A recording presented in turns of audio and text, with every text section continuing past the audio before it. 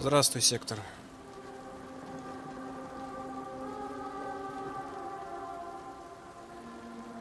Да, молодец. Круто ты придумал.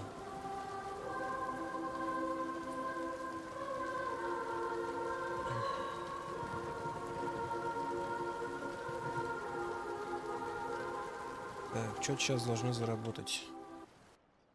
Onwards. We have work to do. Я не уверен, что включил звук. Да, включил. А, блин, я забыл экран переключить. Так.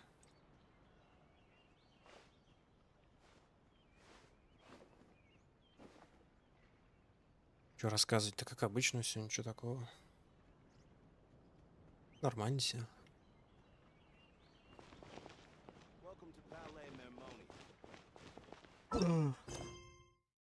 Какой как. Так что это? А у тебя что? Что, тебе там Евротрак понравился?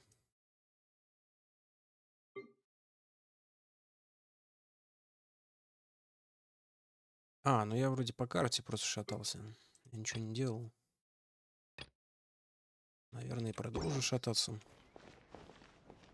Или по сюжету пойти. Куда мне надо-то?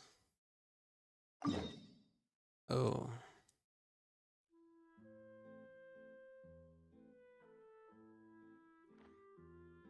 Если дойти вот сюда в центр, спрыгнуть на этот мостик, интересно, получится? И пойти по водяной дороге. Или тут хрен пройдешь? Это оно? Да вроде да. Выглядит как то самое.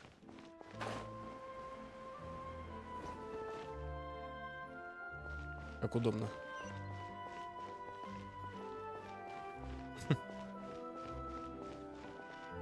Привет, Хома. Нормально, нормально, что мне будет. Пока живой.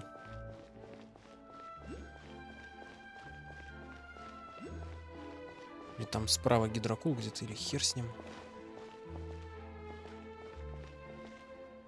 О, тут остановка. Автобуса.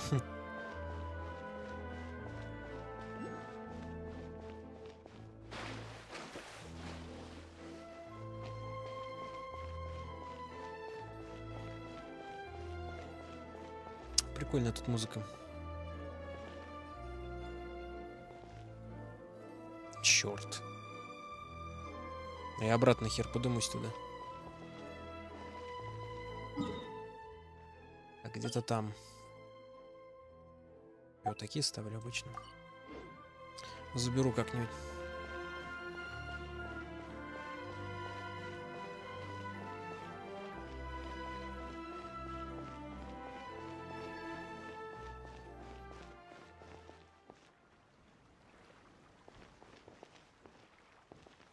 А, это что за башня?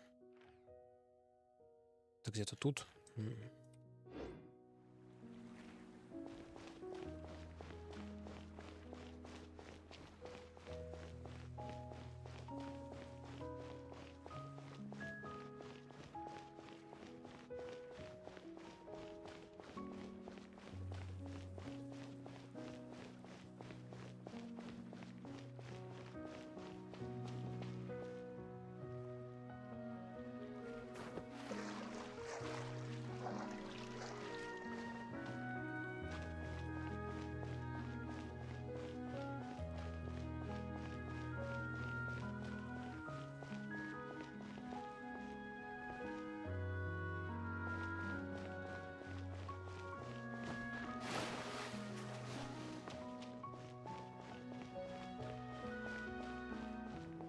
Жалко, тут кораблики не плавают, они всегда на одном месте стоят. Я бы покатался. По кругу могли бы сделать. Круговое движение есть? Хер его знает. А, нет, нету. Но я имел в виду так. Но тут ничего нету.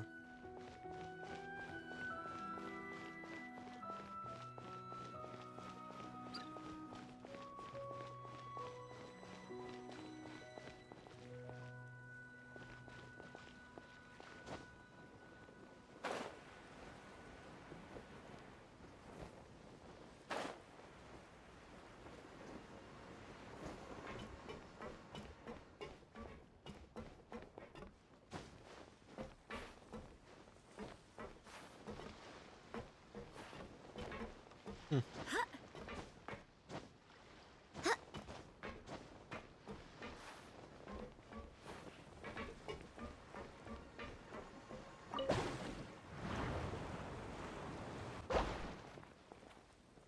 А зачем?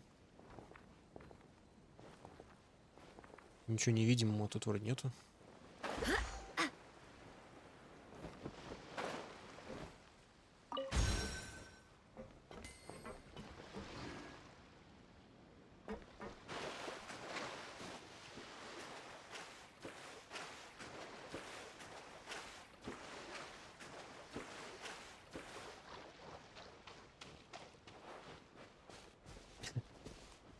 Че они бегают?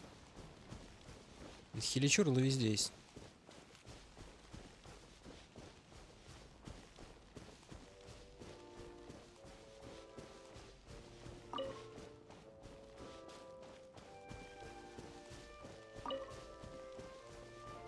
Они, наверное, в догонялки играют.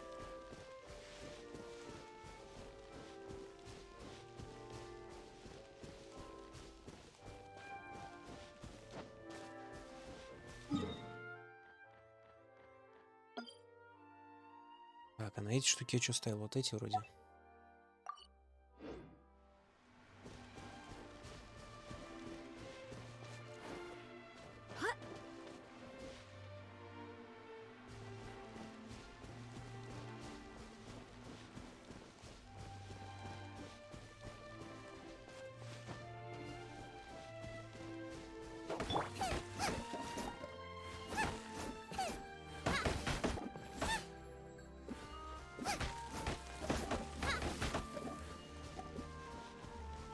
Один хрен пригодится когда-нибудь.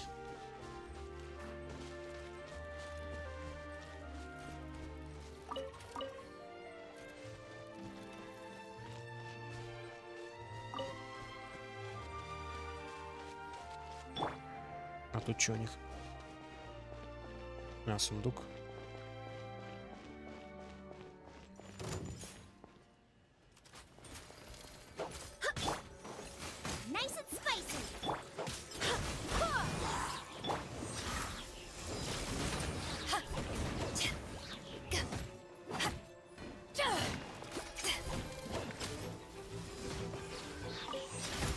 Ау.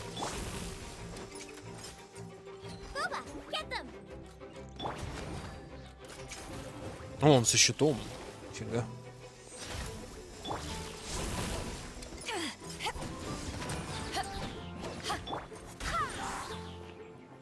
Тебе уже не с хиличурлами драться, да? Его щит, наверное, не ломается. Блин.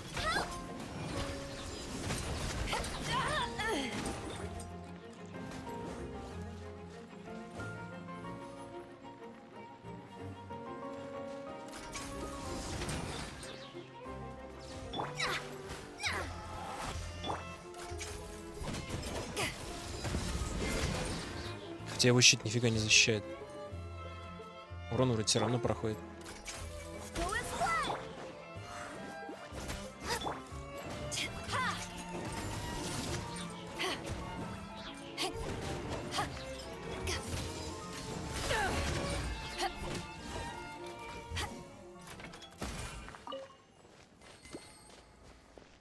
Относительно живучий чел.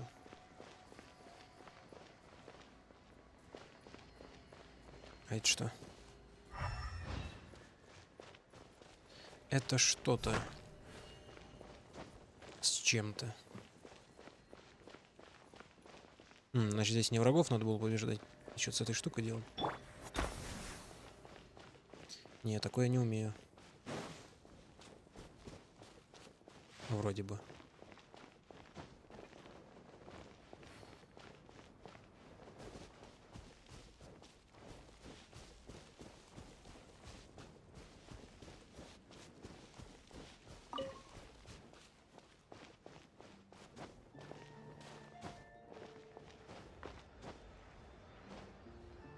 Чёртовы бортики даже здесь.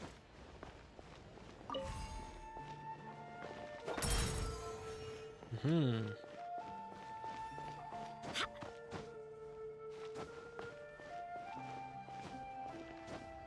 Блин. Ну что ж такое? Дурацкий паркур.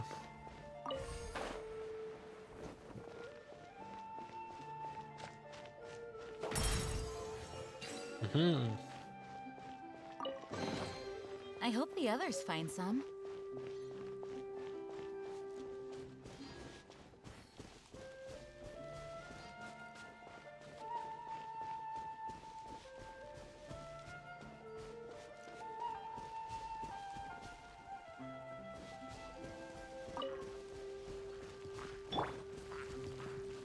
Чё, кого? Ау.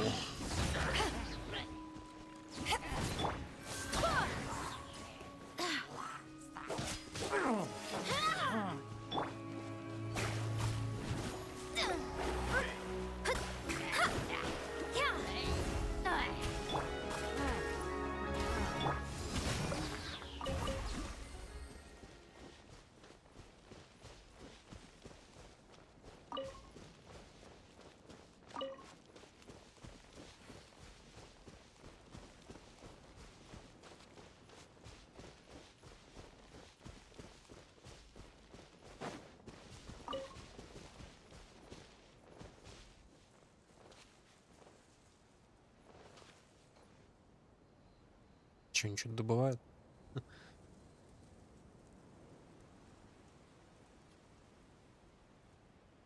Там палатка. Возможно, в палатке что-то есть крутецкое. Да, привет, Апсенку.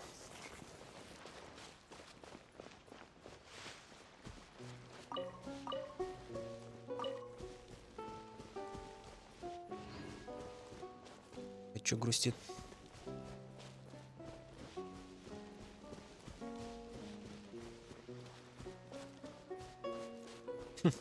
Не, прикольная музыка там, да. Чё, кого? О, там деньги лежат. Может, по стелсу? Блин. Не настолько вы слепые, да?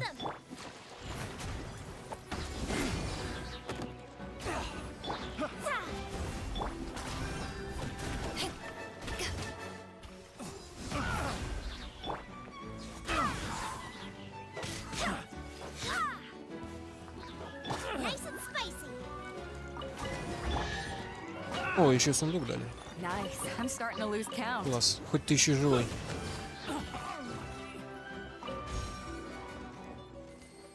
Он все еще жив.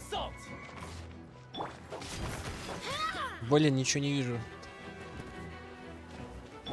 Любитель покидаться.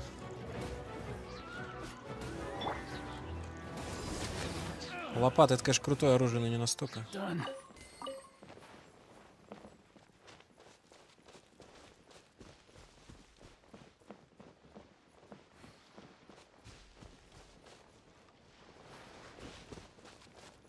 Какие-то крутецкие кристаллы.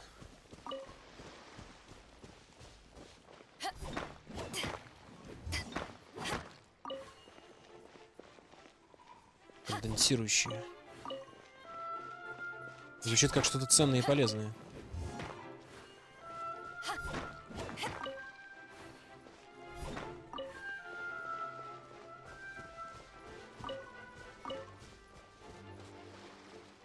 Персион. Флейшер. Искатели приключений.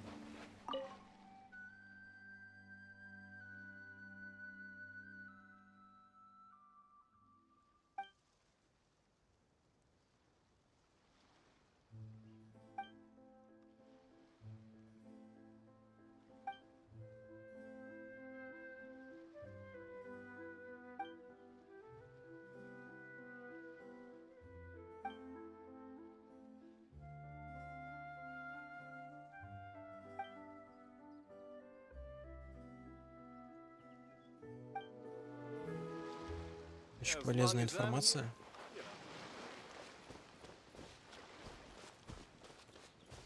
Ладно, чуваки, о чем-то своем. А это что за дерево? Ой.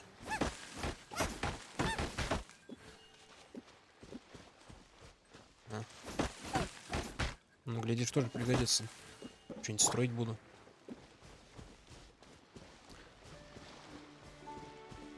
Ну да, фонтейн роскошный. Ладно, там хиличурл, не буду его беспокоить.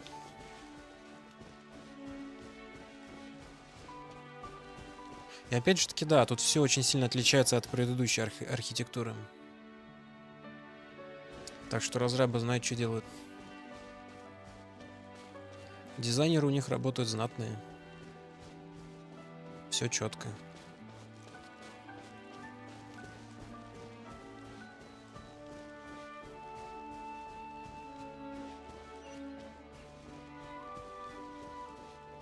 Так, а тут... А, ну он открытый уже.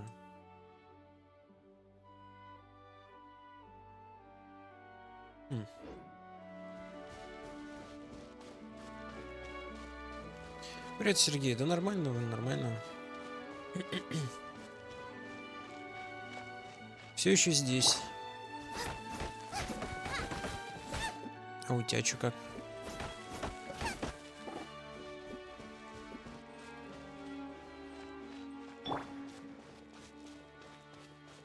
Хожу, брожу.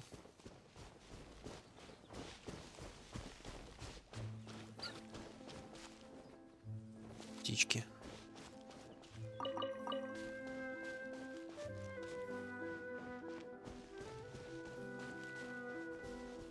Так, это что? Это станция. Это автобусная остановка.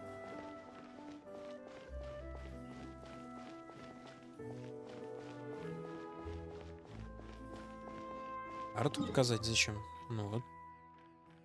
Что? Ты что-то конкретное хочешь? Ты не видел карт Фонтейна? Если что-то конкретное, тогда уточни. Или тебе вообще прям всю карту надо показать? А я дальше не могу это отдалить.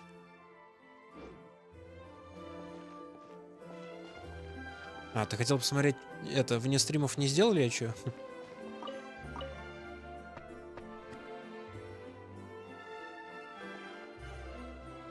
А, блин, это подождать автобус было. Блин, надо потом...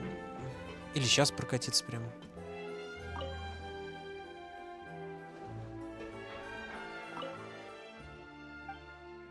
Хотя ладно, буду в город возвращаться, обязательно прокачусь.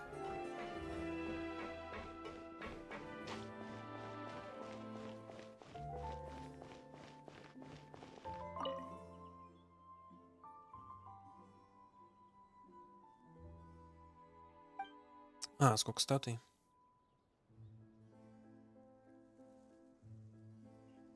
Одну вроде.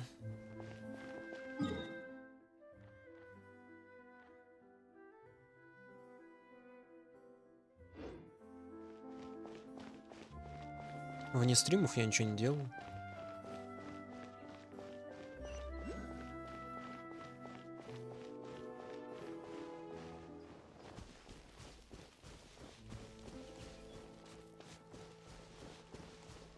Блин, на елку лезть теперь.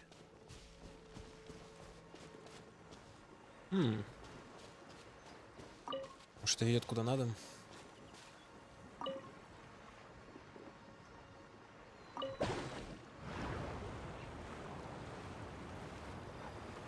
Балдеж.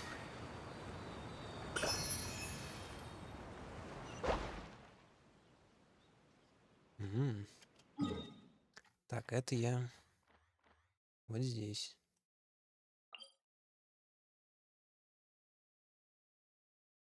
Это босс какой-то.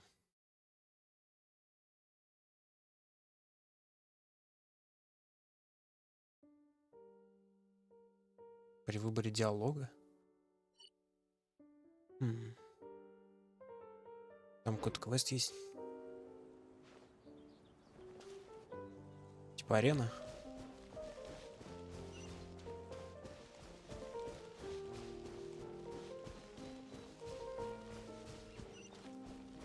Ну, контента, да, но еще в Сумеру сколько всего осталось.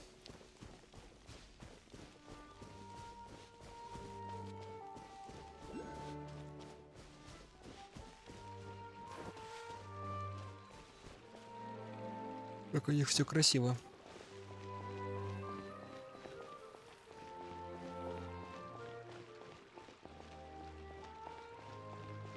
Пообщаться с челом, но я понял, да.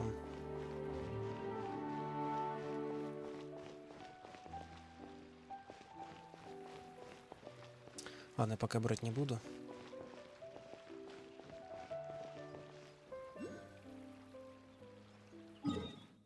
Может, раз уж я тут сразу открыть?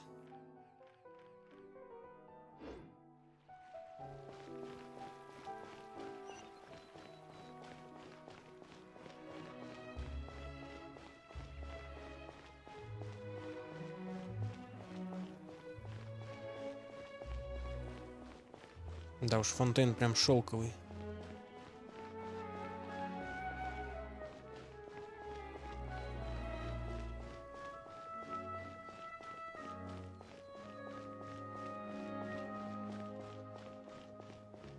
Ощущается таким открытым, свободным, как Манштадт.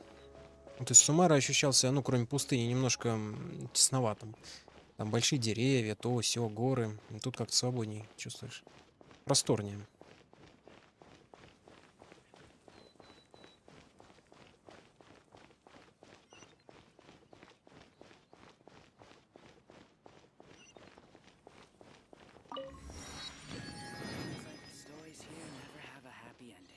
Буало. Или буало, не знаю.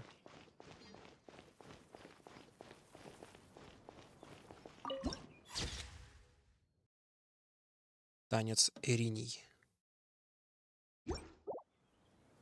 Но выглядит мощно.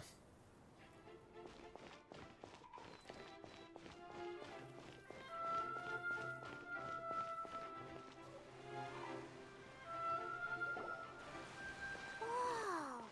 Now this is fancy! The opera at the Cles. What a place to hold a performance! No wonder Linny and Lynette were looking forward to it. Huh. Looks like there's a lot of people standing around the fountain up ahead. Oh, Archon, please bless us with a bright and healthy child. We pray. I don't know why you always feel the need to ask so much. I'll be happy as long as our child is healthy and lives a peaceful life. I guess if they're our kid, then there's no doubt they'll turn out smart. Воспользуйтесь Maybe генной this is one of инженерией. the customs in Fontaine. There sure are a lot of couples here. Vache.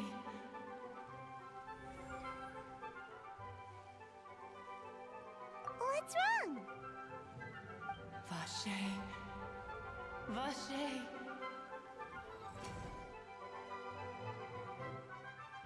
No, Paimon didn't say anything. Are you hearing things? Welcome to the Fountain of Lucine. All the water flowing through Fontaine converges here. It's customary for newlyweds to come here and wish for children. Lynette! You scared Paimon! When did you get here?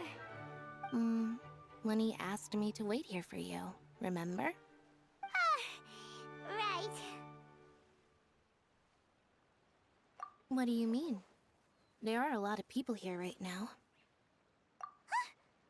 Hey, you're not trying to scare Paimon, are you?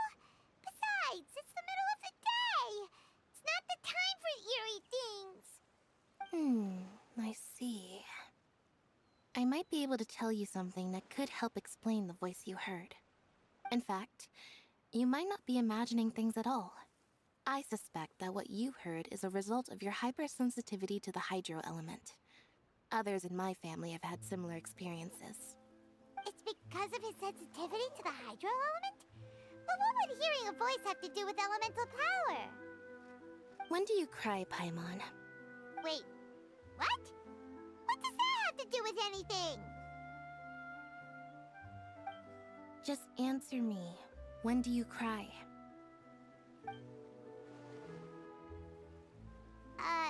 When Paimon's really sad? Oh, and when Paimon's super happy. Oh, and also when Paimon's really, really scared. Then you should understand that tears contain your most intense emotions. Like I just mentioned, the Fountain of Lucine is where all the flowing water in Fontaine converges. Even the tears that fall to the ground will eventually gather here. So maybe what you heard was the intense emotion coming from someone's tears. So, what did the voice say? Huh.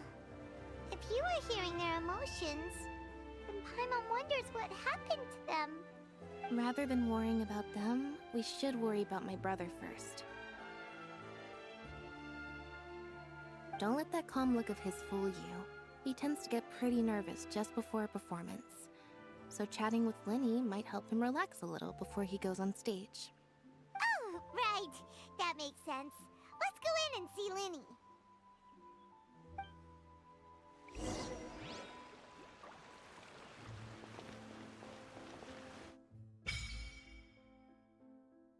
Подношение фонтана Люсин.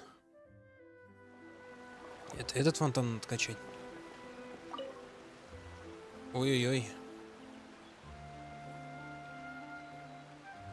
Ну, красота.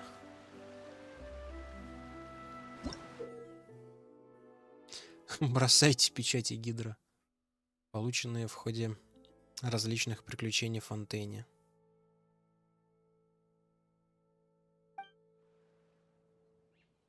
По 30-ке нужно. Сколько всего уровней? Хереть, столько же, сколько и у Сакуры. Но при этом там по 25 надо было кидать, а здесь по 30. Вы чего? Я получу какую-то срань опять.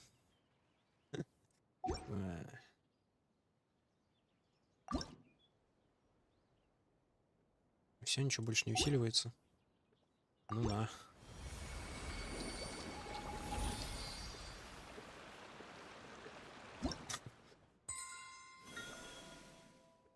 Круто.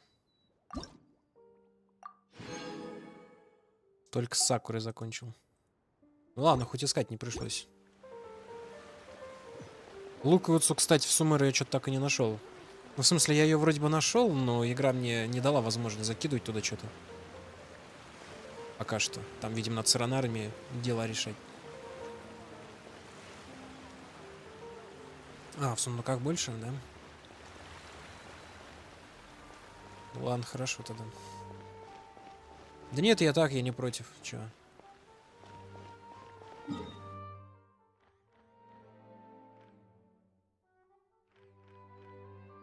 Так, это, видимо, откроет вот такой кусочек. Ну ладно, пока.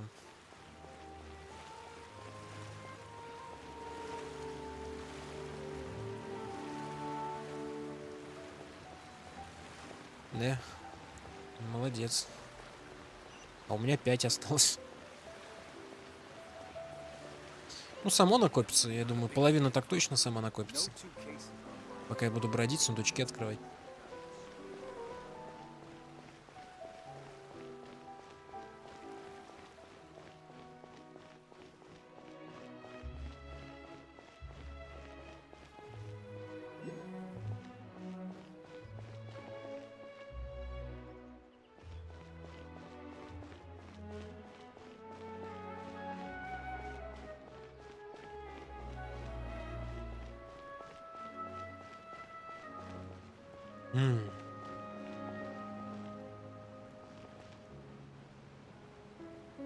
Круто они придумали.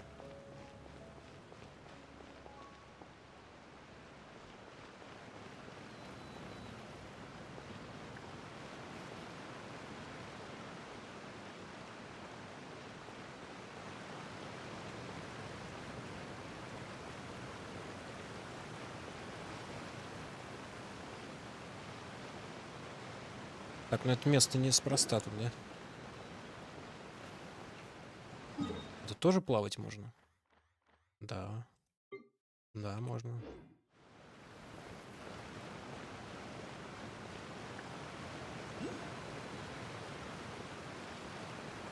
Гидрохрень, я так понимаю, под мостом. Черт его знает.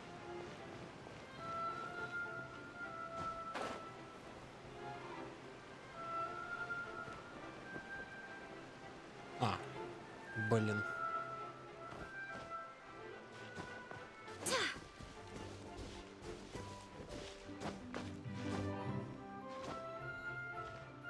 Дизайнер, конечно, молодец, вот только бортики эти стыд и позор.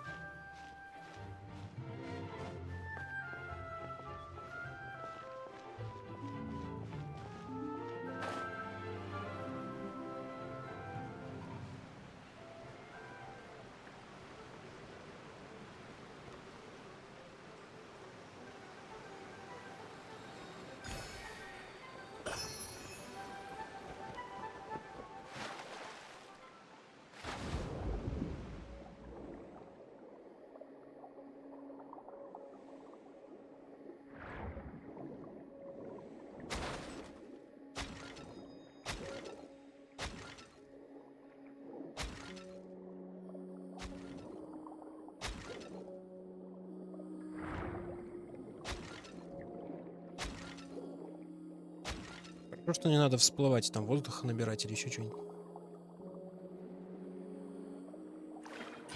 Ой.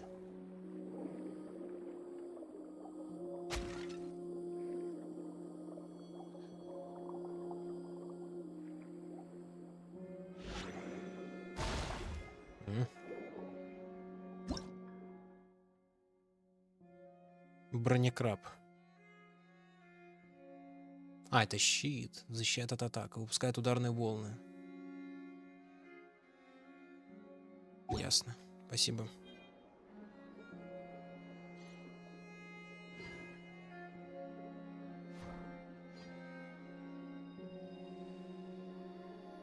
Что я делаю в рекомендациях, не знаю. Я же себя туда не запихивал.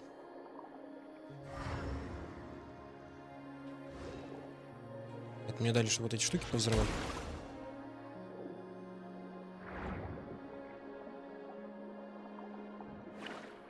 Да не его.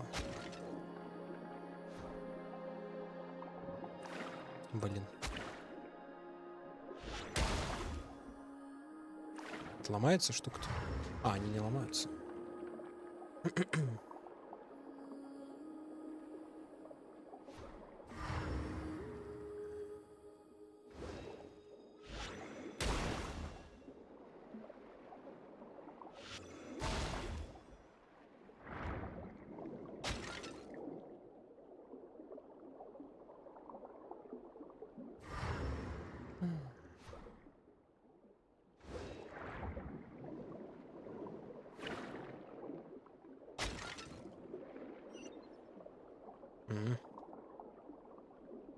Сергей всегда начеку. Не, ну у меня была мысль, да, что неспроста тут эти вазы стоят.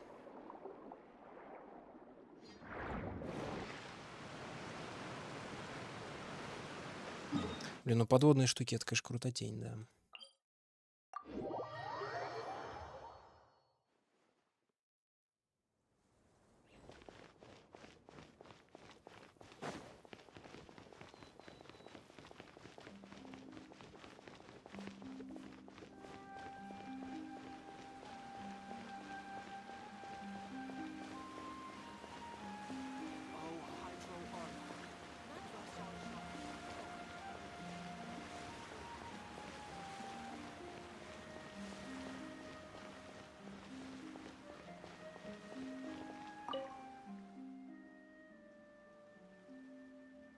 Не использовать его для других целей.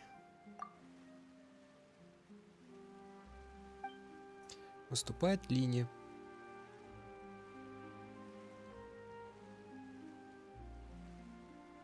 Освобождение из ящика под водой. Круто. Серия краш.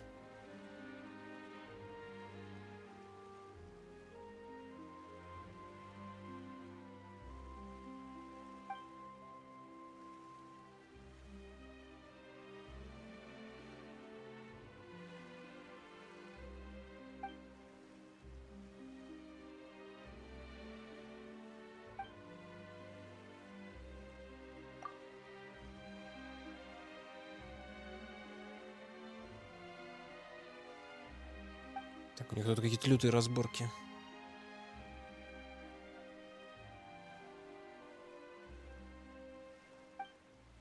Мне кажется, совершать преступление в фонтейне как непрактично.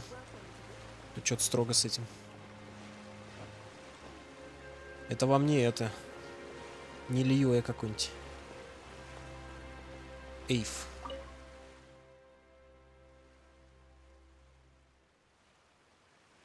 Будет ли на следующем суде председательствовать месье Невелет? И будет ли присутствовать госпожа Фурина?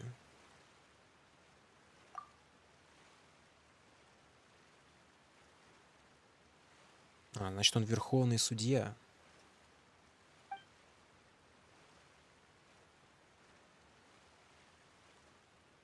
Палата Ордали. Или Ордали, не знаю. Ордали звучит лучше. Хотя нет, не знаю. А что про Фурину скажешь?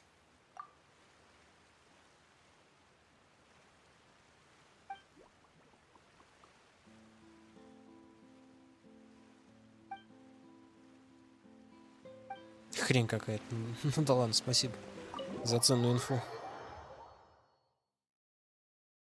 И он ее сравнил с пеной.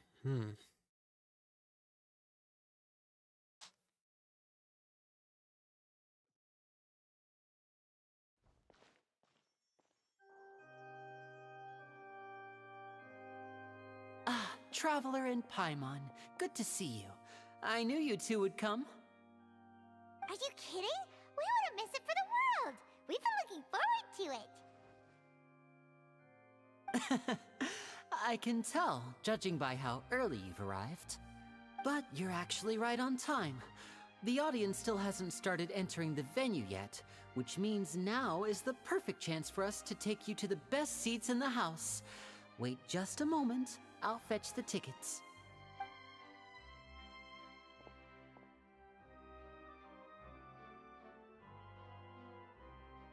Чем я обязан-то всем этим? The Opera House has assigned seating, so you always have to make reservations. I've already reserved your seats, and here are your tickets. Ooh, front row seats. Thanks, Lenny. Don't mention it. There's no need to keep thanking me.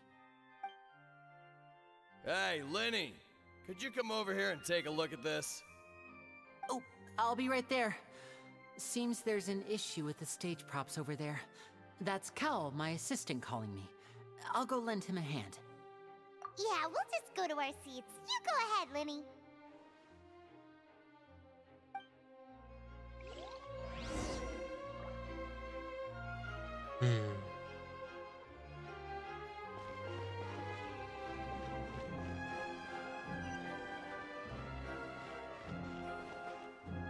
Роскошно. А наверху что?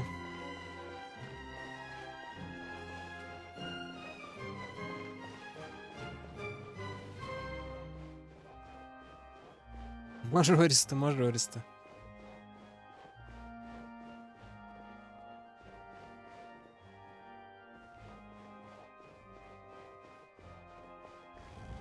О.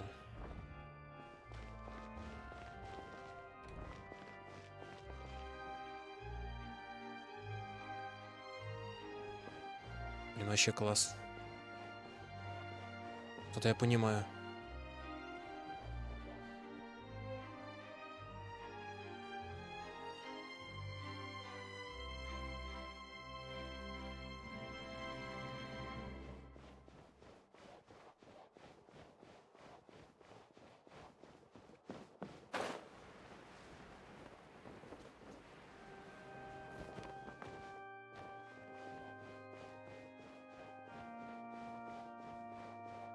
Это как слишком близко к сцене, нет?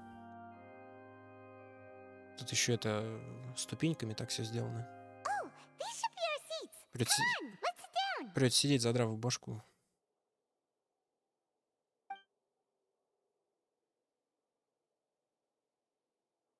А что, Паймон садиться не будет? Там нужно это детское кресло.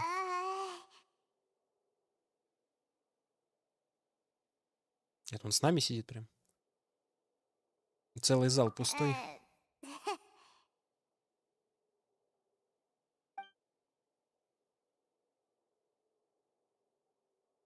Hey, Traveler.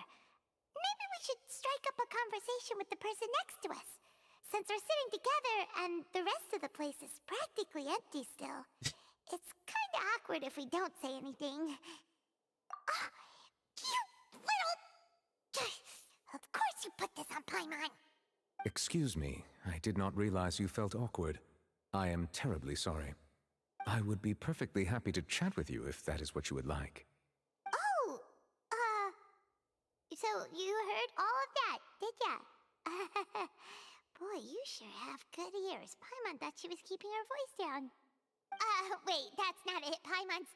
Sorry. Paimon's the one who was being rude, talking under her breath like that. So, let's talk, but, what should we talk about? Oh, Paimon's got it. You're also here early and sitting in the front. Are you a friend of Linny's too? A friend, you say? Well, if Mr. Linny would like to be my friend, I would be more than happy to reciprocate. Oh, so you're not friends with Linny then? Oh, this is getting more awkward by the second. Paimon nearly forgot to make her introduction. Nice to meet you. Paimon is Paimon, and this is the Traveler. We just arrived in Fontaine. It is an honor to meet you two. I have heard of your deeds across Teyvat. And as required by proper etiquette, I will also introduce myself. I am... Oh, Monsieur Nervillet. What an honor it is to have you here to see my show. Ah, Mr. Linny. I should say it is in fact an honor for me to see your performance in person. Wait, Nervillet? Could he be... I saw you all chatting just now, but it seems you still don't know who Monsieur Nervillet is. Allow me to introduce you to Fontaine's Chief Justice. That seat is always reserved for him. It wouldn't be too much to say that he's the symbol of justice and honesty here in Fontaine. Whoa! Sorry for being so rude just now. Paimon had no idea you were such an important person. No offense taken. Being Chief Justice is merely what I do for work. Nearly every person has their usual reserved seat, so I'm not so special, really. And by the way, I should probably let you know, even though I would prefer not to. There's someone sitting up there in the VIP seats that has been striking a pose for quite a while now. I believe she is trying to give you a most elegant and impressive first impression. So I think you should take notice of her sooner rather than later, otherwise she may become flustered.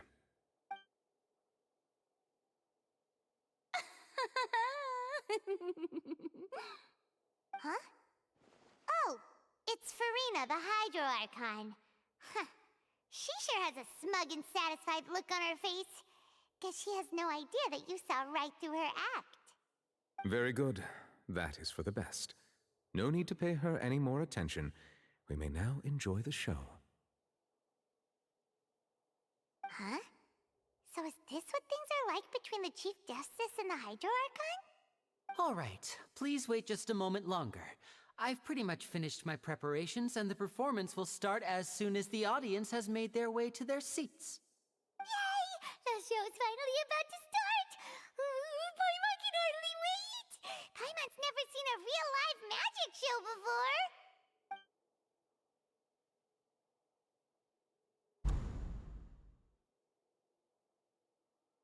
Oh! They're dimming the lights! The show must be starting!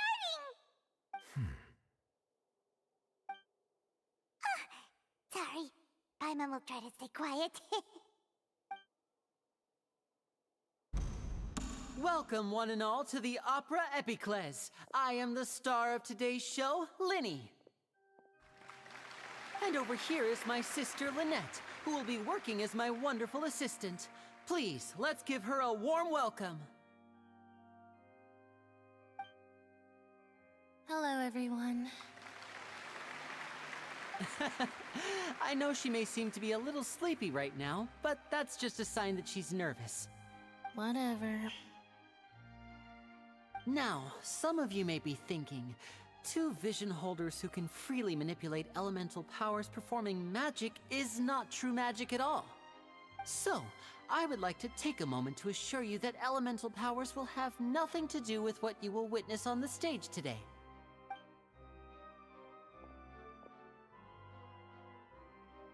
Both Lynette and myself have removed our visions for the show. That way, even the gods won't be able to help us. Oh, good point.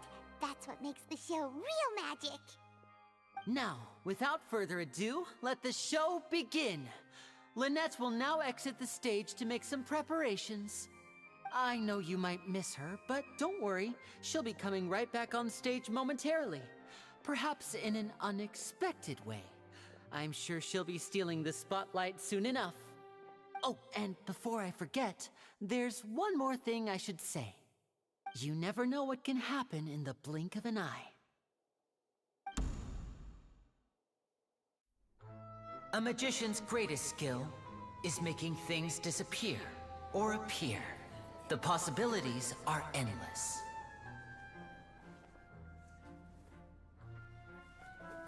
Huh?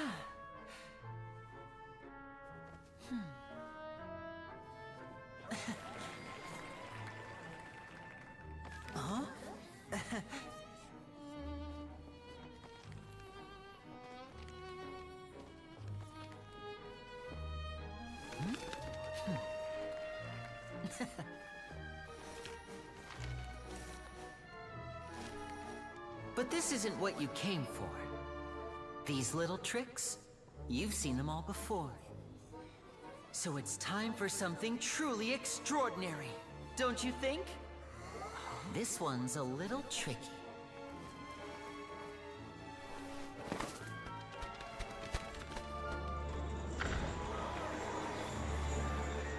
Using this water tank, I shall make my sister vanish completely, right before your very eyes.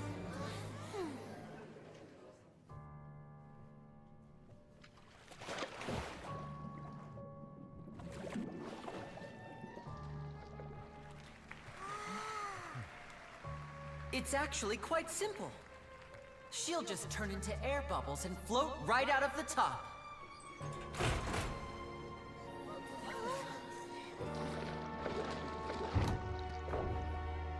Oh no! I told them to check all the props carefully. With the lid on, even air can't escape. An amateur magician would be getting very nervous right around now. Luckily, it's me on stage, so let me show you what a true virtuoso can do.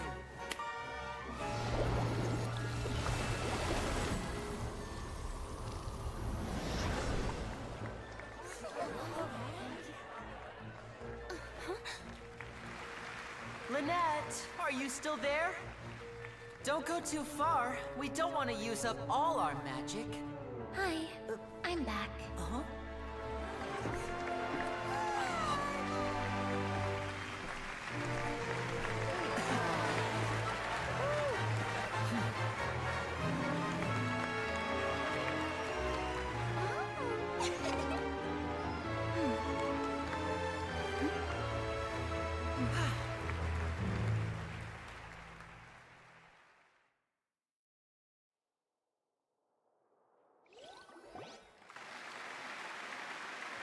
Whoa!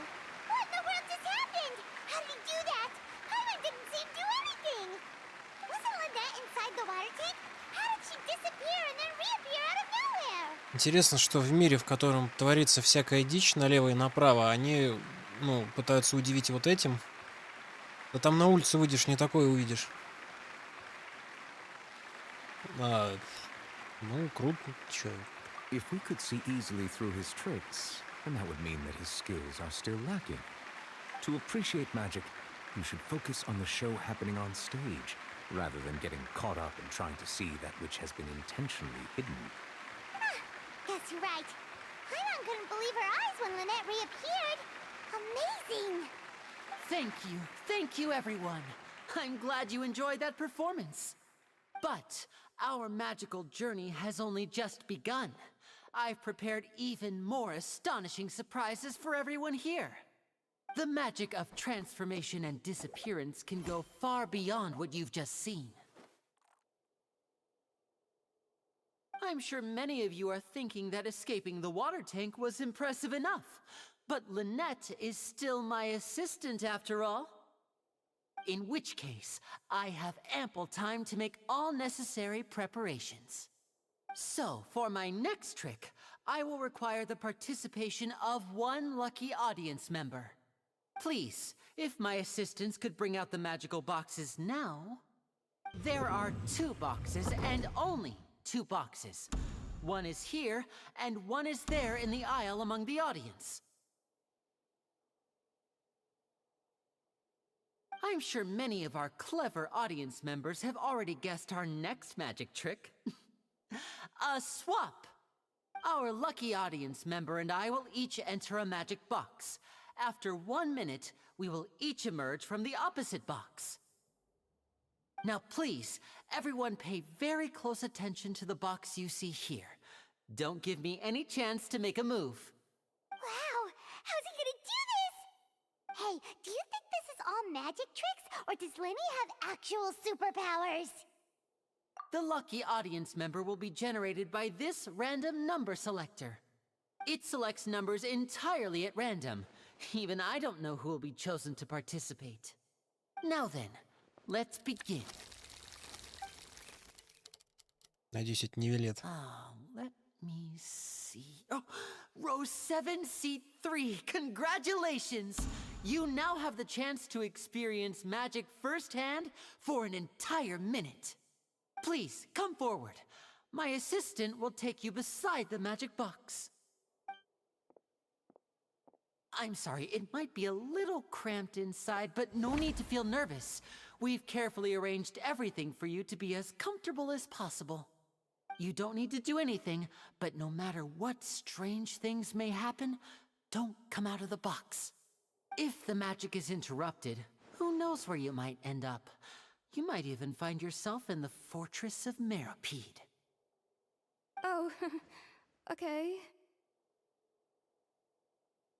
All right. Before I enter the magic box, there is one more thing I need to ask the audience to do. Could you all give me a countdown? Like this. 60, 59, 58. Just keep counting down.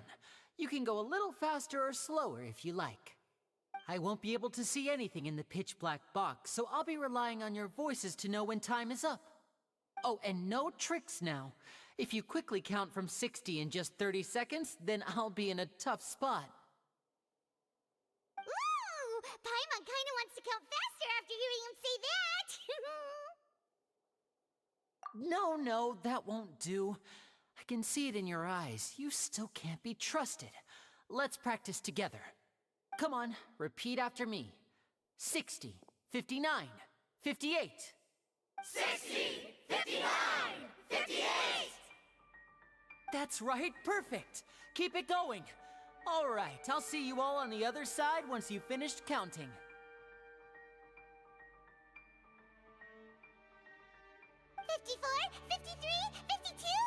Huh?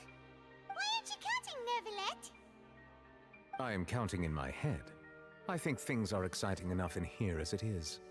Merely a consequence of my identity and personality. Do not worry about me. Just enjoy the show. Oh, all right. You looked so serious that Paimon thought you might be feeling uncomfortable or something.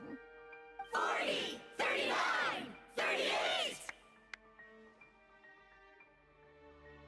Mr. Linney, are you all right in there? Is everything ready? Yes, I'm fine. I'm just double-checking the direction of the magic. It would be a disaster if we get sent to the wrong places. For example, mid-air right above the audience. Even though he's saying that, Lenny doesn't seem nervous at all.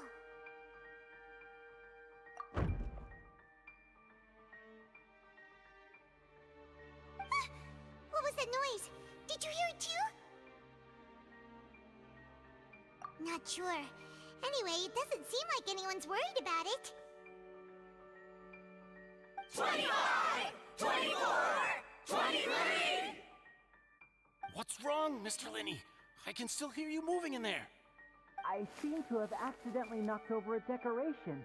I'm trying to fix it, but it's pitch black in here. I can't tell left from right. Never mind the decorations. There's no time for that. The show is what's important. No, that's unacceptable. I want my show to be perfect. Don't worry, we still have 20 seconds. Hear them counting? 19! 18! 17! It seems things aren't quite going as planned. I apologize, everyone. It feels like you're all starting to count faster, but that's all right. I know it can be tiring to do such a long countdown. 10 seconds and change is still plenty of time. 10! Almost there now. Whew. Swapping two people is harder work than you might think. Even a master magician like me can't guarantee I'll get it right the first time. Hey, wait! Is this the back one? I can't tell. They both look the same inside. Huh? No, that's not it. I'll try again. 7! Hey, slow down! Honestly! 5! 4! 3! Whoops! That doesn't count! 0!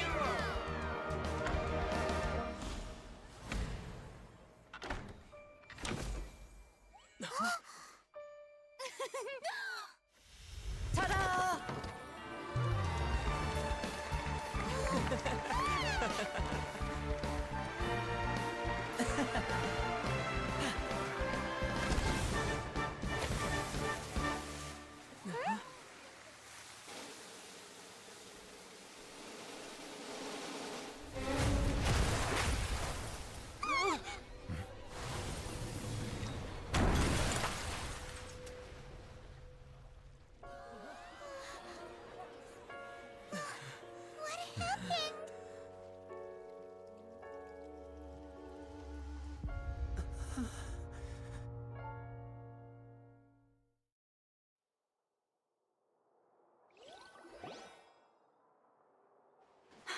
Это не часть Фокса? Is this part of the show? Тут уж не знаешь, паниковать или нет. Mr. Lenny, you're going to use magic to fix the stage now, right?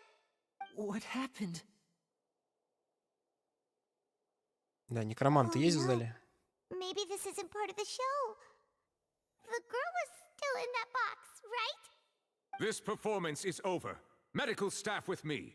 Guards, secure the scene and detain all the performers. Seal the exits. No one is allowed in or out at this time. Yes, that's right. If this was just an accident, then we must investigate the cause. But if this was all part of some scheme, then those accountable will not escape the judgment of the God of Justice. No need to be alarmed, you two. We'll get to the bottom of this soon enough.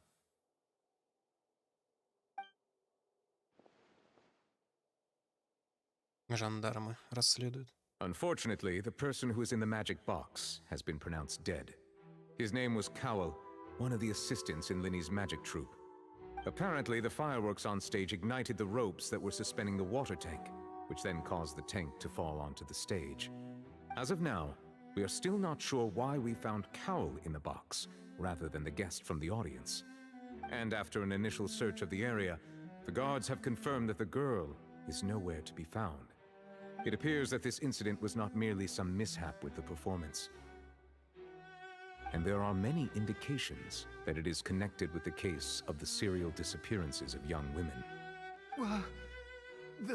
The serial disappearances case? That's the case that Charlotte mentioned before.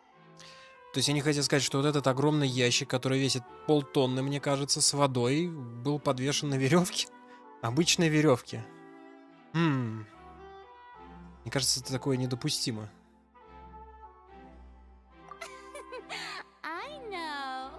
I know the truth. I can see through the whole thing. Really, using such a shallow and obvious mystery as his finale, did he really underestimate us that badly? I say that our powerful magician, Mr. Lenny, is now the prime suspect for the serial disappearances case. Huh? Why me? This whole thing was an accident. Oh, This all occurred during your magic show, did it not? The missing girl disappeared after being chosen, did she not? The deceased is one of your assistants, is he not?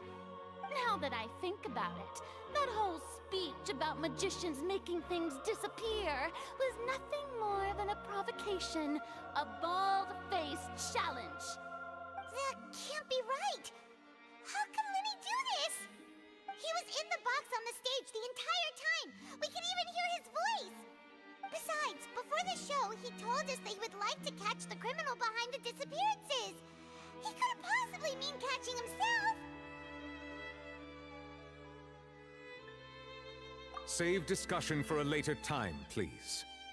Lady Farina, may I assume that your comments just now constitute an accusation against Mr. Linney and his associates, and that you are pressing charges? Huh? I just think that he... Well, I think it might be a little early to talk about formally pressing charges. But what Lady Farina said just now makes perfect sense. Looks like she's gonna personally deliver justice. A kidnapping and murder carried out under the cover of a magic show. Lady Farina said it all. I mean, of course, my dear people. But what excites me even more than the obvious truth before our eyes is the opponent I'll be facing. That's right. I mean you, Traveler. You'll support Lenny, won't you? After all, he was the one who helped you the first time we met. Фарина, я смотрю, крышка далеко уже уехала. Она обвиняет всех налево-направо вообще. Насколько можно-то? Then there's no problem at all. You know, the Traveler and I already had a duel the first time we met. But with Lenny's help, our little duel ended in a draw. But draws really are the most boring possible outcome. So, no more draws. Between the two of us, there must be a clear winner and loser. And what better place to hold such a riveting showdown and decide the true victor than here, on the grandest of stages, the Opera Epiclese. Huh? It wasn't a draw. She obviously lost last time. I understand. Charges have now been pressed, and as such, a trial is in order. Well, Traveler, seems Lady Farina has set you in her sights. But putting her dramatic rhetoric aside for a moment, I would like to ask you, are you willing to act as Mr. Linney's attorney and defend him in this case? Дайте адвокат сначала, блядь. Да, привет, лорд. Very well. The trial will be held a day from now in the Opera House. Both sides may investigate the scene to build their cases and search for the truth.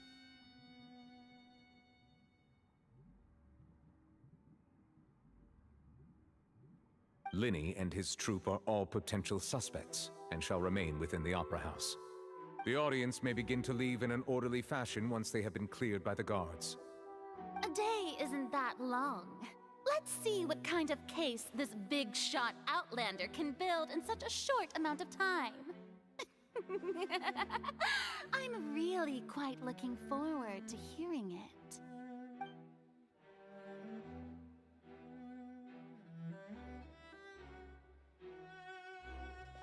Lenny!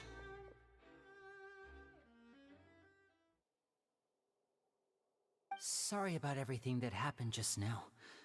Were you frightened? Of course! Who wouldn't be scared after witnessing an accident like that? Yeah, I'm a little shaken up myself.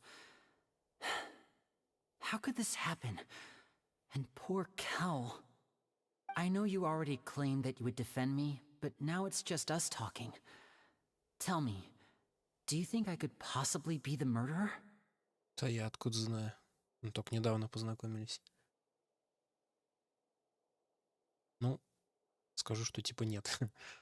Good to hear. Thank you so much for trusting me. I'm sure everyone sees me as the biggest suspect at this point. But if you ask me, the whole thing is mysteries layered upon mysteries, such that all that's left is confusion. I don't know whether what happened there on the stage was purely an accident or not, and I don't know why poor Cal was in the box. As for how that girl chosen from the audience could suddenly disappear, I'm afraid I don't have any answers either. If someone tampered with my performance, then we need to figure out what they did. Even a skilled and knowledgeable magician like myself couldn't pull all that off in just 1 minute. Ну да, порталы до добра никогда еще не доводили. Which is precisely why we need to investigate. As this book says, the impossible could not have happened. Whatever happened must have been that which is possible. О, вот это отлично. Одобряю. Paimon bought them when we were reading at the bookshop in the city earlier. Pretty cool, huh? Don't worry, Paimon used her own savings to buy them. It wasn't from our travel funds. I think they look cute on you, Paimon. You have good taste, Lynette. That's the right attitude. Feeling depressed isn't going to help me now. I need to get back to my normal self. But with the guards watching our every move, it's going to be especially difficult for Lynette and I to prove our own innocence. Good thing you agreed to be our attorneys. Thanks for that. We'll be counting on you. Yes, thank you so much.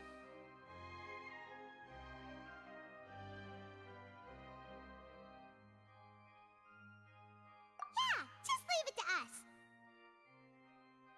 Oh, since we're going to start investigating, Paimon has a question first. Where did Lynette go during the performance? Ah, well, I'm afraid that would involve some of our essential trade secrets as magicians. The secrets behind our magic are past saving, Linny. I suppose you're right. The truth behind our tricks is going to be important evidence that will be weighted during the trial. 'Tis truly a pity.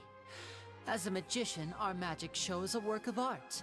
We've poured countless hours and spared no effort in perfecting it.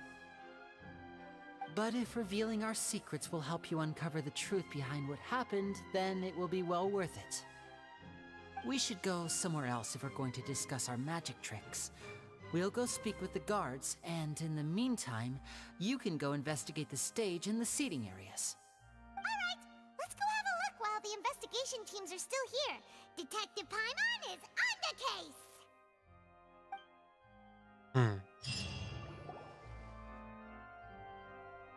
Hello, officer. How's the investigation going? Но нас не должны допустить туда как подозреваемых. Ah, I see. You must be the traveler that Lady Farina mentioned. Listen, I'll be perfectly honest with you. I'd avoid getting mixed up in this whirlpool of a mess if I were you. Huh? What do you mean? Come with me and you'll see. The deceased is one of Linny's assistants, named Cowell. Even though he hadn't joined the troupe long, he was hardworking and everyone generally liked him. The assistants are usually in charge of setting up and inspecting the props, as well as assisting with the show and keeping the crowd engaged. As you probably saw when you were in the audience, the water tank suddenly fell and smashed the box with Cowell inside it. This is the real mystery. We've already searched the scene and were unable to find any traces of the girl. However, if you look carefully, the box was positioned directly under the water tank. The ropes holding the tank were then burned by the pyrotechnics on stage, causing them to snap. All these factors lining up so perfectly makes it hard to see this as a mere accident. If anything, the more logical explanation is that the whole incident was intentionally planned, and Linny is the most likely person to have access to all these areas. But he doesn't have a motive! Are you both good friends of his? Well, you can't say we're good friends, but we've known each other for a little while. So in just a short time, he was not only able to win your trust, but even convince you to act as his attorneys. I know there's no such thing as magic. The real trick of a magician is holding the audience in the palm of their hand. I've seen a lot of cases, And I can tell you that people are the least reliable kind of evidence. Он назвал это, ну типа, что это не совпадение. Ну правильно, это закономерность. Какой кретин повесил это на веревку? В месте, где еще там все взрывалось, салюты такие до потолка. Ну, тут подразумевается, что веревка это надежно. Как швейцарские часы. Да ладно, лорд, там еще время есть. Сколько там баннер? Еще дней 15 будет. Может, что-нибудь накопится. Sorry, I tend to be pretty straightforward. Just know that I'm warning you for your own good. Anyway, you may investigate the scene of the crime yourselves if you're curious. Who knows, maybe you'll be able to come up with some new evidence.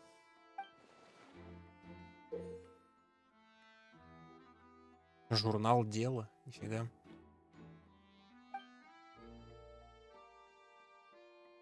Еще не найденные.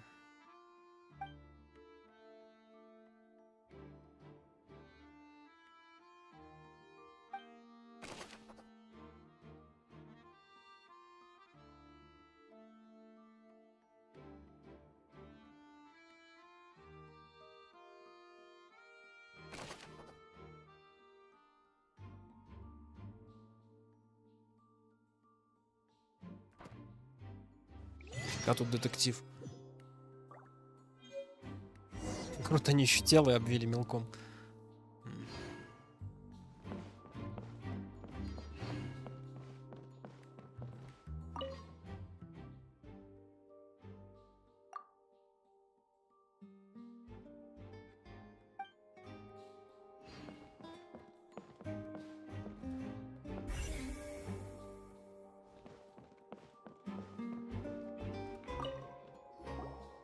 So this is the rope that broke and caused the water tank to fall. The rope looks pretty durable. How can it be burned through so quickly by fireworks? Лорд, а я еще пока не решал, буду ли я. Вроде ничего так, ну, может как пойдет. Если будет желание начать. Why are you suddenly so serious, traveler?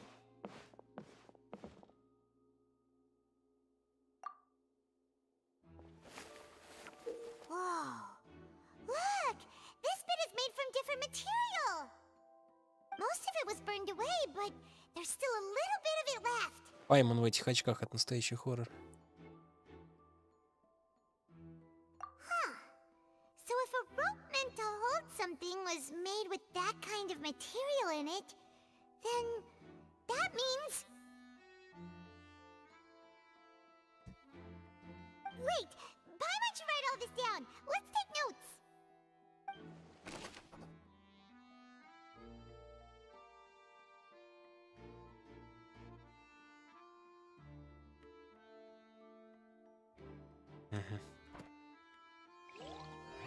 С ума сойти.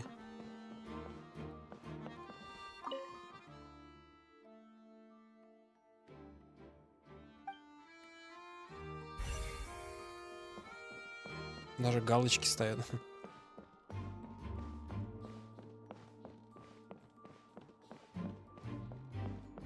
Че, опросить свидетелей? The investigation team has some new findings. Turns out there's an issue with the random number selector after all. See, I told you. What if the machine picked some big guy's seat? You think the murderer would have still made his move then? Sorry to interrupt, but we're helping Linny and Lynette with their side of the investigation. What were you saying about the number selector? There's something wrong with it? You're trying to help them? That'll be a tall order. Linny used the machine to pick a random member of the audience during his performance, right? The lucky girl that later disappeared. Well, we thought there might be a serious problem with the machine, so we had it taken away for further inspection. It turns out that the seat number it picked wasn't random at all. The machine picks that same number every time. Могу прямо отсюда открыть. Отчет о результатах расследования. 2 из 3. Еще одно что-то. Информация о погибшем. Хрена тут. I'm sure you already know that you have to make a reservation in advance to get a seat, regardless of whether it's a trial or some performance. In other words, Linny knew who would be sitting where from the very beginning. That much checks out. Linny reserved our seats for us, too. Bet you see why I was saying it'd be tough to make a case for Linny. Even though it's bad for Linny's case, Paimon had better write it down.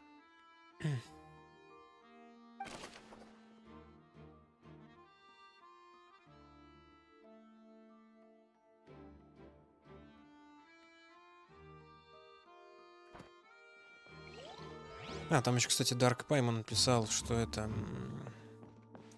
Типа я не читаю. Ну а че их читать, если они сами читают? То, на мой взгляд, обычно получается вакханалия какая-то. Они говорят, я говорю, все говорят. Ну, короче, такой себе. Морис. Hello there. What are you investigating? Oh, this location has also been cordoned off because the Magic Troupe members are currently considered prime suspects. The investigation team is still collecting evidence. The seats were all booked in advance, so we were able to deduce the missing woman's identity by checking the guest list. Sure, it's not like this is confidential information. We will publish it later anyway when we petition the public to help us find the missing person. Her name is Halsey. She's a painter from Fontaine who's made a bit of a name for herself. Apparently, she wasn't a regular at the Opera House, but she'd been feeling some pressure with her work lately, which made her decide to come see the magic show. The Magic Troupe members all claim not to know her. We have looked into her social connections. It seems that she has no personal grievances or conflicts of interest with the suspects. Simply put, she wasn't related to the Magic Troupe at all, which matches the features of the previous serial disappearances. Were the victims of previous cases also chosen at random? That's how it seems to us, in any case. Apart from the fact that they were all young women of around the same age range, there really weren't any other connections between them. Okay then. No need to be so formal. If you do happen to see the missing girl, please be sure to contact us. It is of utmost importance that we get to the bottom of these disappearances. Да.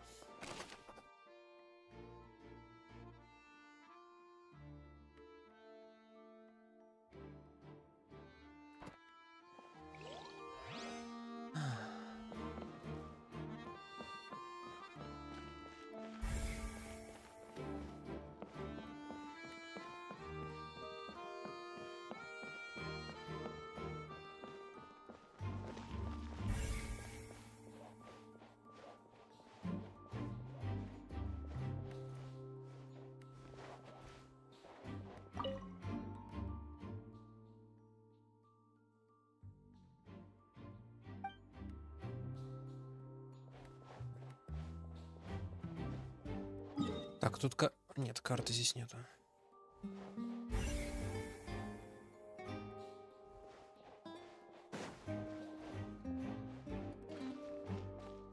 Молли, жандарм. When he's still talking to the guards, it seems he'll have a lot of explaining to do. I think someone will be assigned to monitor us later, but that's alright. Слишком много героев. Где там была лупа еще.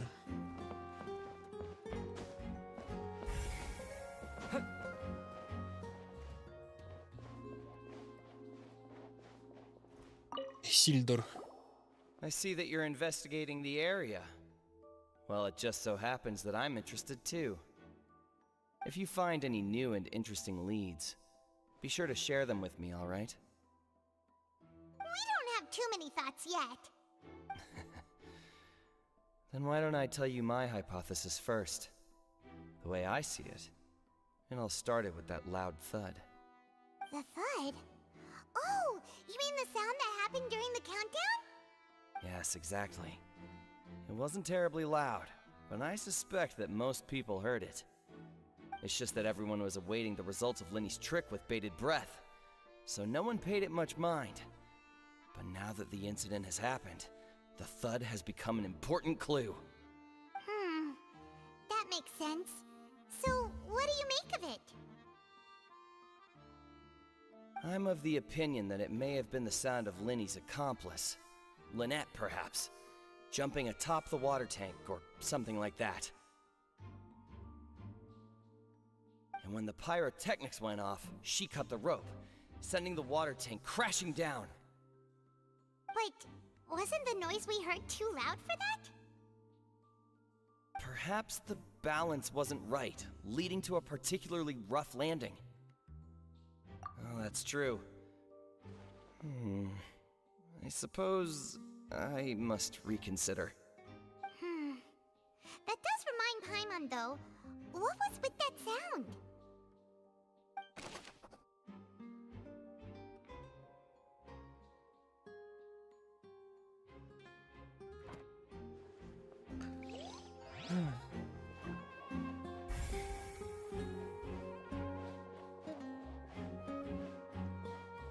Уж наверх подняться.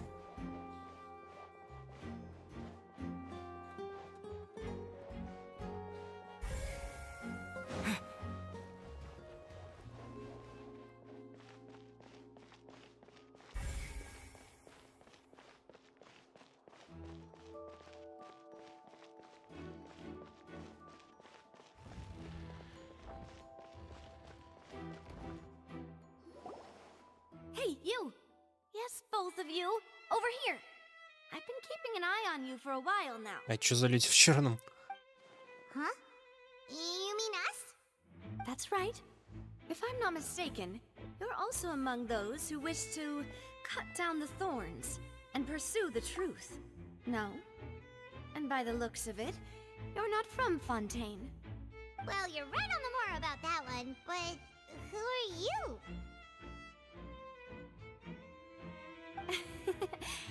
Have you never heard of the Spina di Rosula? From mediating disputes and providing protection to solving conundrums, you name it, Spina di Rosula does it. And I, Navia, have the honor of being its renowned president. Though those who play by our rules call me boss. I'm Silver, her attendant. Pleased to meet you. And I'm Melus. Demoiselle's various daily needs and affairs are under my purview. Я уже думал, он Голд. Boss? Demoiselle? What gives with the names? Well, I am the second generation president. Malus and the others are still used to my previous title. My apologies, Demoiselle. Should you prefer, boss, I will endeavor to use that instead. No, no need. You don't have to call me boss. Just Navia is fine. Okay, if you say so. Not that we're members of Spina di Rosula anyway. All merely trifling details. Never mind. Now, back to the situation at hand. That's right. I've always kept an eye on the serial disappearance cases. My interest stems from a matter back from my father's time. Judging from the look of things, I find Linny an unlikely mastermind. Really? We think so too! That's why we're looking for clues now. But how did you come to that conclusion? Intuition, naturally. My unparalleled intuition. Farina sure was quick to point the finger at Linny without any decisive evidence whatsoever, wasn't she? But that's not uncommon for her. If you remember, the Justice had to interrupt her and ask if she was pressing charges just to keep her from getting carried away. Anyway, a trial begins the moment someone levels charges. And, of course, there was no way Farina was going to back down in that situation. Sounds more like you just don't trust the Hydro Archon. Well, what's your opinion? I must admit that she can be interesting at times, but liking her doesn't mean that I'll blindly agree with her. All right, I've answered your question. Now, it's time you answer mine. Wait a minute! Did that answer count? Well, I say it does. But don't worry, you won't hear any pointless questions from me. In In your opinion, do you think it's right to treat a trial like it's an opera?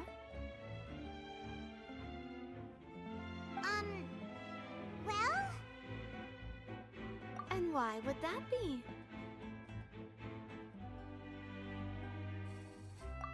See, Silver and Maloose? I told you they'd be different. Most astute of you, demoiselle. I too think that the traveler's response was most excellent.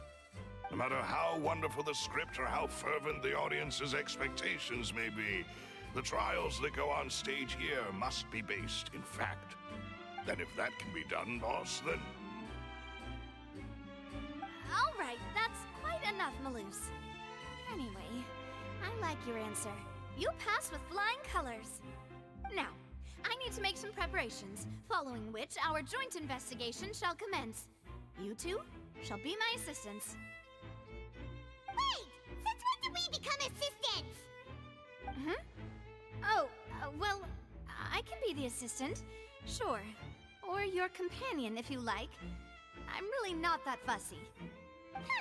That's more like it. И тут все деловые. Far be it from me to brag, but I believe that Demoiselle's intuition will be instrumental in uncovering the truth. You wish to save a friend from false accusations, and we wish to unravel the disappearances. In this sense, our goals are aligned. Да не друг он мне. You have a point. Huh. You're quite the talker, aren't you, mister? And what about you over there? What do you think? You seem like you've got something on your mind. I have nothing to add. Oh, alrighty then.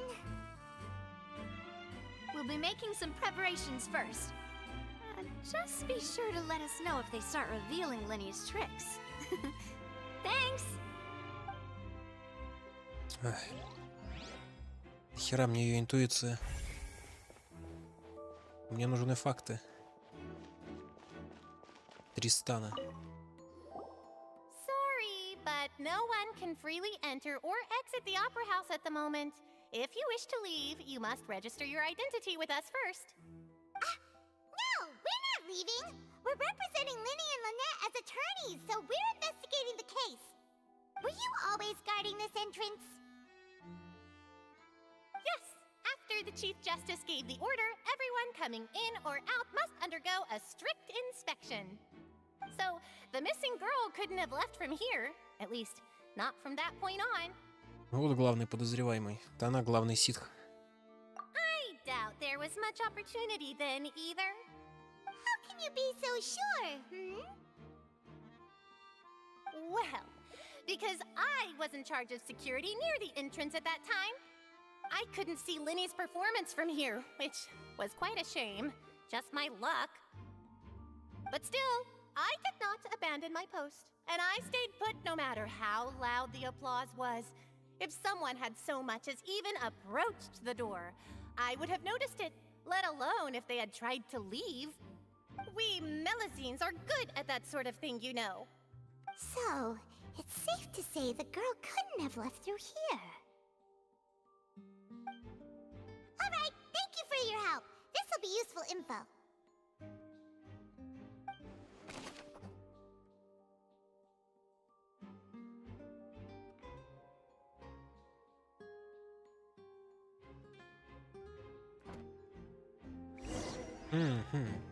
We've checked everything of note here at the performance venue. Paimon wonders how Linny's discussion with the guards is going. Let's go see, shall we? Ooh, things are getting interesting, huh? We're about to see how magic is made.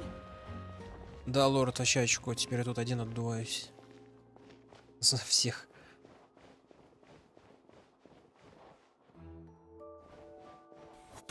Ой. Все, больше не надо расследовать.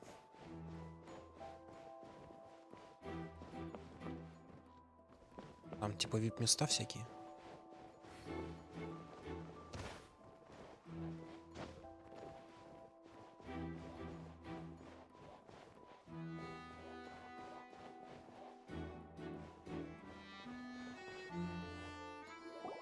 Understood. Then I will be going with you. Just so you're aware, I will be monitoring your actions and making notes as necessary. Very good. Thanks for being so agreeable. I'd pull a rose out of my hat as a gift for you if I could. You may spare the pleasantries. I'm just doing my job. You've arrived. Who's this? Me? I'm Spina di Rosula's guardian angel. If you've got a problem, I've got the firepower. Sorry, I got a little carried away there. Call me Navia. I'm a partner of theirs, and we'll be helping investigate this whole situation. And these are my companions. Would you mind if they join as well? Да, агент Биба и агент Боба. Fine by me. Oh, new helpers? I would be most grateful. Ну, пора болтать, мы будем делом заниматься. Let's just say we're tagging along. It's not every day you get to see the secrets behind magic performed on such a large scale. I appreciate your kind interest. Come with me. We'll be heading below stage.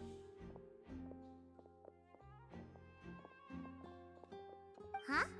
Below stage? Yes, a world of secrets is hidden beneath this magic box, prepared specifically for this switcheroo trick. But before I reveal everything, you should have a look first. Notice anything strange here?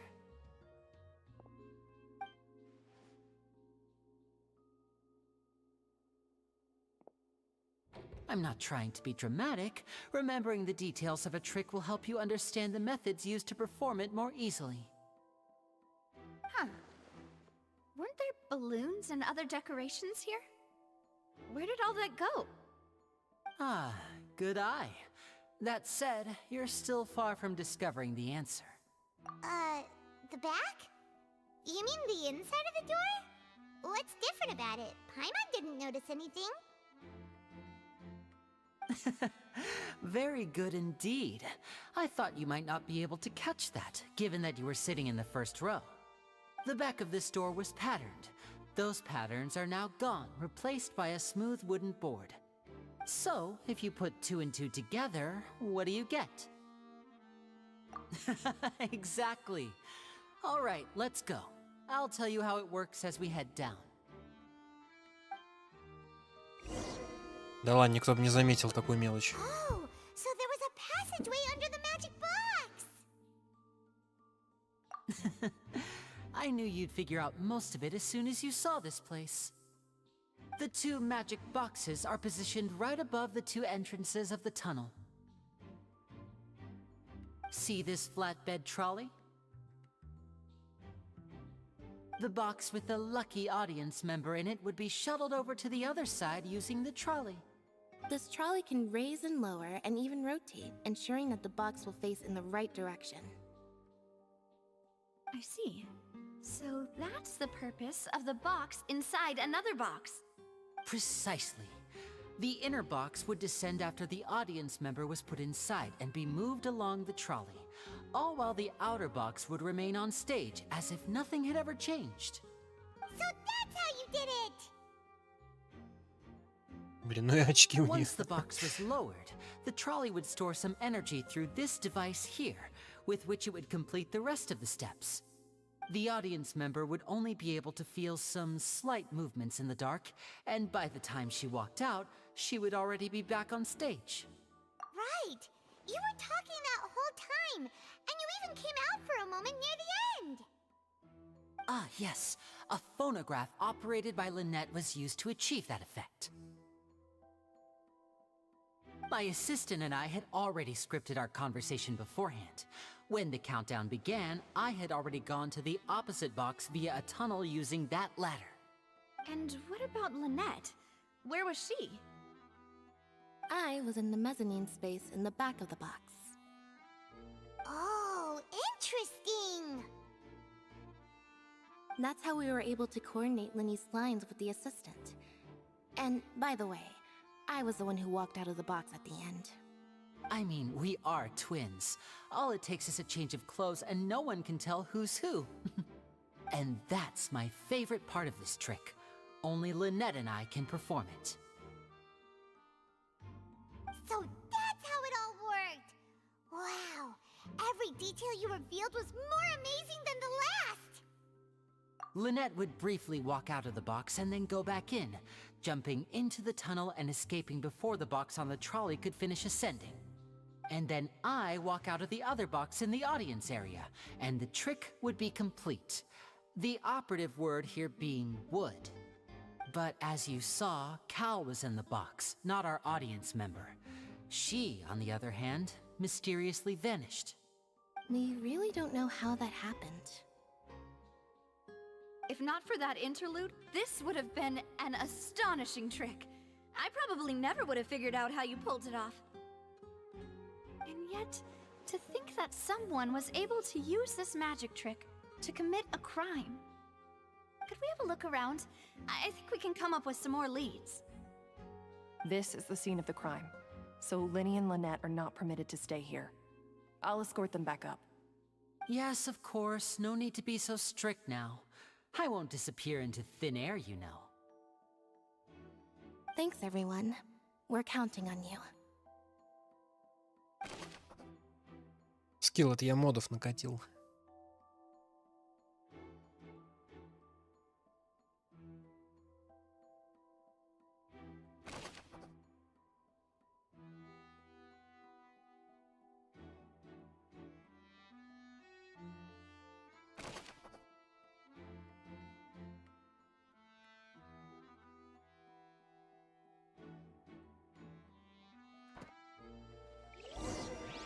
Вот так вот.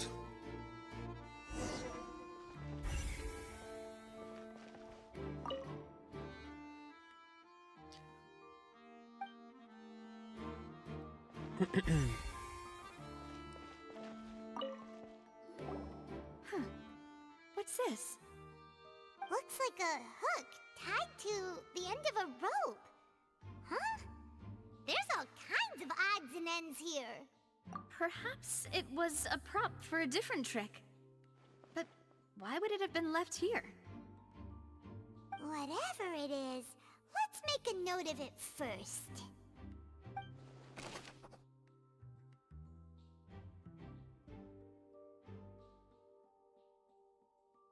Круто, крюк.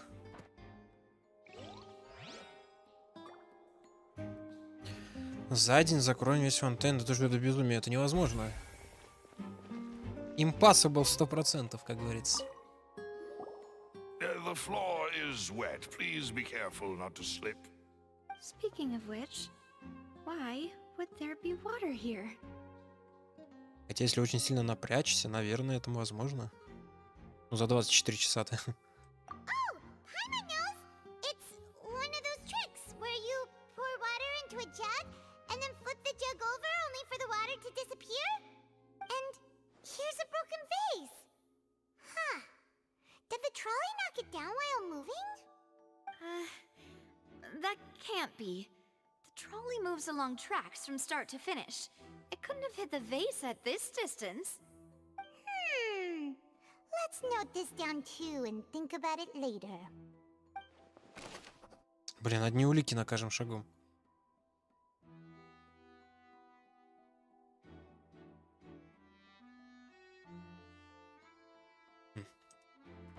Скилл, да ща все будет.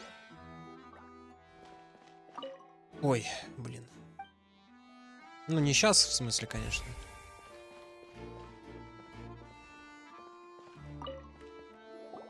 Oh, these are the clothes that the lady chosen from the audience was wearing, right? Her clothes are here, but she's nowhere to be found. Right. And do you really need to do that if you're kidnapping them? Она сама переоделась. Ugh, this is so confusing. Paimon doesn't want to be a detective anymore.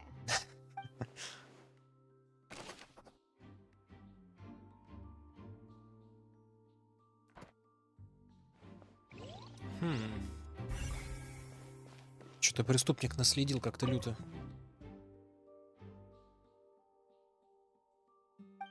Ну, рельсы, да.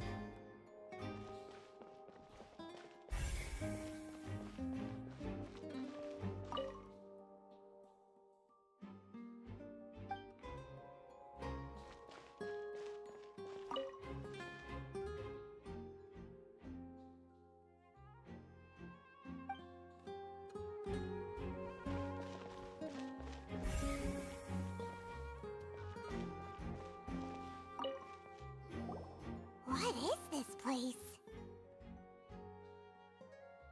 It seems someone could fit through here. Huh. Could this have been the suspect's escape route? Alone, perhaps.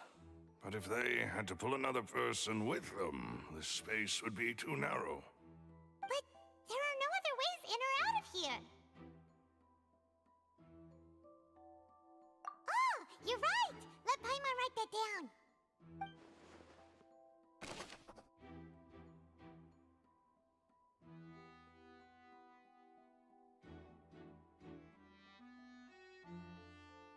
Ну прям уж невозможно. Seems we're just about done investigating down here. Yes. Let's head back up.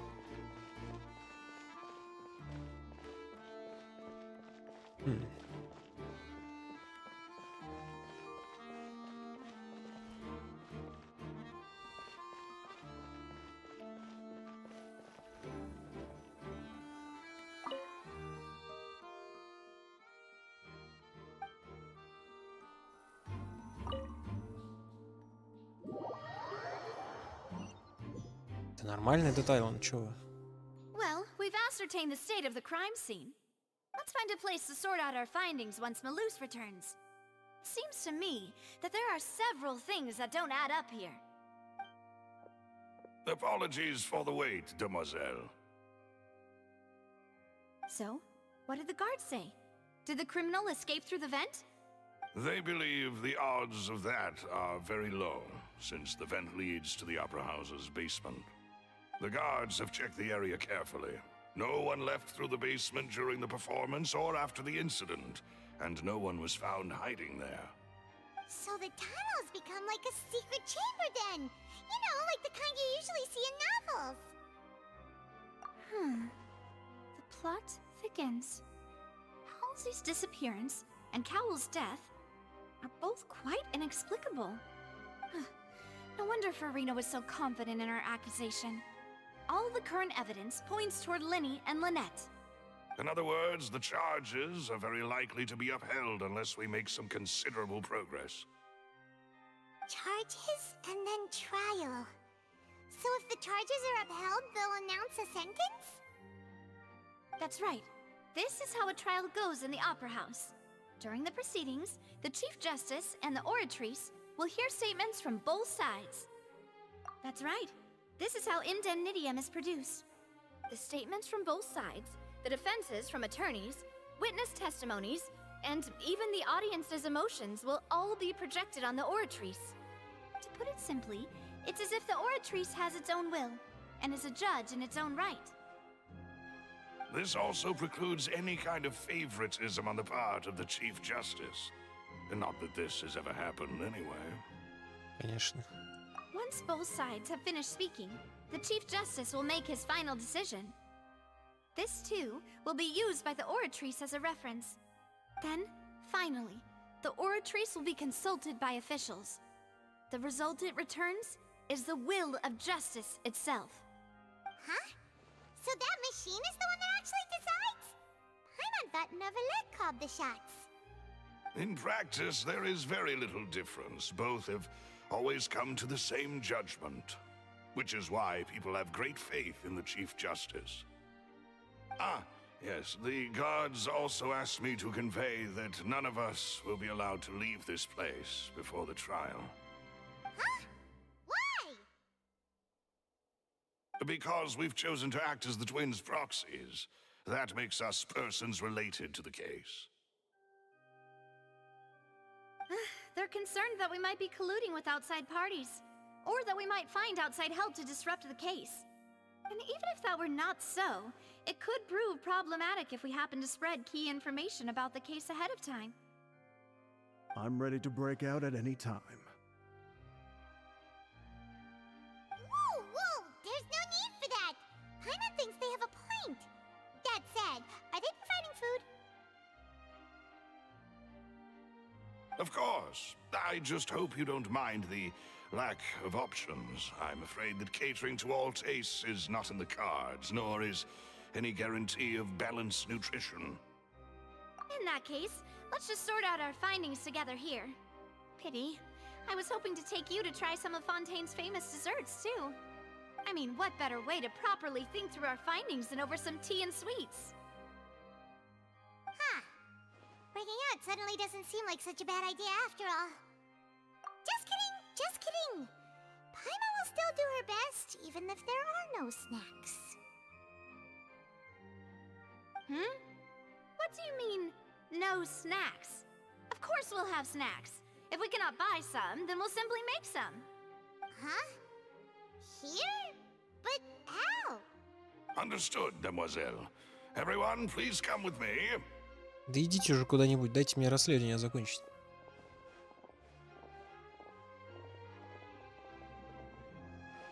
Wait, you're carrying a portable stove with you? Ну, понеслась.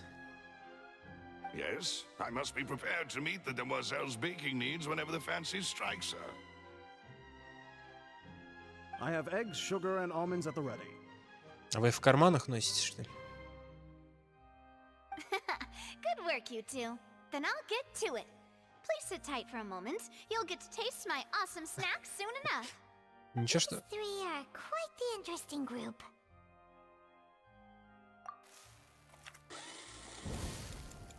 Ну, видимо, их не смущает мокрое пятно, оставшееся от того чувака, Коула. Paimon thought it smelled good while it was still in the oven.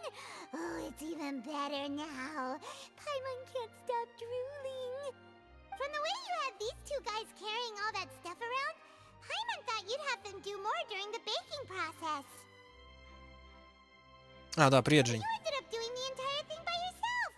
Beating the egg whites, grinding almonds, everything. I was applauding. And I was giving encouraging smiles. Хера себе.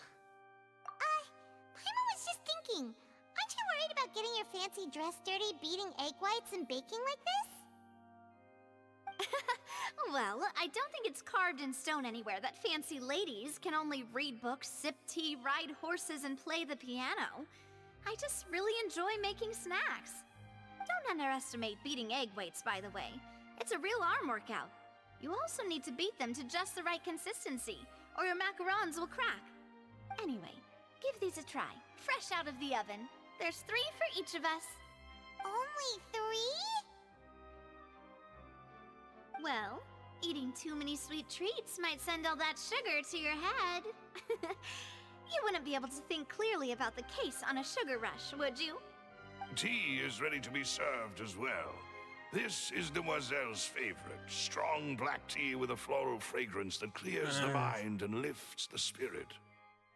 Привет, Мортон. Да нормально все. Я тут расследую. Вследствие некомпетентности сотрудников оперного зала погиб человек. А мы пирожки хаваем теперь. No need for concern. I'm merely doing as I should.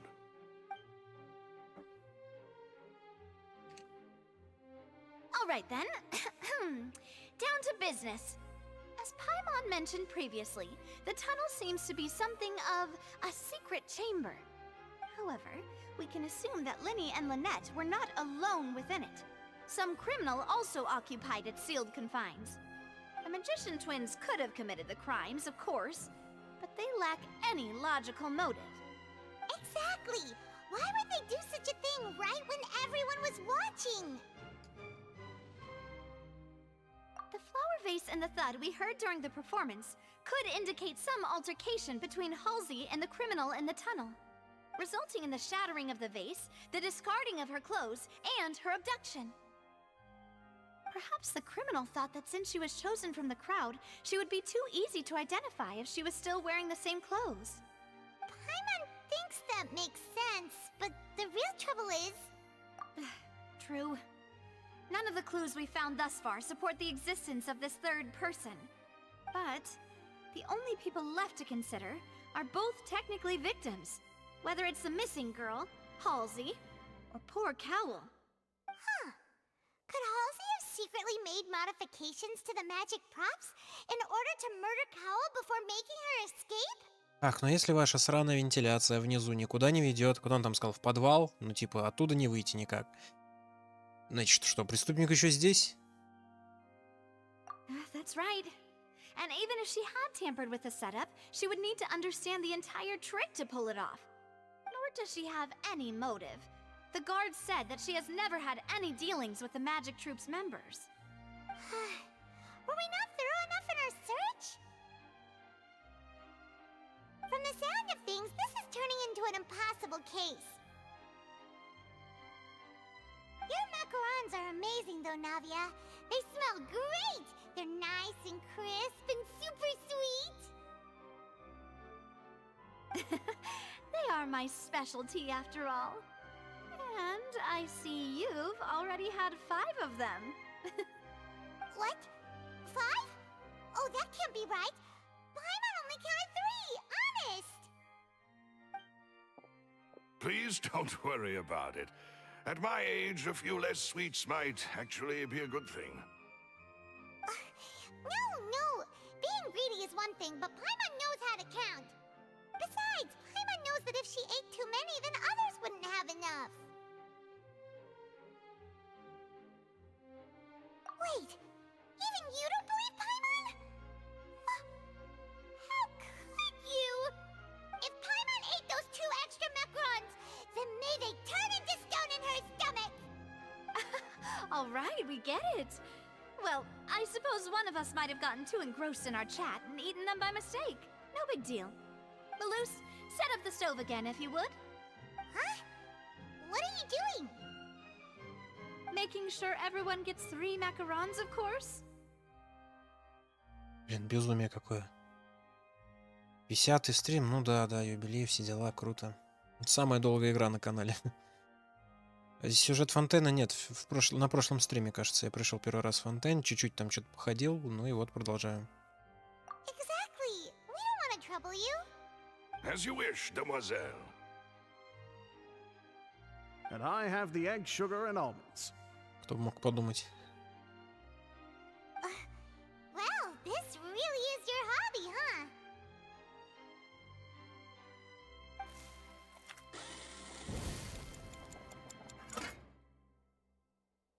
Well, that's it for snack time. I'm going to have another look around the area. I don't know what we're looking for yet, but we've still got some time. As attorneys, I suggest the 2 of you think the case over again. It would be awkward if you got all tongue-tied on stage during the trial. All right, thanks for your help and for the snacks. It was nothing. A small task for the Spina di Rosula. Silver, Malus, it's time to go. I'll be back if I find anything new. Мы дольше пирожки ели, чем расследовали.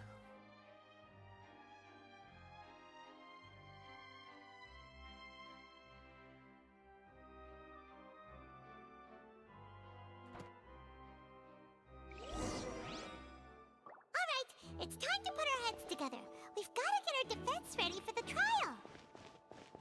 Oh, it's probably gonna be a long and difficult case. There's no point in worrying about that now. We just need to prepare. Here, take Paimon's notes. They should help you review the situation. График стримов такового нет. Его же нету.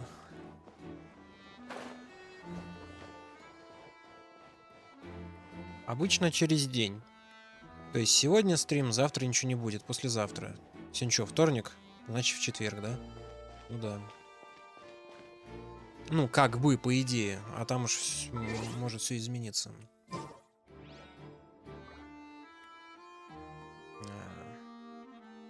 Журнал-то открыть этот. Я больше не могу так кнопнуть.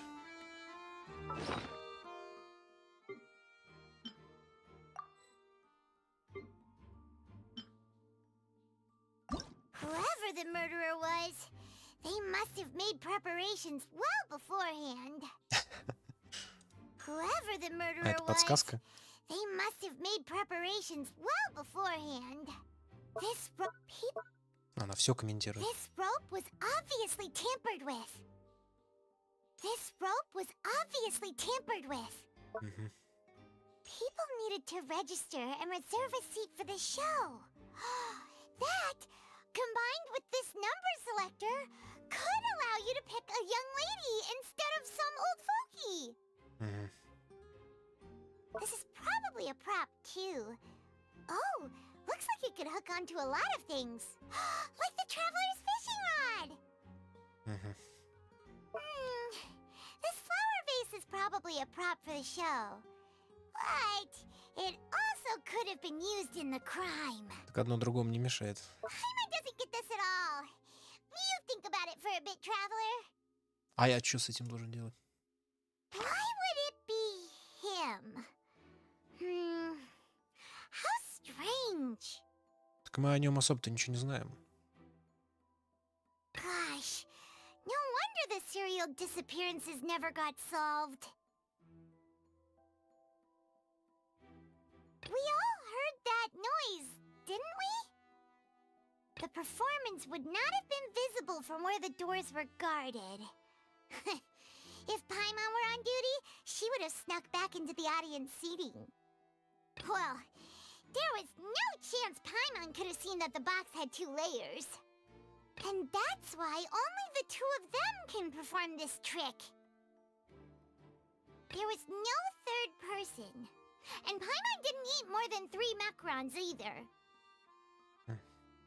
Digging a tunnel just for a magic trick? Whew, that must have been a lot of work. Оперный театр. А это что? Это типа не обязательно? А, так у меня и тут... Size wouldn't have been a problem for Paimon. Так, минутку, а здесь еще 2 нету.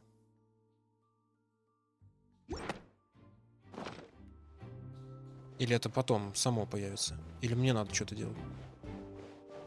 Тут нет больше ничего.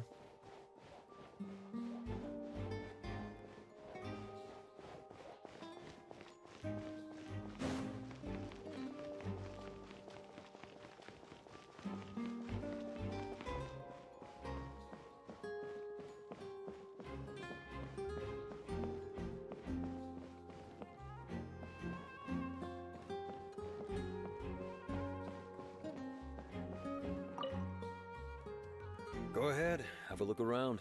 In the end, we're both after the truth. Ай.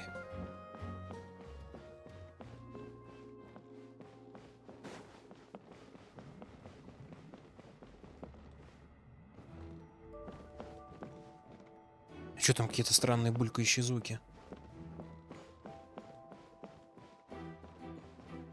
Туда пройти нельзя? Что-то там такое есть.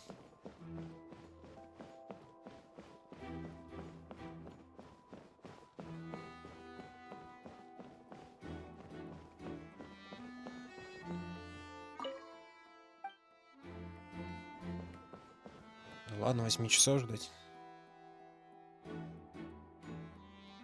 Рафт в четверг? Не знаю, посмотрим. Скажу ближе к четвергу.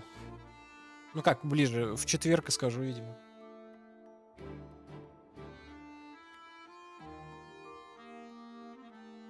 Или улики будут дальше. Ну ты детектив прям. Я сказал примерно то же самое. Ну вот. Это же самый первый регион, правильно? Все, я больше никуда не ходил. И сюда сходил по сюжету. Ну и все. Больше я фонтан ничего не делал. Так, вокруг города чуть-чуть погулял.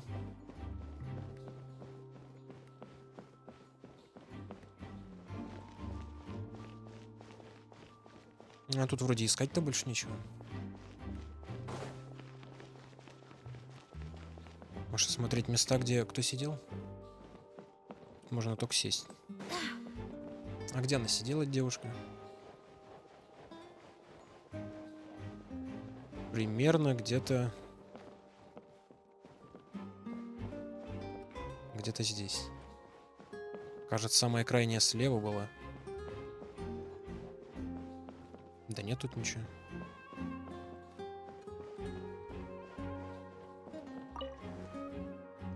А, тут хорошо видать все.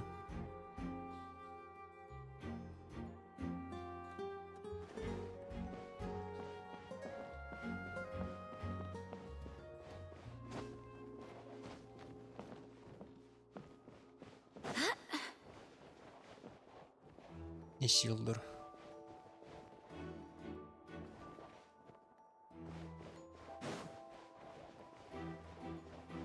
Ну, кнопочки с лупой, или как ее правильно там назвать, расследование, исследование тоже больше нету. Так что предположу, что мне лично ничего искать не надо больше. Иначе бы игра предупредила. Мол, дождитесь, либо посмотрите еще. Обычно так делают, по крайней мере.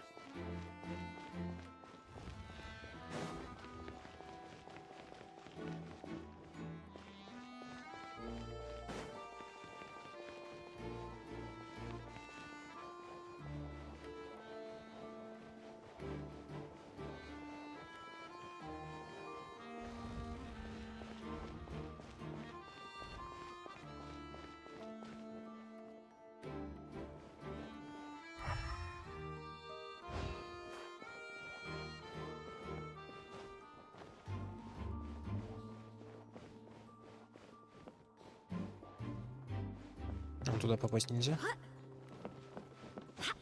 Можно. А, ну тут...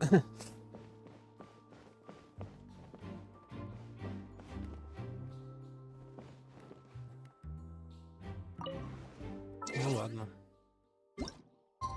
Что там, 8?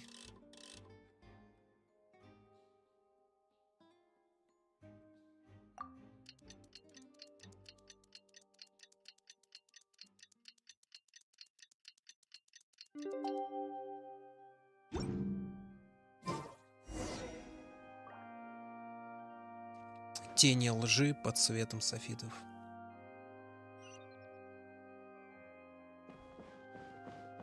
Ну, сейчас судить будут.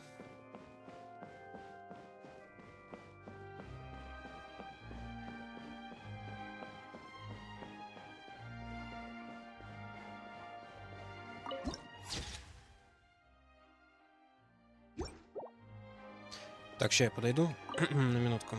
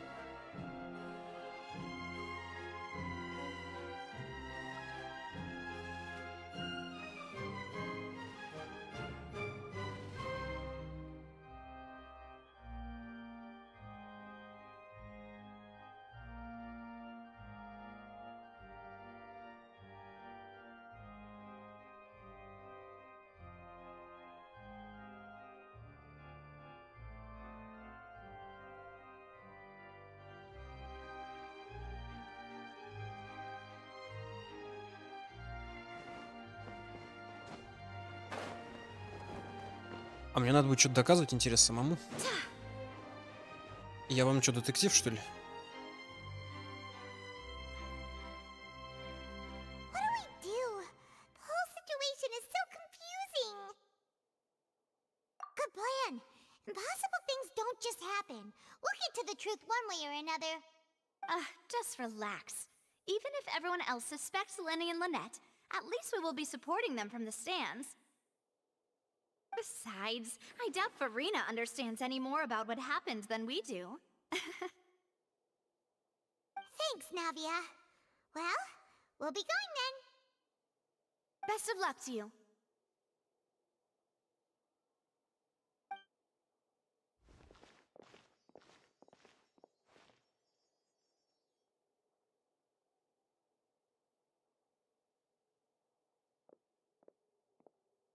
Ah, finally, you're back. Well, how did your investigation go? To be honest, might be disappointed. No, no. We're already very grateful that you were willing to help. Well, now, don't you all look disappointed. Don't tell me that your investigation came up empty-handed. That was to be expected, of course. The guilty can never produce proof of their innocence. But don't let that stop you. I shall be terribly disappointed should you, my most anticipated foe, concede so easily.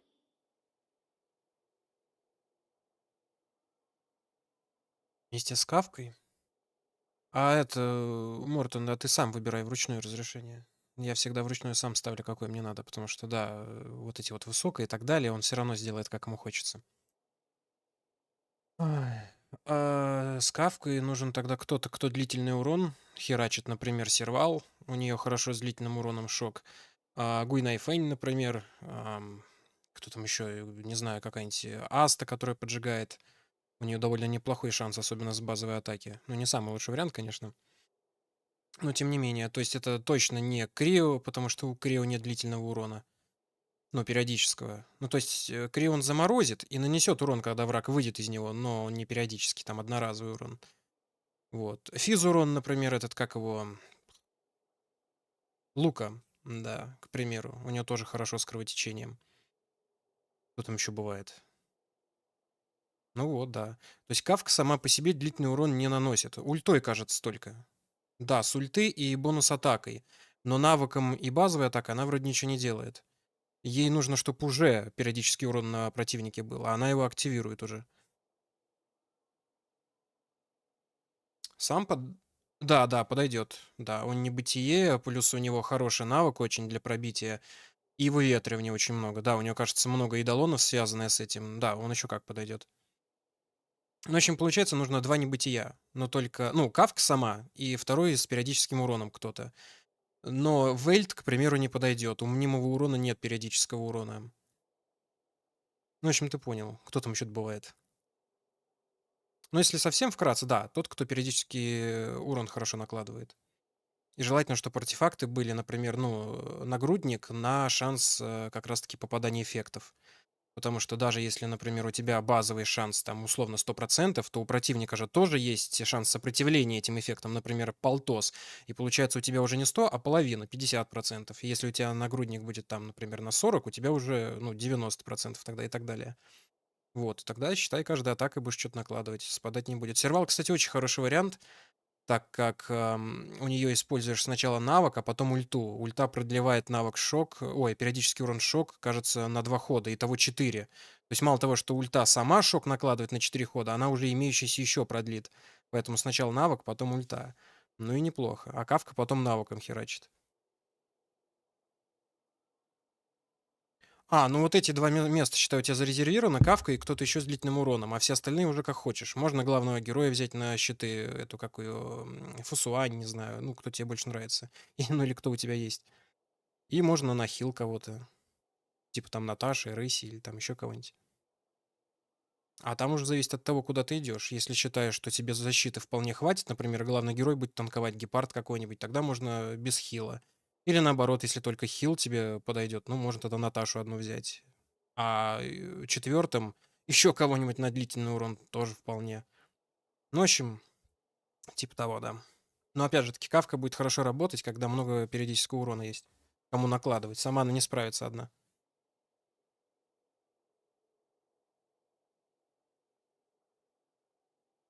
Аргентия выбил.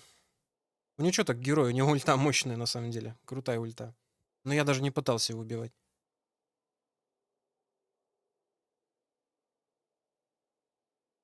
Сигну Вельта тоже хорошо.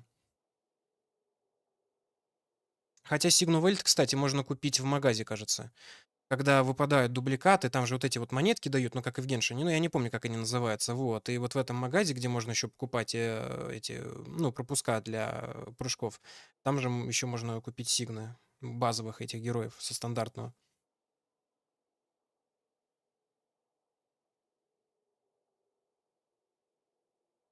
Аргенти с Кавкой, Аргенти... Ну, средняя, да, он может играться, так как он физический урон, следовательно, у него периодический урон кровотечения. Но Аргенти он этот... Хотя нет, подойдет. Почему? Подойдет, да. Я хотел сказать, он эрудиция. Он немного будет урона наносить. Ну, то есть он же дамажит сразу всех. Но почему нет, да. Хоть, насколько я помню, у него нет ничего связанного с периодическим. То есть периодически-то все равно, конечно, будет при пробитии и так далее. Но не сказать, что что-то особенное. Ну, например, Гуйнайфэнь лучше подойдет.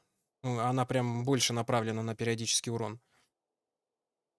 Плюс она еще там какую-то штуку накладывает, когда атакует противника с периодическим уроном. Гуйнайфэнь хорошо подходит. Ну, Аргенти, да. Но я говорю, да, по сути, все герои, кроме Мнимого и Квантового, потому что у них нет периодического урона.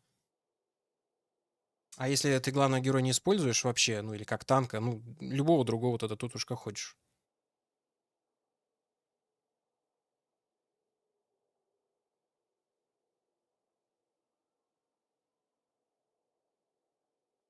В Elden Ring? Нифига ты. Не, ну Делю, конечно, прикольно, да.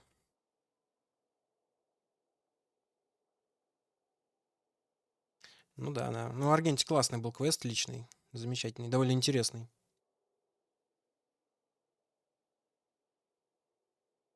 Боялся? Не, я бы сказал, вот в этой игре, в Геншине, как-то действительно главный герой, ну, я его тоже как-то уже перестал качать, я не знаю, довольно давно. Но в ХСР, видишь, героев намного меньше. И, на мой взгляд, там главный герой как-то, не знаю, по... Как-то слово забыл. Ну, в общем, он вполне играбелен. Еще как играбелен. Причем и то, и другое. И как на физур он, да, сбитый человек бита, и как на сохранение. Танкует, причем он очень хорошо. Во многих ситуациях очень хорошо помогает, особенно в виртуалке, потому что каждым своим действием щиты накладывает. А там есть какие-то, помню, благословения с этим связанные. Например, у небытия как раз-таки есть благословение, которое позволяет шансом, не помню, кажется, 20% снимать одно ослабление при щитах. Ну, то есть, когда ты накладываешь щит на союзников. Главный герой всегда это делает любым своим действием. Ультой, базовой атакой, навыком и так далее. Ну, тут очень хорошо он подходит. И танкует, на мой взгляд, вполне неплохо, если его одеть в этот сет, ну, который там защиту увеличивает, а 4 артефакта щиты улучшает. Вполне неплохо. То есть какая-нибудь, например, Март 7, у нее щиты лучше. Но она накладывает щиты на кого-то одного. Но щиты хер пробьешь, конечно. У нее, наверное, самые мощные щиты. У Гепарда не настолько они крутые. Гепард тоже ультой накладывает на всех, но суммарно они не настолько мощные, как у Март 7. То есть у Март 7 получается самые мощные щиты. Главный герой что-то среднее. Хотя нет, он, наверное, самый слабый по щитам. Но тем не менее, все равно неплохо. Гепард не накладывает щиты каждым своим действием. Так что, считаю, у тебя всегда перманентно щиты прям. Особенно в виртуалке. Если идти по пути сохранения, как раз-таки там урон от этого увеличивается, те, кто со щитами. Ну, в общем, на мой взгляд, в ХСР главный герой вообще шикарный. Подходит под большинство ситуаций.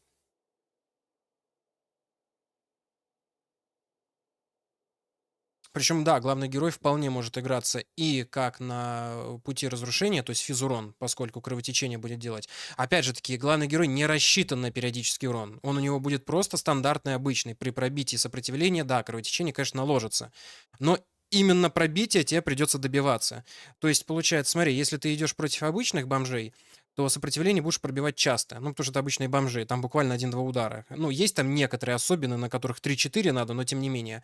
А вот если мы говорим про босса, то главный герой будет кровотечение вешать довольно редко, потому что он будет делать это только при пробитии, в отличие, например, от той же Гуйнайфэнь, которая способна вешать периодический урон всегда и везде. Или, например, Сампа, кто там еще есть, Сервал тоже. То есть им не надо пробивать, они в любом случае будут это делать. Так что, по идее, главный герой не для этого, вот. А на пути сохранения он огонь. И, кстати, там есть световой конус, на котором нарисовано... Блин, я не помню. Топаз? Да, топаз. Я не знаю, есть он у тебя или нет, он, кажется, падает отовсюду. Насколько я помню. Вот, не помню, как называется. То есть на световом конусе топаз нарисовано. Так вот, что он делает? Он увеличивает защиту и накладывает периодический урон, то бишь горение, когда атакуют обладатели этого светового конуса. Это идеальный вариант. То есть главный герой навыком танкует, он привлекает внимание всех к себе, его начинают бить, и он в ответку на всех накладывает горение. Вполне неплохо. Не помню только, сколько это горение длится, наверное, 1 ход, но этого вполне достаточно, чтобы Кавка успела тяпнуть кого-то. Так что да, главный герой может играться.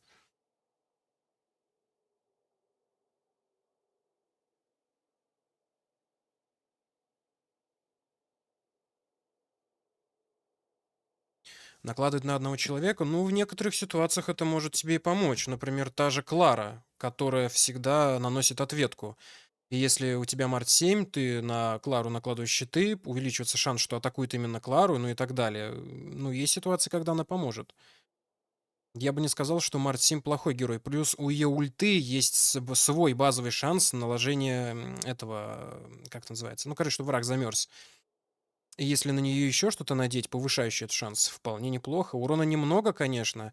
Если не ошибаюсь, какой-то из световых конусов для Март 7 как раз-таки увеличит этот шанс, насколько я помню. Что-то такое есть у нее. То есть есть световой конус, где нарисована сама Март 7, а есть, где Март 7 вместе с Химеко. И вот, кажется, он... Или он урон увеличивает. Ну, не помню. Короче, неважно. Я не считаю, например, Март 7 плохим героем. Нет, вполне. Но да, наверное, более... Ну, под какие-то конкретные ситуации. Это я не считая виртуальную вселенную. В виртуальной вселенной еще больше вариантов, где можно ее использовать. Ну и как я и сказал, главного героя я не считаю плохим. Вполне. Ну, Лоча, да, ну... Since both parties are present, I declare that the trial regarding the magic show incident is now in session. Firstly, in order for the audience to understand the causes and results of the incident, could we please have Mr. Linney explain the trick? Yes, of course. I will explain while Lynette demonstrates on stage. All the necessary items have been prepared.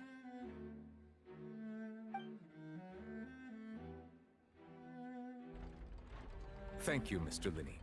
In that case, I take your statement to be that you ran to and remained hidden within the magic box in the audience stands once the trick began, and thus could not have committed the crime. Is this correct? Yes, that's correct, Your Honor. In that case, I call upon the prosecution. Lady Farina, do you wish to refute his statement in any way? Why, of course I do. Allow me to take the first shot and break this case wide open. Mr. Linney is clearly lying. There is no way you could have been in the box the whole time if you were to abduct Halsey and murder Cowell. In fact, I'd say you were hardly in that tunnel at all. That is simply your hypothesis based on the presumption that I'm guilty. Oh, is that so?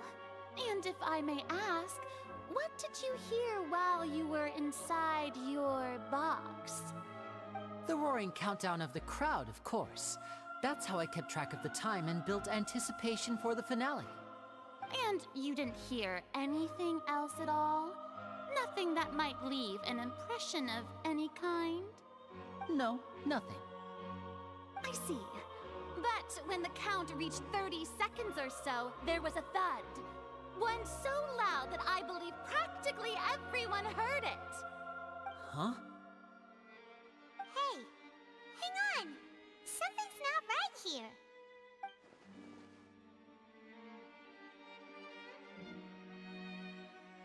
Yeah, I'm sure he could have heard a noise that loud from inside the box. I was right by the box and I definitely heard the thud.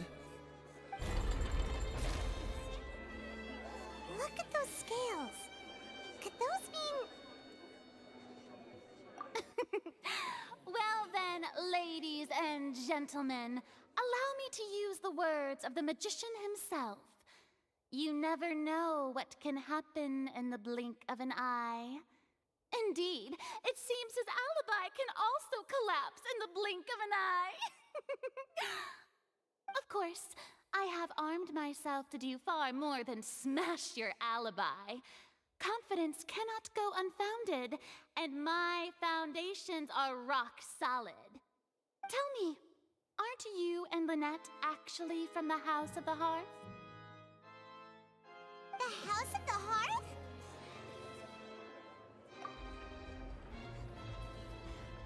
No wonder they did something like this. So the serial disappearances were the Fatsui's doing. Now it all makes sense. I've got a feeling that what happened on stage probably wasn't just an accident. That's irrelevant. Our identities have nothing to do with what happened. Indeed. Then then perhaps you could tell us everything that happened during that 1 minute. Your first priority is to prove yourself innocent after all. I'm sure there is little that needs to be kept secret now. Unless your script already has holes in it. The Outlander is speechless. My, oh my, don't they look flabbergasted? Now comes the infighting and discord, I suppose. This was almost too easy. Good thing I made all those preparations. Seems the all-nighter I pulled last night is really paying off. Hey, Linny, why didn't you tell us this before?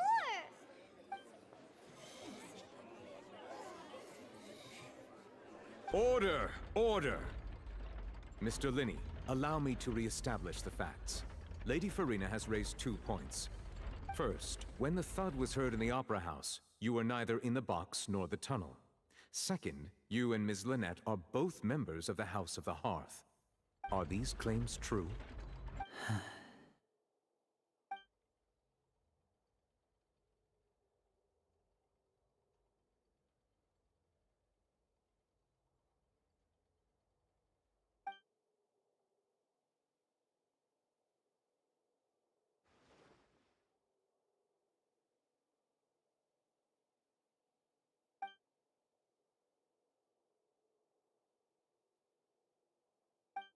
Натерпелся, на что с Чайлдом? Please answer my question, Mr. Linney. I'm sorry. Yes, they're true, Your Honor.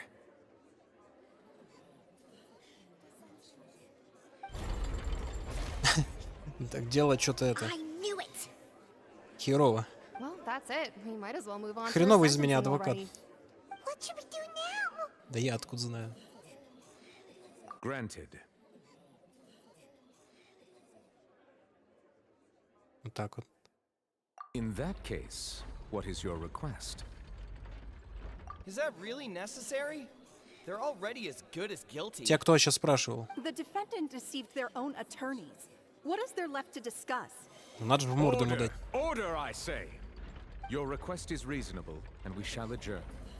This trial will reconvene in 1 hour. So you would stick to Mr. Linney's defense even after knowing what you do now? You certainly have more professionalism than I thought. In that case, my dear audience, let's allow the joy of victory to steep for a little while longer. Блин, ну она прям кайф ловит какой-то. Она прям так усердно хочет его засадить. А я знал, что он одет как-то странно. Well, this is awkward. I didn't think the Hydro Archon would dig all that up. I'm sorry, Traveler and Paimon. Я первый раз вижу таких фатуйцев. Sorry. Paimon doesn't know where to start. We trusted you two. Да это ты доверял, а не я. Что ж такое-то? Based our entire reasoning on the assumption that you weren't bad guys. Это тоже ты была уверена. Not to set the wrong tone or anything, but Paimon's really mad. I'm very sorry. I know you're angry, and reasonably so, but please, let me explain. I know you've clashed with the Vatui several times before. Несколько. I wouldn't be surprised if just hearing the word is enough to make you upset.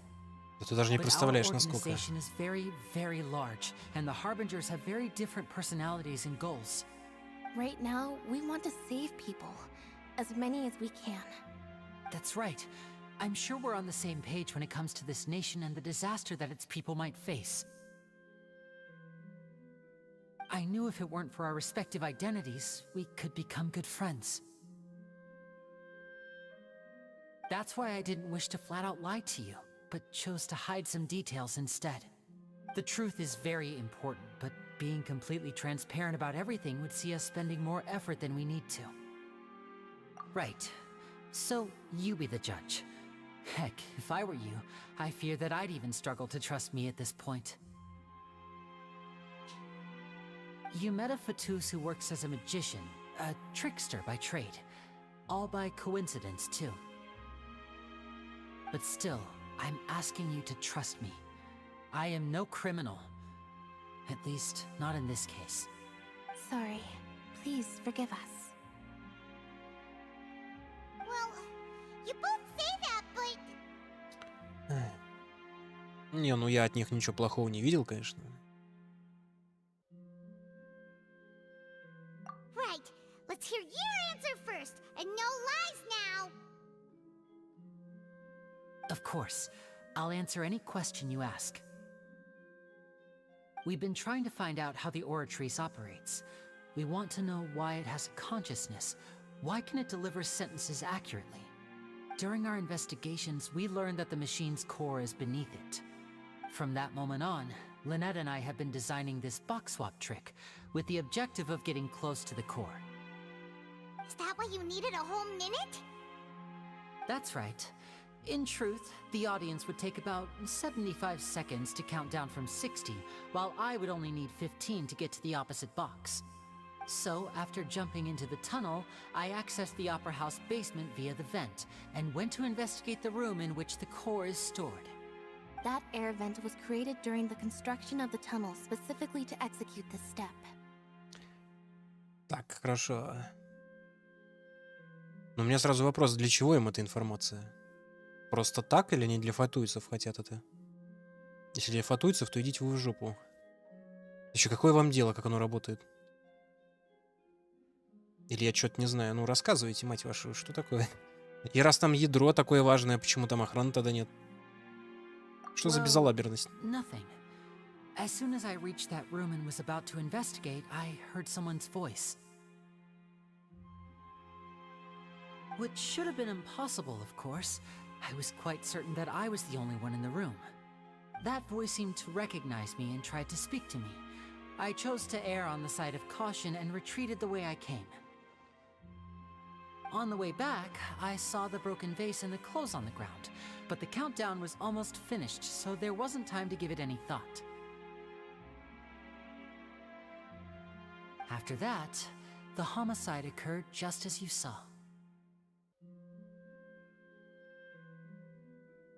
Well, that explains why you didn't hear the thud. Сергей, ты хочешь сказать, что Аргенти дамажит сильнее, чем Блейд? Ну, это физически невозможно. Аргенти хорошо... Да, он наносит много урона, но всем сразу. Суммарно это число, конечно, большое получается. Но Блейд, он же... Ну, он разрушение, он должен больше херачить.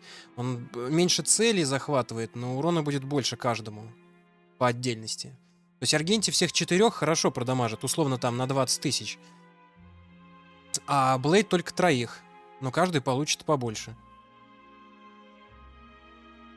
Because of that prophecy I told you about, of course, we must know all we can about this nation's secrets in order to deal with that prophesized crisis.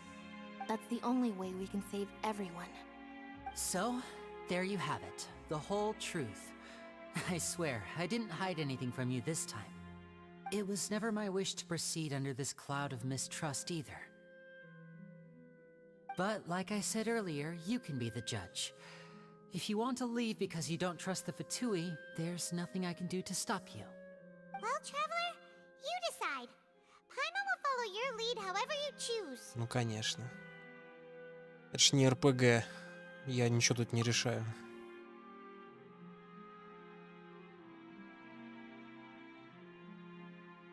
Okay, thank you. Thanks for giving us a chance. The current problem is that the scales are tipped pretty badly against you two. If we want to refute the Hydro Archon's accusations, we're gonna need a seriously watertight defense. Привет, Унвульф. Huh?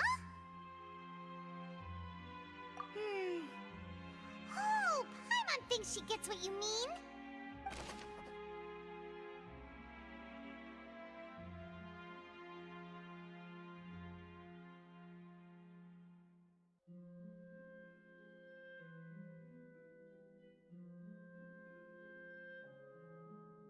А это можно информацию раскрывать на суде такое? Мне кажется, у него один хер от этого проблем будут. Одно обвинение с него снимем, другое повесит. А голос я точно такой же слышал. Мы когда сюда приходили к этому копере, мы тоже слышали голос. Зелли топчик, это да. Но опять же таки, Дань Хэн, этот пожиратель Луны, наносит огромнейший урон. Это, конечно, да, если полностью навык прожать. Но Зелли по одной цели, конечно, все равно больше втащит. Если кританет, и если криты хорошо прокачаны, то, очевидно, там все равно будет больше. Там какой-то страшный урон. А если еще под бафами?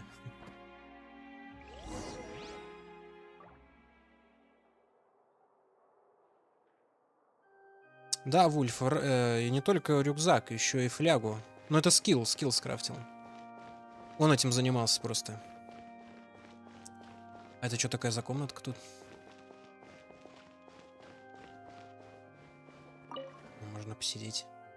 Блин, тут красиво.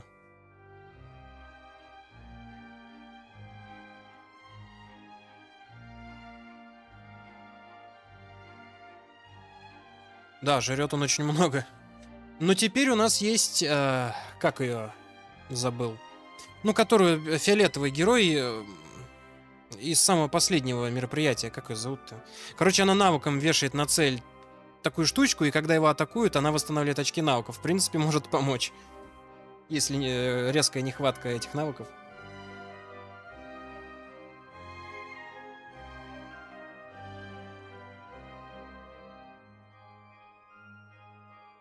Ханя, да-да-да, Ханя. Причем очень хорошо это делает, хочу сказать. Хер пожалуешься на нее. Ой, и как саппорт неплохая с ульты, и навык замечательный. Трусталкер? Кто, я? Первый раз вообще о таком слушаю, Жень. Дань Хэн через восстановление. Какой же скач.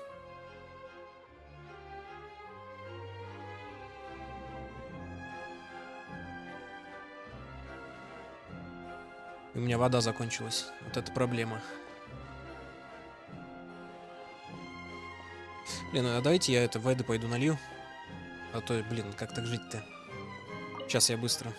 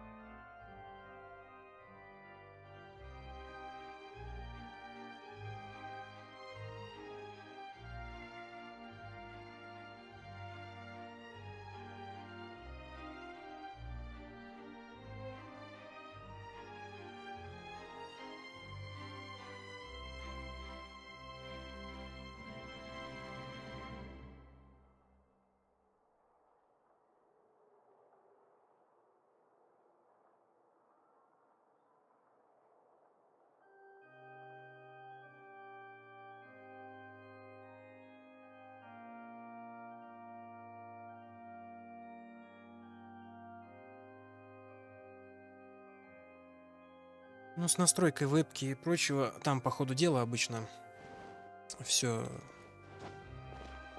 ну, расставляется на свои места. На практике, так сказать.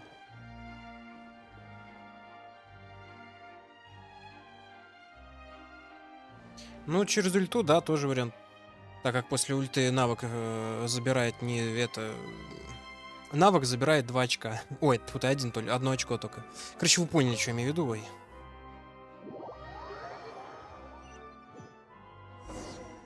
А если есть еще это, как ее? Both parties have returned to their positions. Let us continue the trial. When last we left off, Mr. Linney acknowledged the new evidence presented by Lady Farina as fact. Therefore, Lady Farina may continue stating her reconstruction of the events. That took long enough. Now then, if everyone would lend me their attention. At this stage, let's revisit that scene from Linny's perspective. Oh.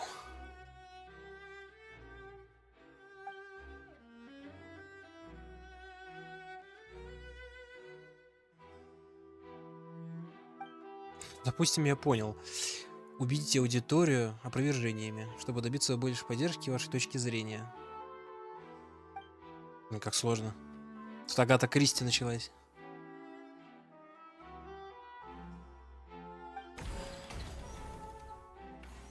Ау.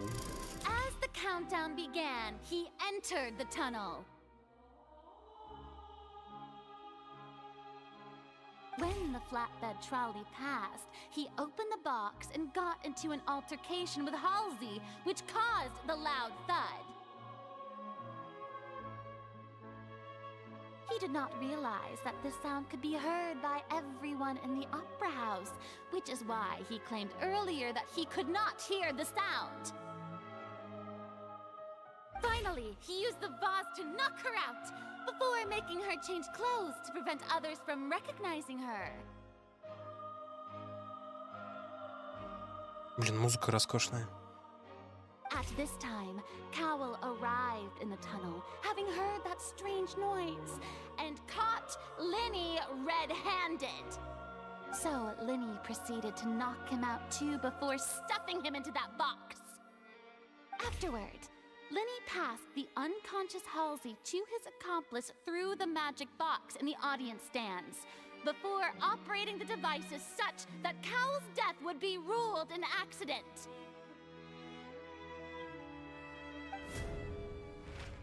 And there you have it. That's the truth behind what happened. Does the defendant's side have any objections to Lady Farina's description of the events? The key to refuting Lady Farina is the order of events, what Linny experienced, and what he saw.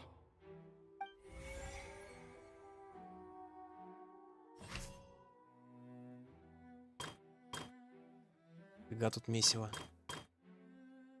Линни вошел в тоннель. А, я могу тут выбирать. Ужас какой.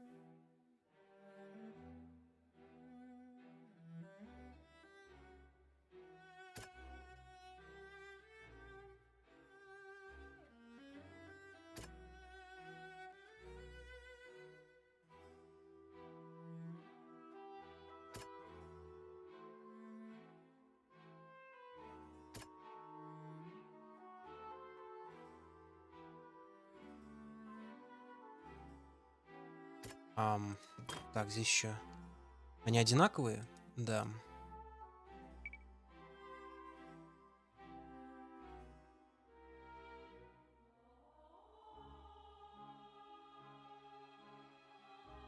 Угу.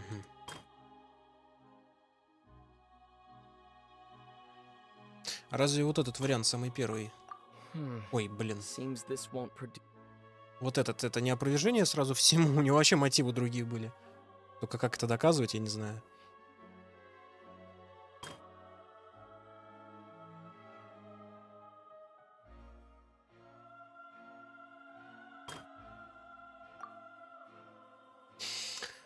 Входовые здания оперного театра.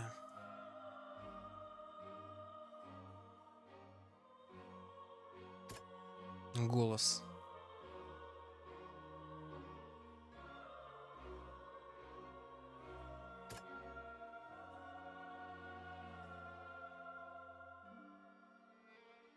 Был в замешательстве.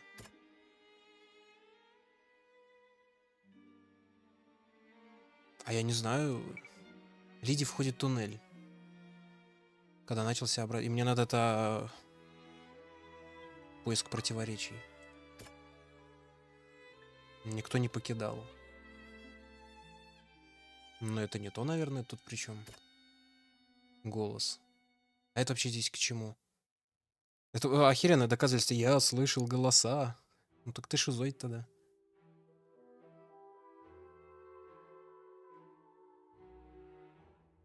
Но он знает про ядро. Ладно, что тут еще есть? Линия нападает.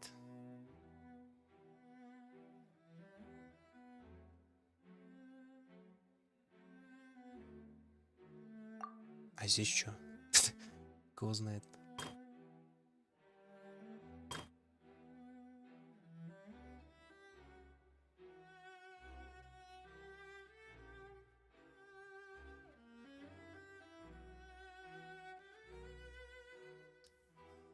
И он увидел только.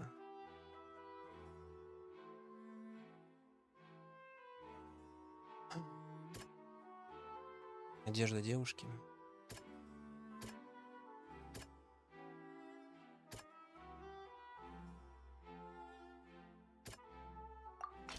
Lenny did not take part in the underground altercation.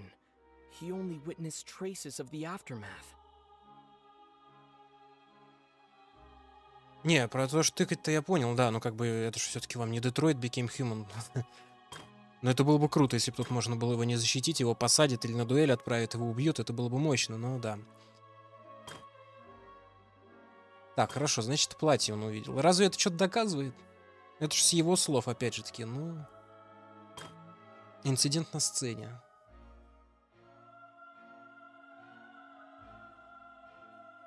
А тут я даже не знаю, что еще использовать можно. Не слышал...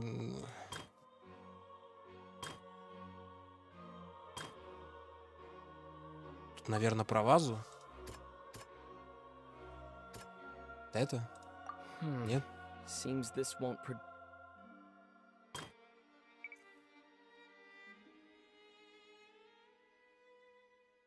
Что не слышал его?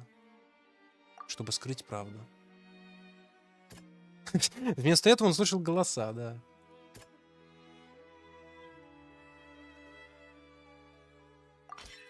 According to Lenny, he left via the vent after entering the tunnel. He couldn't have had that altercation with Halsey. Ну, допустим. Кстати, там в книжке, получается, я еще что-то сам не нашел. Я сам должен был все-таки что-то искать. Я думал, это потом будет. Что-то я... А где же это искать надо было? Я вроде все обошел. Лени похищает. Действительно ли он был в тоннеле в тот момент? Вот и выход. Это мне ни к чему как-то. Голос. Странный звук. Я не знаю. Лини входит в тоннель. Когда начался обратный отсчет. Голос. Ну а голос тут при чем? Странный звук. Так, а здесь что? А, инцидент на сцене. А тут что? Входы и выходы перекрыты.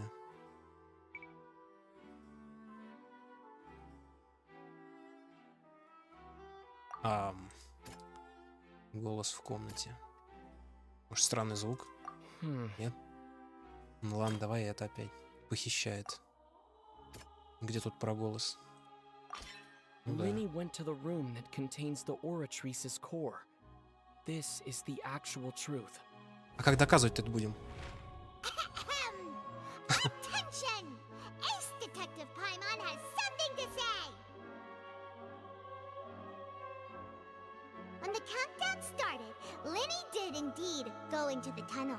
А, ну да, это не надо опровергать, он же действительно туда пошел. But he immediately used a vent to access the Opera House basement, which is where the underground core of the Oratrice is stored. Once he reached that area, he heard a voice in what should have been an empty room. Since he felt something was amiss, he returned immediately. The crime scene had already developed by the time he reached the tunnel again, and in order to complete the magic trick, he did not remain there for any length of time. Finally, he reached the surface, and that was when the accident happened from his point of view. Therefore, he's innocent. А, ну да, и там по цепочке пошло. Провергнуто, мать вашу. Так вот. Чем доказывать будет теперь? Что вы скажете на это?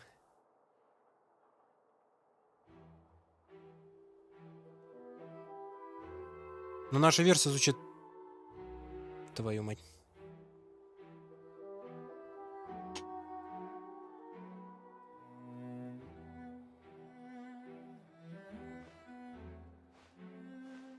У меня интернет лег или это с игрой что-то? Да вроде нет. Both parties have returned to their positions. Let us continue the trial. When last we left off, Mr. Linney acknowledged the new evidence presented by Lady Farina as fact. Therefore, Lady Farina may continue stating her reconstruction of the events. That took long enough. Now then, if everyone would lend me their attention. At this stage, let's revisit that scene from Linney's perspective. As the countdown began, when the flatbed fell, he did not realize that finally he used the at this time. So Linney proceeded to knock afterward. Что это сейчас было вообще? And there you have it. Does the defendant's side have the key to refuting? Здравствуйте, да. Не знаю, что сейчас произошло.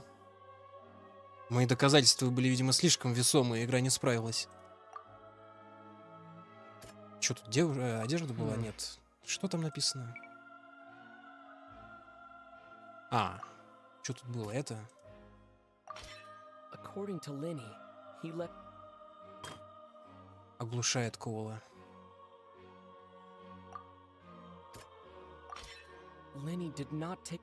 Так, и что еще было? Инцидент на сцене?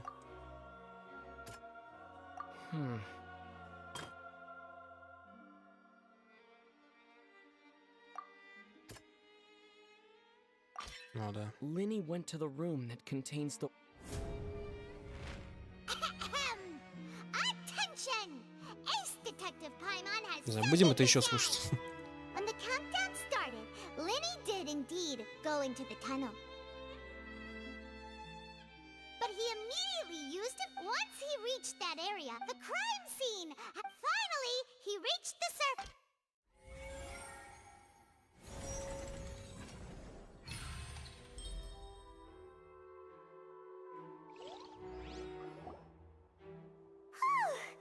Paimon did it!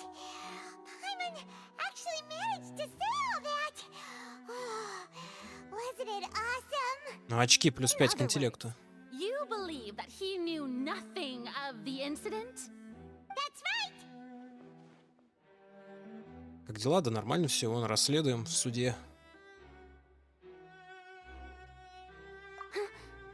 My reasoning?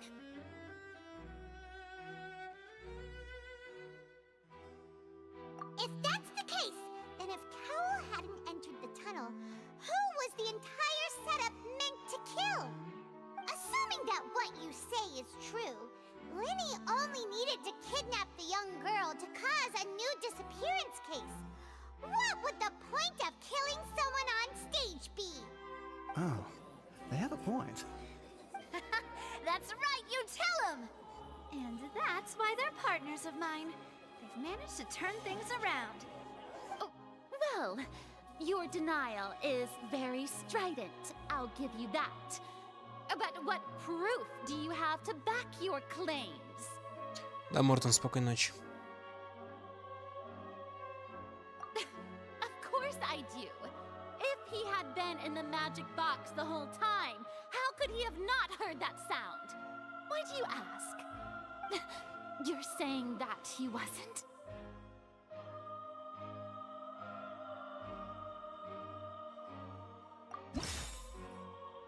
Что выбрать наиболее? Вот это, вот это.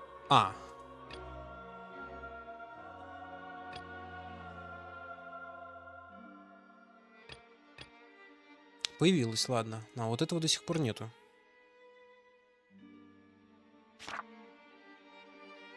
Не связано, не связано. Так, мне из этого списка надо что-то выбрать.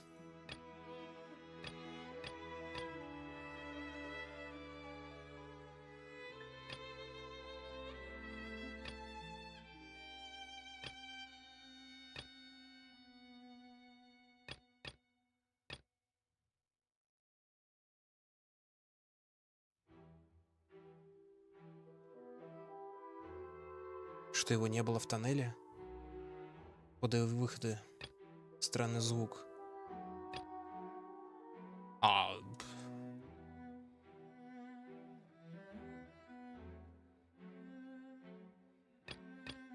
Странный звук. That's right! Linney wasn't in the box why he didn't hear anything strange during the performance.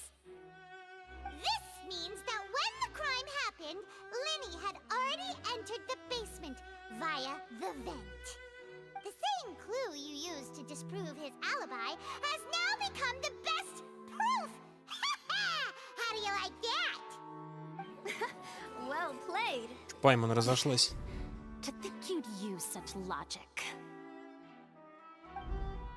Well then, if it wasn't Linny who committed the crimes, then who was it?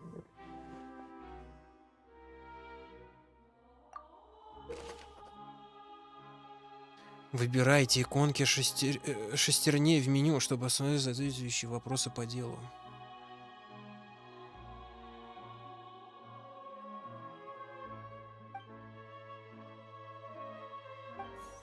Как сложно. Настоящий виновник. Как убийца спровоцировал инцидент на сцене. Веревка, удерживающая резервуар с водой, лопнула от воздействия фейерверков, запущенных в конце иллюзорного представления. В результате падения резервуара погибл Кол, находившийся в волшебном ящике. Если исключить, что преступление совершил Линни, подменить реквизит мог только кто-то из членов труппы. Внутри большого ящика был спрятан потайной ящик, куда и заходил человек из зрительного зала. По тоннелю, а сам Линни по тому же тоннелю прыгнул к ящику. Ну да.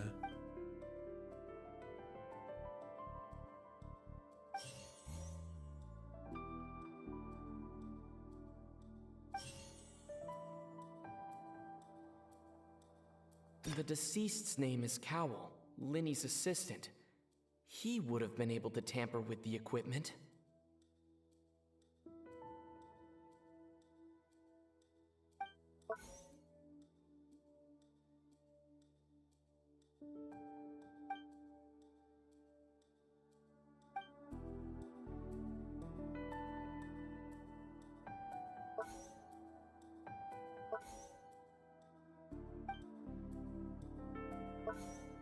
Halsey is the missing person and an ordinary audience member. Or did she have her own scheme all along? Could there have been a third person involved? Is that really a possibility? No. The deceased's name is Cowell, Linny's assistant. He would have been able to tamper with the equipment.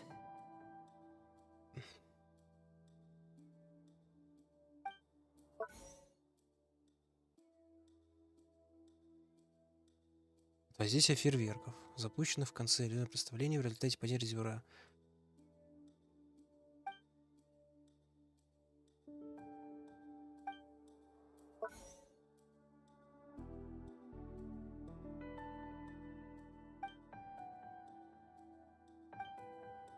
Ну, эта бабенка не могла тогда ничего сделать, она в ящике была. Да и времени у нее на такое не было.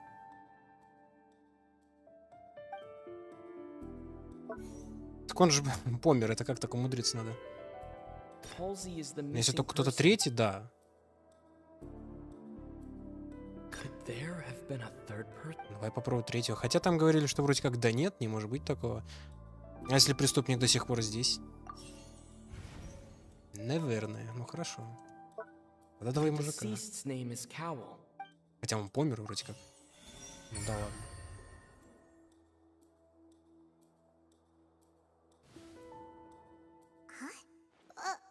That can't be right.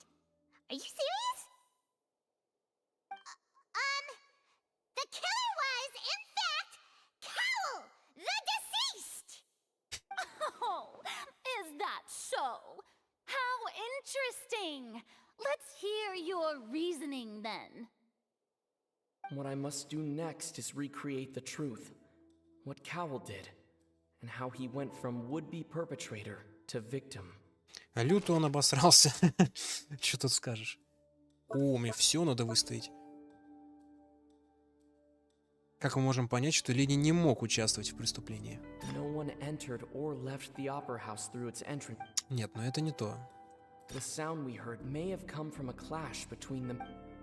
Halsey's clothing was in the tunnel, so Linny was not in the tunnel at that moment. It would have been tough for both people to fit into that vent. Linny was Наверное, not in the это. tunnel at... Как доказать, что в тоннеле действительно произошел конфликт? No one entered or left. The sound we heard may have come from a clash between the... Типа вот это? Произошел конфликт. Тут что было?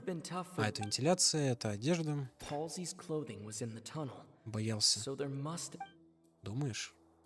No one entered or left. Так, а это The что? deceased's name is Cowell. Linny's... The sound we heard may Давай have... вот это.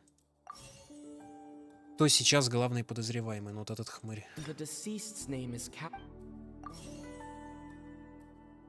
Куда подевалась? Выйти никто не мог. It would have been tough for both people to fit into that vent. They would likely have bumped into... Ну да. No one entered or left the opera house through its entrances. А тут нет таких вариантов тогда. Linny was not in the tunnel at that moment. Да что ж такое-то? Это же не у меня, правильно?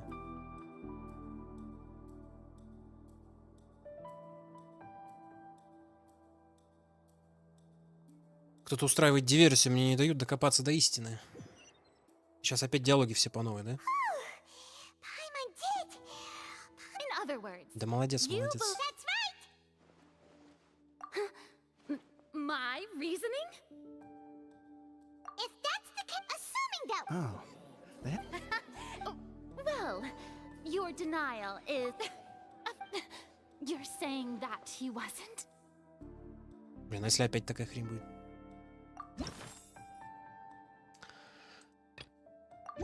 That's right! This means the same clue. To think you'd use such luck.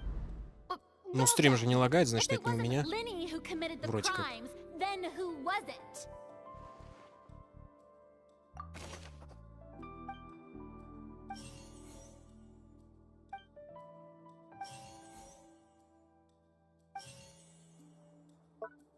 The deceased's name is Cowell.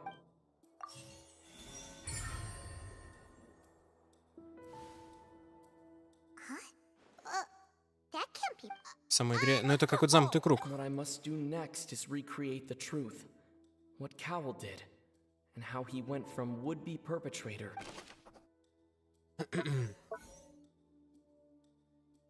Так, как можно понять, что Ли не мог участвовать в Linny was преступлении? not in the tunnel at that moment, which gave... Ну, вот это, наверное, что еще тут есть? It would have been tough for Зеленый both вход. people to fit into that vent. They would like... И он столкнулся бы с Лини, но это да. The sound we heard may have come... Же меня смущает вот это. Куда подевалась? А здесь нет таких вариантов, которые подходили бы. Halsey's clothing was in the tunnel, so there must... Если только это поставить. Давай попробую, как я хотел изначально. Произошел конфликт. The sound we heard may have come from a... The deceased's name is Cowell. Это мне показывает, что вот это неправильно только. No one entered or left the opera house through its end. It would have been tough for both. No one entered or... It would have been tough for both. Это, да, все. No one entered or left the opera. То вообще ничего не подходит?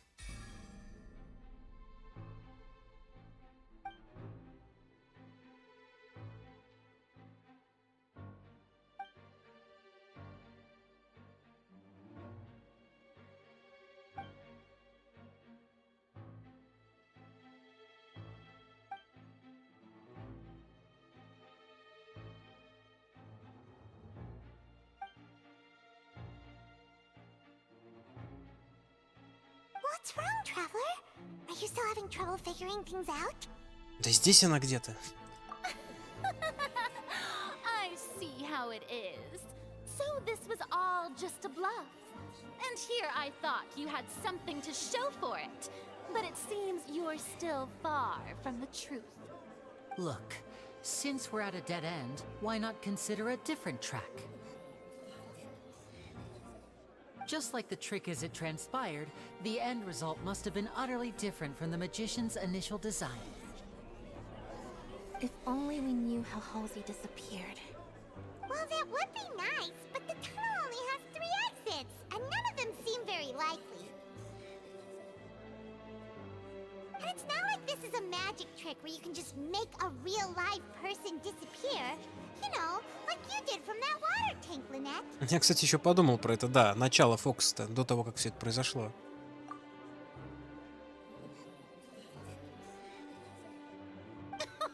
Excuse my interruption, dear opponents, but do you not see that the crowd is growing impatient?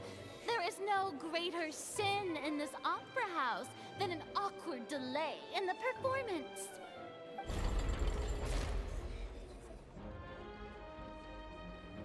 If the defense is unable to make further effective arguments, we will move on to the next stage of the trial.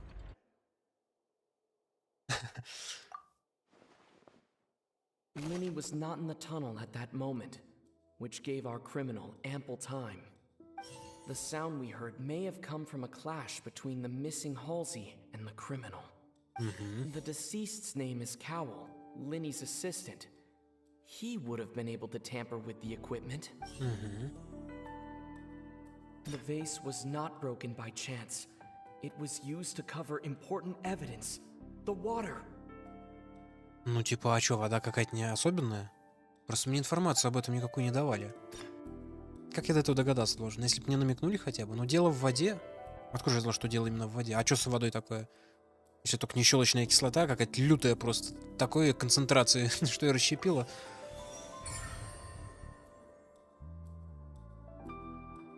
Ну давай, гений.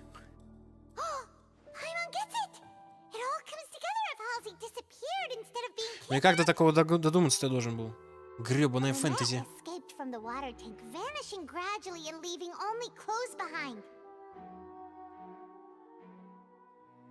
Ну так-то да.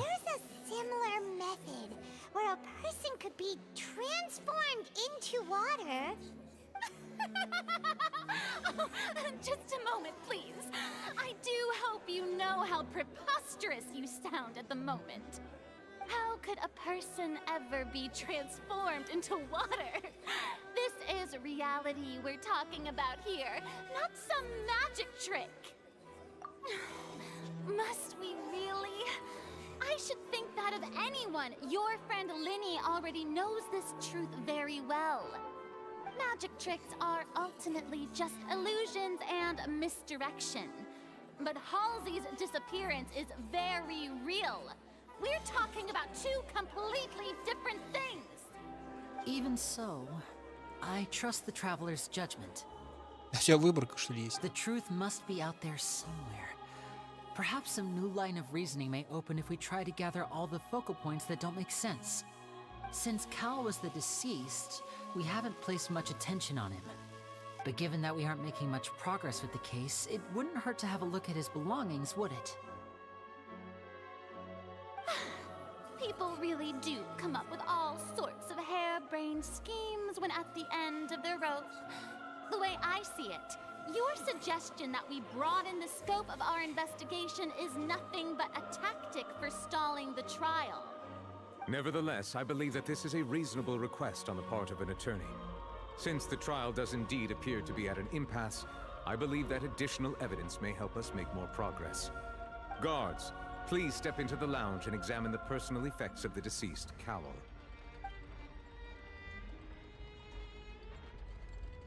We are still examining the items, but we have already made critical progress that we feel must be shared with everyone post-haste. We discovered several test tubes of fluid within Cowell's baggage, each labeled separately. The notebook in his backpack claims that these fluids are water from the primordial sea. The primordial sea? The note's contents also indicate that Cowell belonged to an organization that sells illegal drugs and that he had an accomplice. The notebook has many entries concerning safe usage of these fluids, in which the keyword dissolve appears many times. One of these tubes was labeled Opera Epiclese, along with yesterday's date. it is empty. The notes also state that these dissolution properties work exclusively on people from Fontaine. It's likely that Halsey was chosen as some sort of test subject.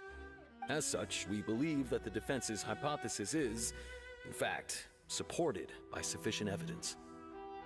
You've got to be kidding! People dissolving into water? То есть этот мудак взял целую, твою мать, толстенную книгу размером с Библию, в которой компромат на него же. Ёб твою мать, это гениально, а почему никто его вещи раньше не посмотрел? Все у него в карманах лежало. Это что, это комедия какая-то? Ты что, дурак, сядь, блядь. Could something so ridiculous actually be true? Wait a moment. This reminds me of a certain prophecy, but it's just a coincidence, isn't it? Huh. If people can become water, does that mean that the water tank's real use was as a means to hide water stains? And if Cowell was targeting that girl... Wait just a minute. Could that mean... You two, with me, quick! Demoiselle, wait! What about your partners? Let's go. Just trust me. Order! Order! It is undeniable that further examination of the deceased's personal effects has yielded some surprising results, but we cannot yet verify the veracity of these clues. Still, let us assume that these clues are indeed authentic, albeit with the understanding that Ms. Halsey has yet to be found. Guards, please continue examining the items along these lines. Mr. Linney, it appears your hypothesis is supported by the evidence, so please continue speaking. Of course. Thank you, Your Honor.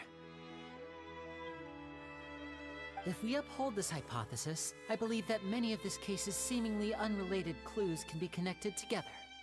Right! Like the metal hook! That one didn't make sense at all. Let's think about this. Cowell's methods must have something to do with that water from the primordial sea.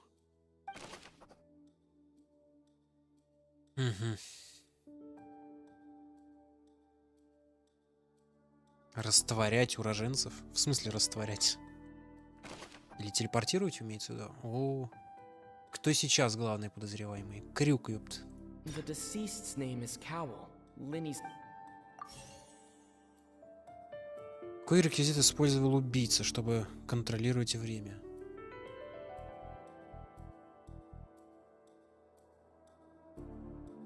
Now it seems like the hook rope was not meant for another magic trick, but was instead some form... Ну да. The rope that held the water tank up was lit by the fireworks and snapped. As such, the focus here is on the water. Так, здесь что? Чем убийца растворил? Ну вот этой The штукой. water from the primordial sea should already have been prepped before... Чтобы спрятать механизм... Какой реквизит использовал убийца, чтобы спрятать механизм убийства?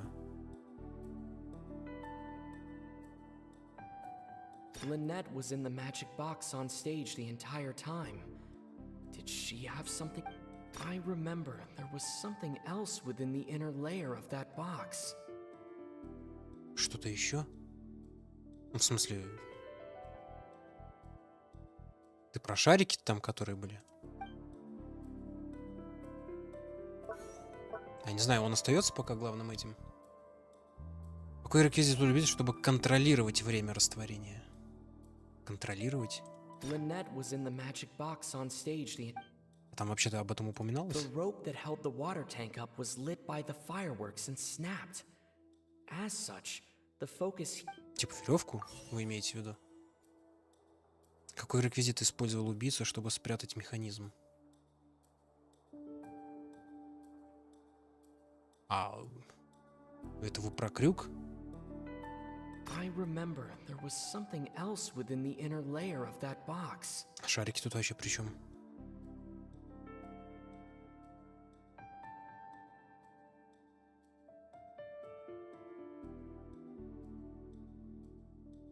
А как он тогда там оказался? Что, шарики с водой были? В них эта вода была, они лопнули, ее накрыло водой, и она исчезла?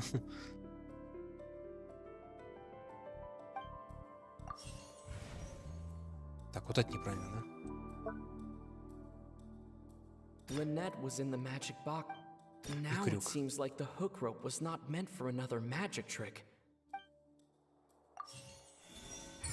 Ну да.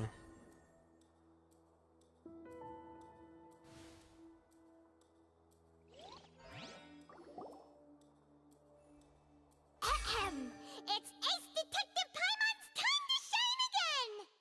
In the original plan, Cowl would tamper with the water tank rope and the number selector securing his target. When the magic box containing Halsey was lowered, the metal hook would retract gradually and pierce the balloon at the top of the box. When the balloon attached to the box popped, the water from the primordial seed inside it would pour down and dissolve Halsey. Afterward, Cowl would enter the tunnel and break the flower vase to conceal the water inside the tunnel, with the remaining evidence being covered up by the water tank on stage. But he encountered something unexpected in the tunnel, and wound up being fatally hit by the same water tank he meant to use to cover his tracks. Huh. That does make sense. That actually links together a lot of the more confusing pieces of evidence.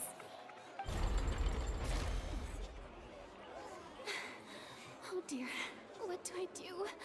Even I think they sound convincing now. Have I falsely accused an innocent person? What a humiliation. Now, it seems like the only point of contention remaining is the exact circumstances that led to Cowl's death. His notes mentioned he had an accomplice who could be related to the situation. On that note, the guards have just contacted me indicating that they uncovered new evidence.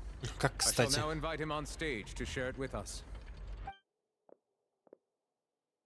Thank you, Your Honor. We were just inspecting the luggage of the other people involved in this case. And we found an identical sample of the water from the primordial sea among Linny's personal effects. What? That can't be. Oh, I see. Well, how wonderfully comedic to have your own counterattack only to come back and wound you. Как она радуется-то, блин. Does this not clear all doubt? My dear citizens, my loyal audience, allow me to present my reasoning and bring this performance to a swift close. Блин, говно из нее обвиняемый. Надо... Linny did not need to take part in the dissolution of the young woman at all. Indeed, he did leave the scene via the vent. Having made modifications to the props beforehand, his accomplice Cowl then caused Halsey to vanish using the water from the primordial sea. But upon his return, in cruel avarice, Linny desired sole credit and prepared to do away with his partner in crime. Какие лавры. Ultimately, he knocked Cowl out, and the tool meant to cover the crime up also became a murder weapon. Now, as much as I regret having come to such a viciously straightforward conclusion, it does seem that the famed Fatui is quite the cold-blooded and ruthless organization. Am I right, Mr. Linny? We've used up all the evidence we collected. There's no way for us to make a rebuttal here. Is this the end of the road?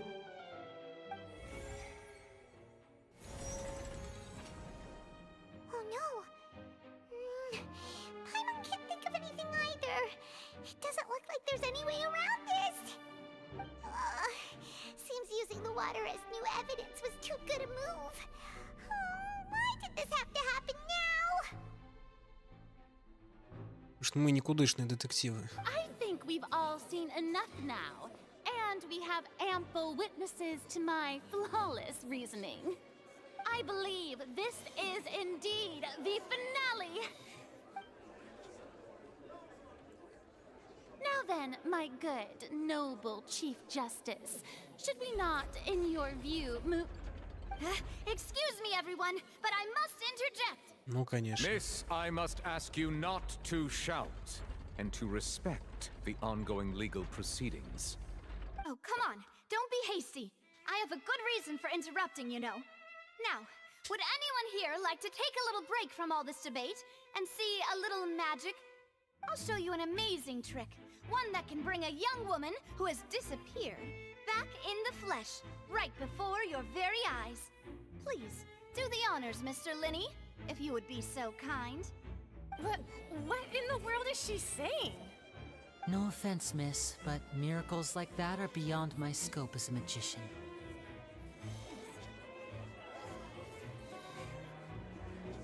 Come on now, don't be silly. Magic is all about misdirection, isn't it? It often conceals the truth while presenting a fascinating illusion. But once everyone believes the illusion, can't magic reveal the truth to them once again? And wouldn't such a trick be the most marvelous finale to today's performance? Come on, Linny and Lynette. Give it another go. Don't worry. Spina di Rasula has made the necessary arrangements on your behalf. But, as the magic makers and stars of the show, I think I should leave the final performance to you. I understand.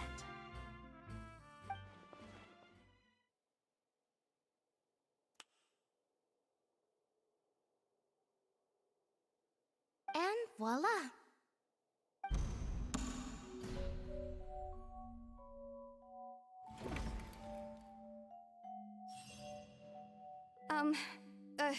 Sorry for the interruption. Wait, isn't that Halsey? So the whole thing about people dissolving wasn't true after all? To be clear, I'm only here because this person told me that if I testified, the merit of doing so would lessen my sentence. I was hiding outside this room listening to the proceedings because I was afraid that I would be the one put on trial. I was just feeling happy that no one had noticed me, and then before I knew it, she caught me. That'll teach you to underestimate us three. Where should I begin? I'm sorry. I'm the one who killed Cowl. I admit it. What? Why? Firstly, my name isn't Halsey. It's Lillian, and I'm originally from Mondstadt. I heard that Linny's show was gonna be a real thriller, but I missed the chance to buy a ticket, so I stole one. That's how I make a living. I steal stuff here and there, and I'd never been caught before. But I was noticed at the harbor a few days ago, and I barely got away. Linny was the one who caught me in the act. Hey, no wonder you look familiar. So you were the thief! Liddy even mentioned that you were pretty skilled. Well, and I thought that would have been the end of it, but then the number selector chose me. He even mentioned the Fortress of Meripede. That's a prison, isn't it? So you can imagine how shocked I was. I thought he was onto me for sure. So I played along with the show while looking for an opening to flee, but then I got water poured on me for no reason, and then someone jumped into the tunnel to nab me. I wasn't going to take that lying down, so I knocked him out and stuffed him into the box. There was nowhere to run from there, though, so I had to change my clothes and hide in a box containing performance costumes. I slipped out after the first guard arrived at the scene and continued hiding inside the opera house. Can a person even hide in there? But I swear I didn't know that the water tank would fall down. Really, I swear it. Had I known that, I wouldn't have put him in the magic box. I may be a thief, but I'm no killer. Well, that makes everything pretty clear now, doesn't it? This time, we need to tell the entire story from Lily-Ann's perspective. Зачем? Она и так все рассказала.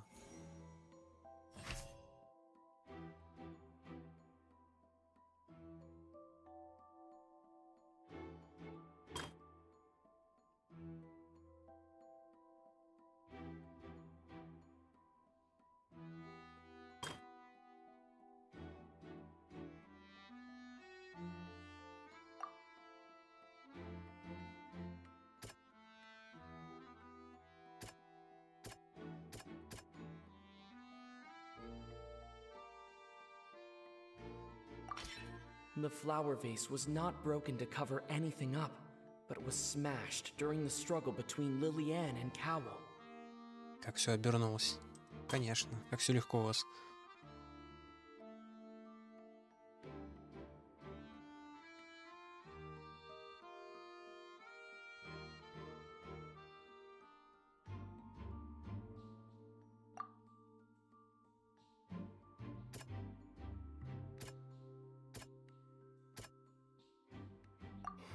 Не.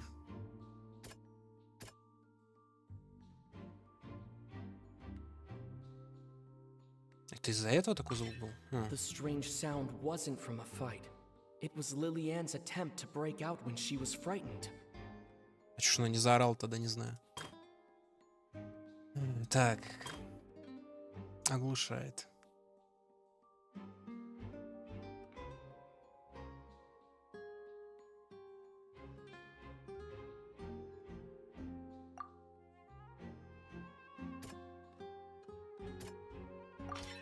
Lillian was afraid that she would be recognized if she left, so she changed clothes and hid, biting her. And it's Ace Detective time on time! Давай, жги. Having been selected out of the blue, Lillian panicked. Her panic only intensified after she entered the tunnel and had water poured on her head. So she kicked the door open, producing the thud we all heard. Hearing the commotion, Cowell leapt into the tunnel, only to discover that Lillian had not dissolved. He did not know that Lillian was not from Fontaine, but was a thief who made her way in by stealing a ticket. Mistakenly believing that the water from the primordial sea needed time to take effect, he tried to force Lillian back into the box. The two broke the flower vase during the struggle, but Lillian came out on top, knocking Cowell out and putting him in the box. Сила ей, кстати, не занимать, она с мужиком справилась. With no way of escaping, she changed her clothes and hid in the costume trunk until the performance ended.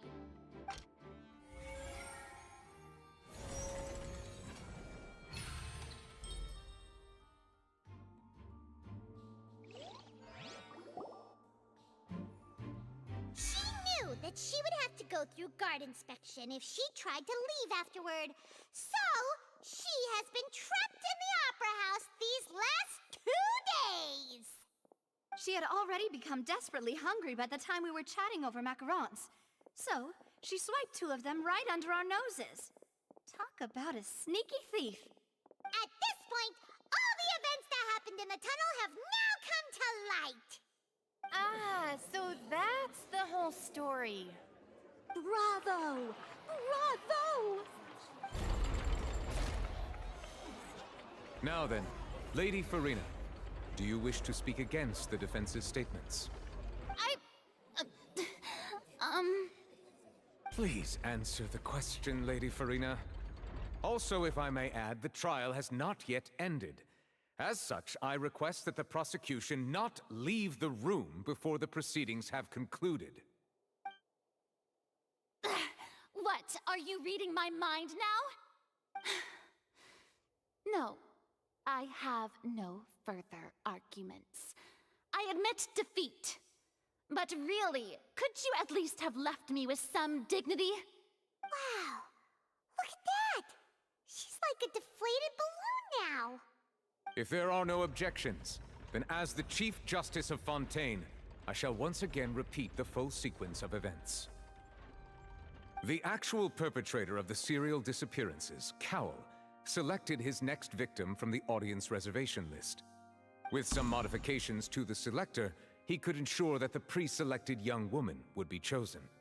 To cover up any evidence while committing the deed, Cowell thought of allowing the water tank to fall, which would conceal the water left behind after the young woman was dissolved. He also tampered with the rope suspending the water tank, using the fireworks at the end of the performance to cause the tank to drop and hide the watermarks.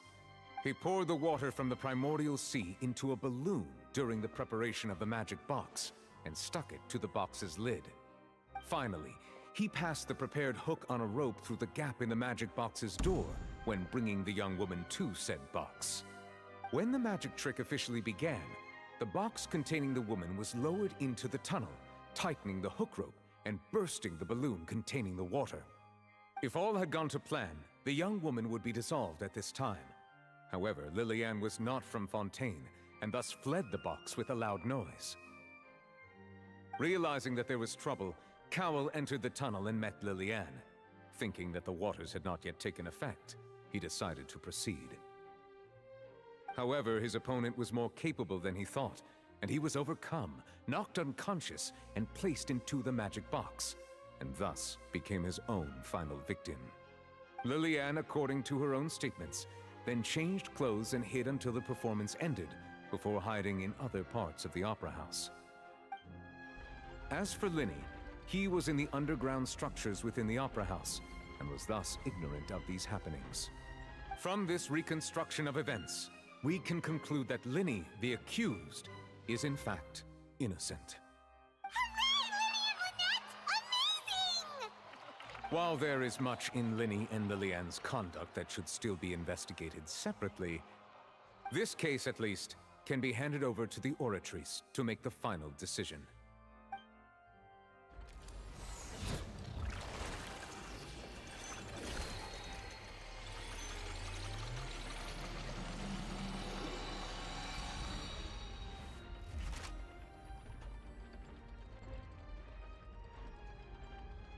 As such, Linny and Lynette are officially declared not guilty.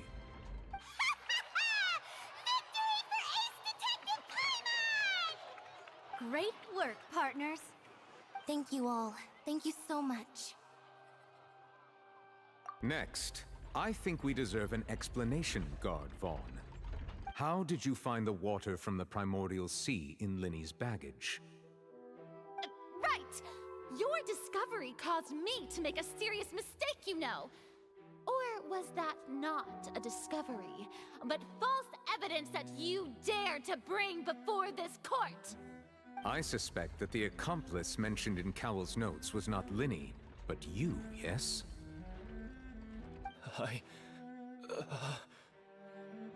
I'm sure you know what you must do to lessen your sentence. Speak quickly! Unless you want to earn yourself a one-way ticket to Coupon Town.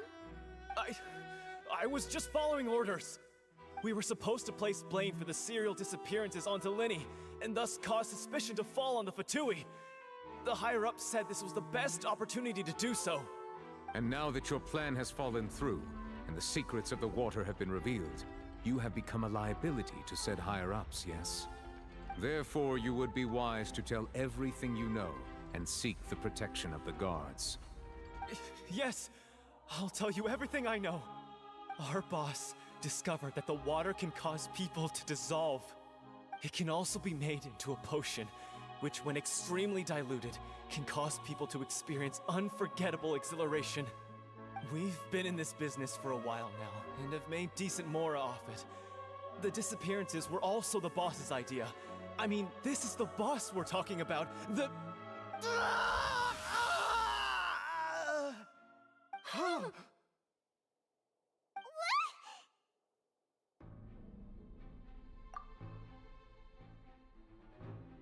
And now he can no longer talk. Such ruthlessness. I shouldn't have expected any less of them. An outrageous act. All present, please submit to inspection immediately.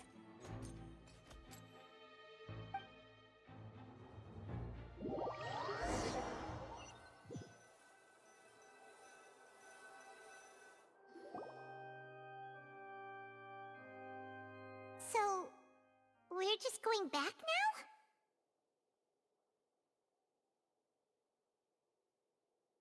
That's true, but... Traveler, Paimon! Please wait. Linny... I know you may not want to speak to me right now. Maybe you don't even want to look at me. But still, let me thank you again for defending me to the end. Even after you learned that I'm a member of the Fatui.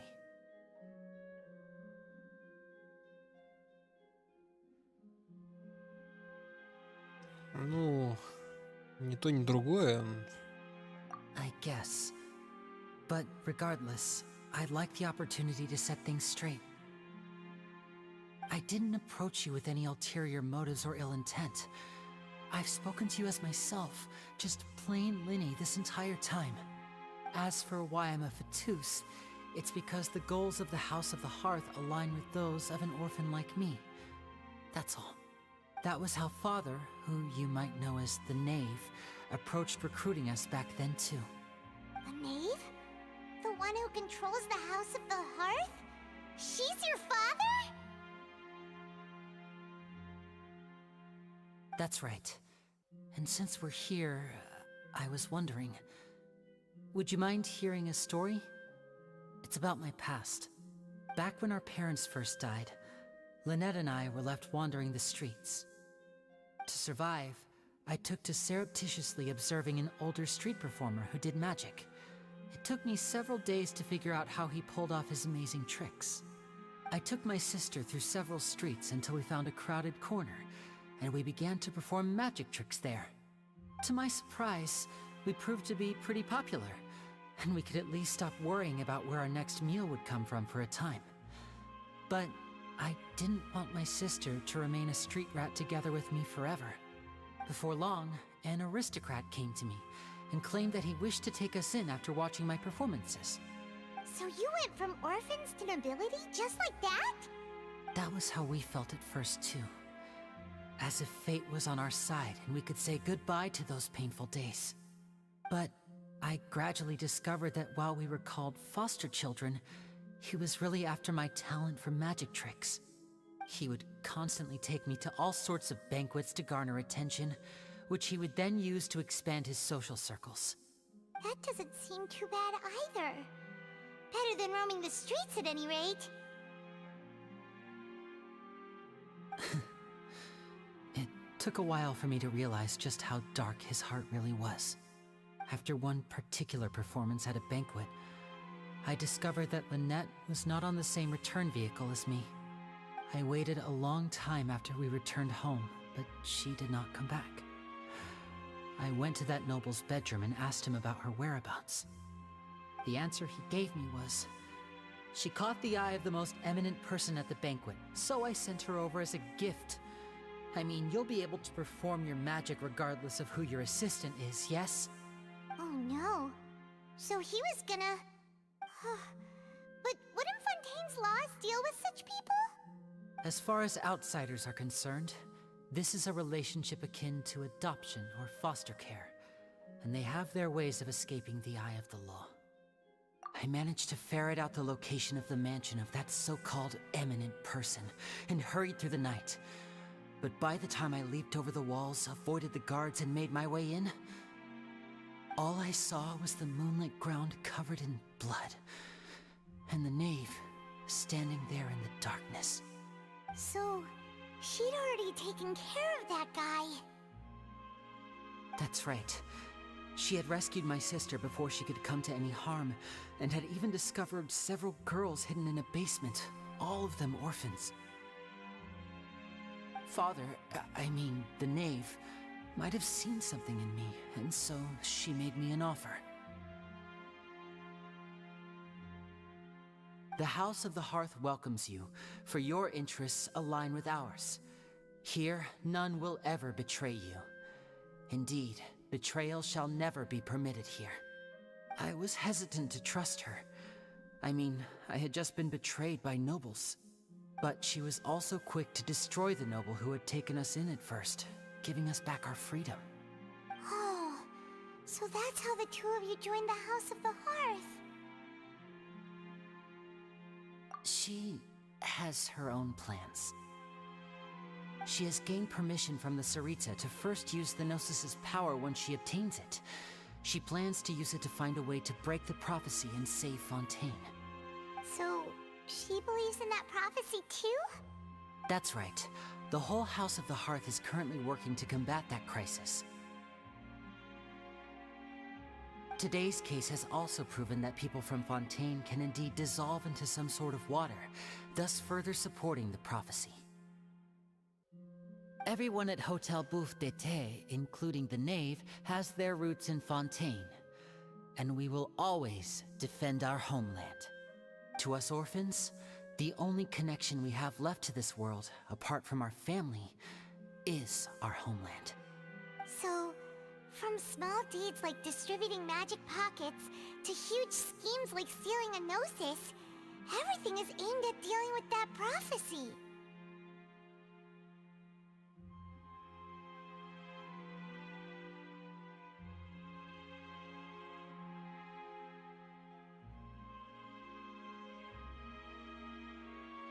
It's all right. I understand. The only thing I can do is relate all this to you. I just hope you can understand that even as a member of the House, I have never stopped making my own decisions, and that I believe what I'm doing is right. If you should need anything at all in the future, feel free to find me. I will do my best to help you, as plain Linny.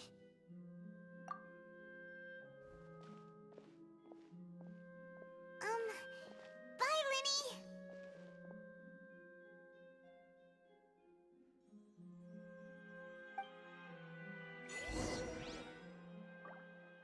Вау. Вот это замес был.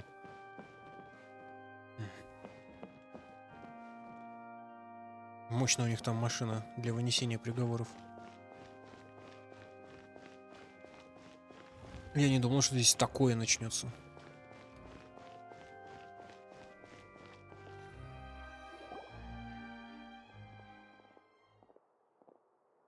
Hey there. What was with the disappearing act you pulled right as the trial ended? Were you looking for us, Navia? Well, this whole thing isn't exactly over, is it? I do feel that we're getting closer to solving the serial disappearances case, though. Don't you think so, too? Huh?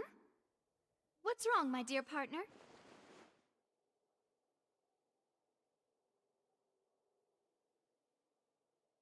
Besides, are you sure we're the ones who can crack a case that's been cold for decades now? And given that there's new evidence from the trial, there should be a trail of breadcrumbs for the Hydro Archon's people to follow now, right? Ah. I see. Well, I won't lie. I'm a little shocked to hear that from you. But I suppose you are just travelers who have only arrived in Fontaine after all. Sorry. I might have been too presumptuous. Don't say that, Navia. Ah, and we were having so much fun investigating with you, too. It was like having new waters flowing into a stagnant mire, causing new hope to spring forth, and the reflection in the murk to become clearer. Well, sorry about that. I'm a bit prone to nostalgia. Don't mind me. Wait, shall we have a farewell meal? You know, to commemorate our time as partners? Huh? Do we really need to get that formal? Well, guess you really did treat us as partners, huh? Well, I'd just like to have a proper ending to every important memory. That way there are no regrets later. Anyway, it would just be a meal, so it shouldn't take up too much of your time. You don't have to twist Paimon's arm. If Boss Navia's treating, count Paimon in! Oh, wonderful. In that case, why don't we return to the Court of Fontaine and head to the Hotel de Boer? I believe we'll make it just in time for dinner. All right then, let's have our farewell meal!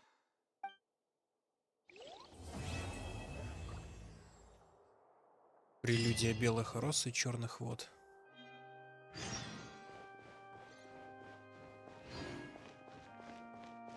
Полуавтоматическая ковка. Вау. Ух.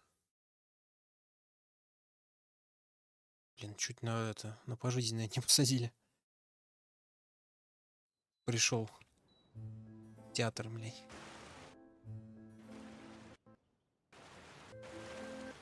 Звуку что-то плохо. Секретарь. Люцерния.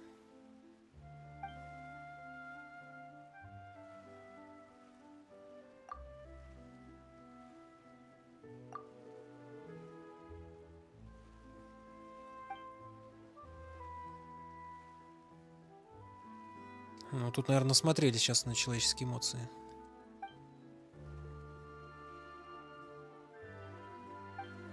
А Гидроархонт выглядит как-то... Как будто она на приколе. И вообще пофигу, что происходит.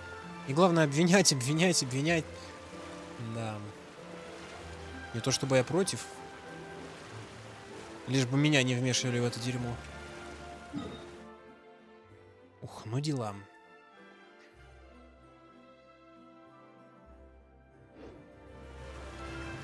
Так. Нижний ярус разлома.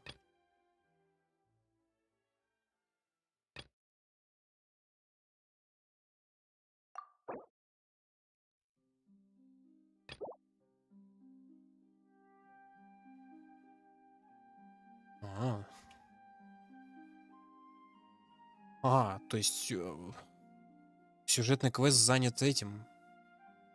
Надо же. Как необычно. Каплю, да, давай потом. Я никаких капель еще не находил, так что...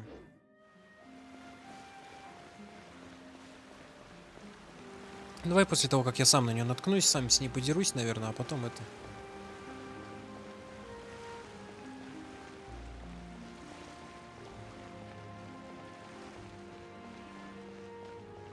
Я не люблю торопиться.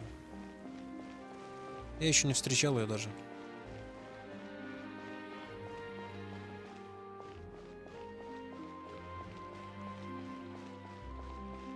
Да я знаю, что можешь, но это... Я сам на нее наткнусь рано или поздно.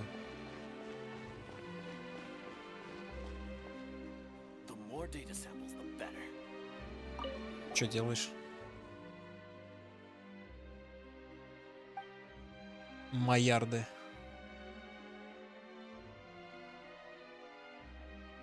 Сюиты ледяного ветра?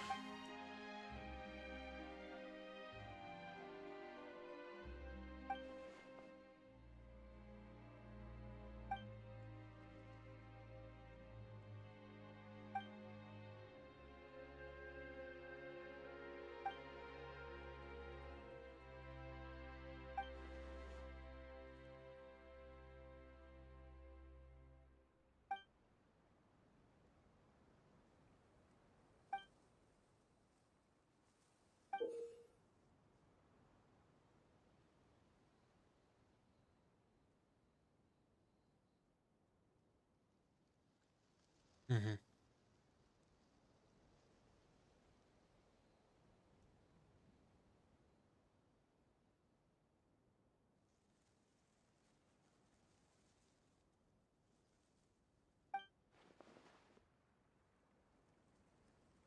Что бы это ни значило. Давай сначала это. Мне просто драться с ним? Оу. Так, тут что-то красивое. Ледяного ветра, проявление капеллии. Это сцена из удивительного спектакля. Меков Фонтейна. Они называются меки. И, как бы, я ожидал слова мехи. Мехов, как бы. Меки. В котором участвует механическая девушка Капелия.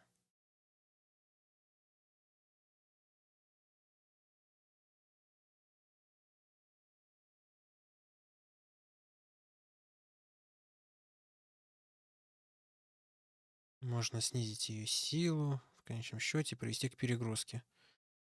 Выступление продолжилось. Охеренная история. Что ты делаешь?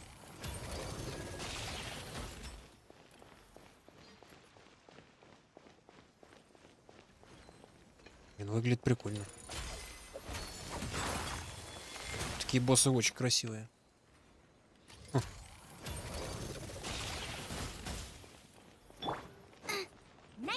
А если так?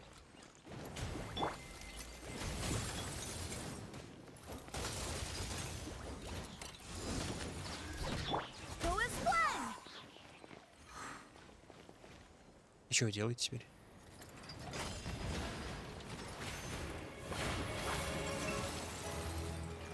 О, они разошлись. Так, это не по плану.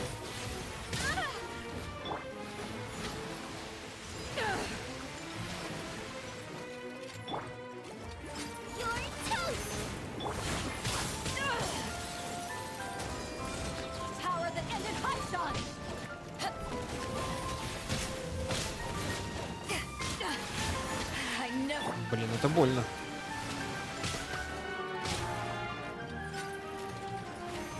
Эти штуки можно сломать? Она просто урон наносит? Ау, больно-то как.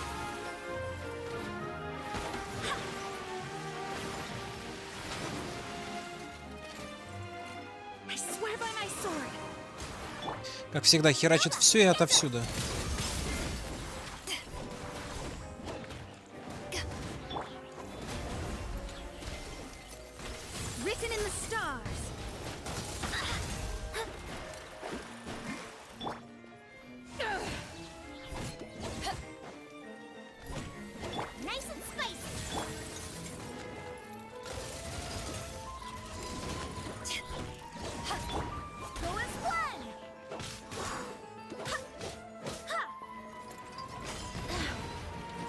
Опять эта хрень.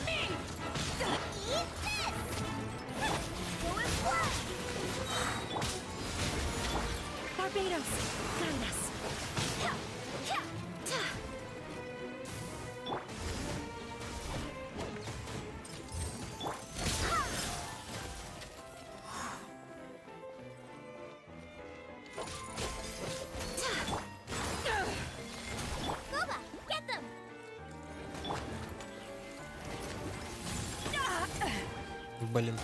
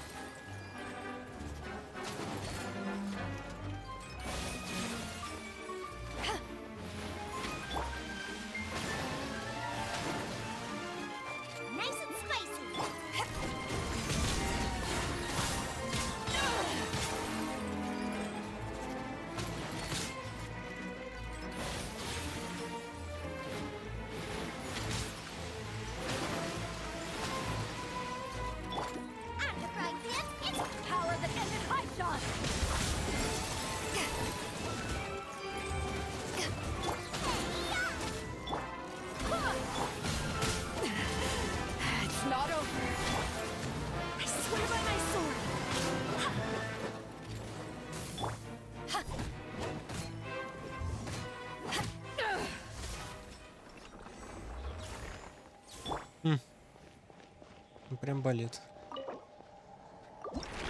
Ой. Развитие персонажа.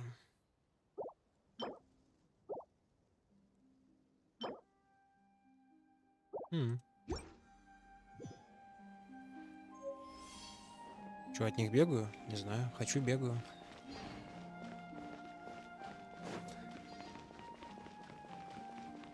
Ну, это красиво, да.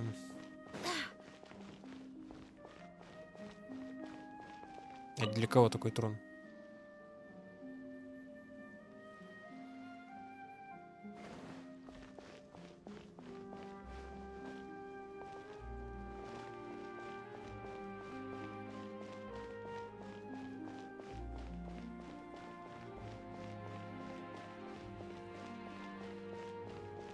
Это как бальный зал на открытом воздухе.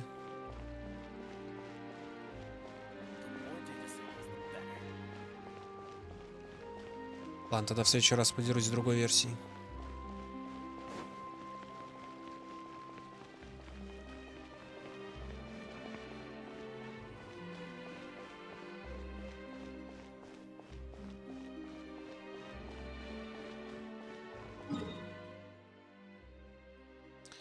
Не знаю, что, пойти просто квесты делать? Или побродить тут еще где-нибудь?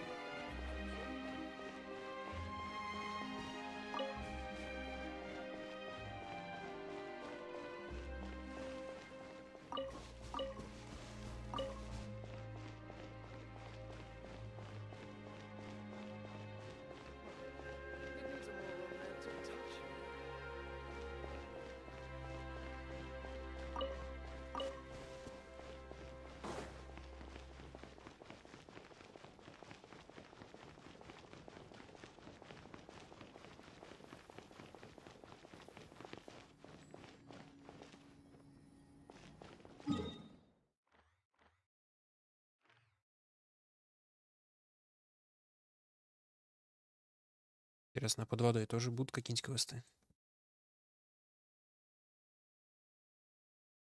Так, а меня вроде отсюда прям сразу отправили в город же, да? Я даже не был. Ага. Это под водой? Или это просто пещера? Блин, если был босс под водой, было бы, наверное, интересно.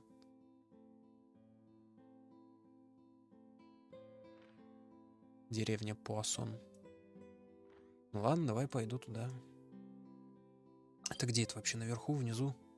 Черт его знает.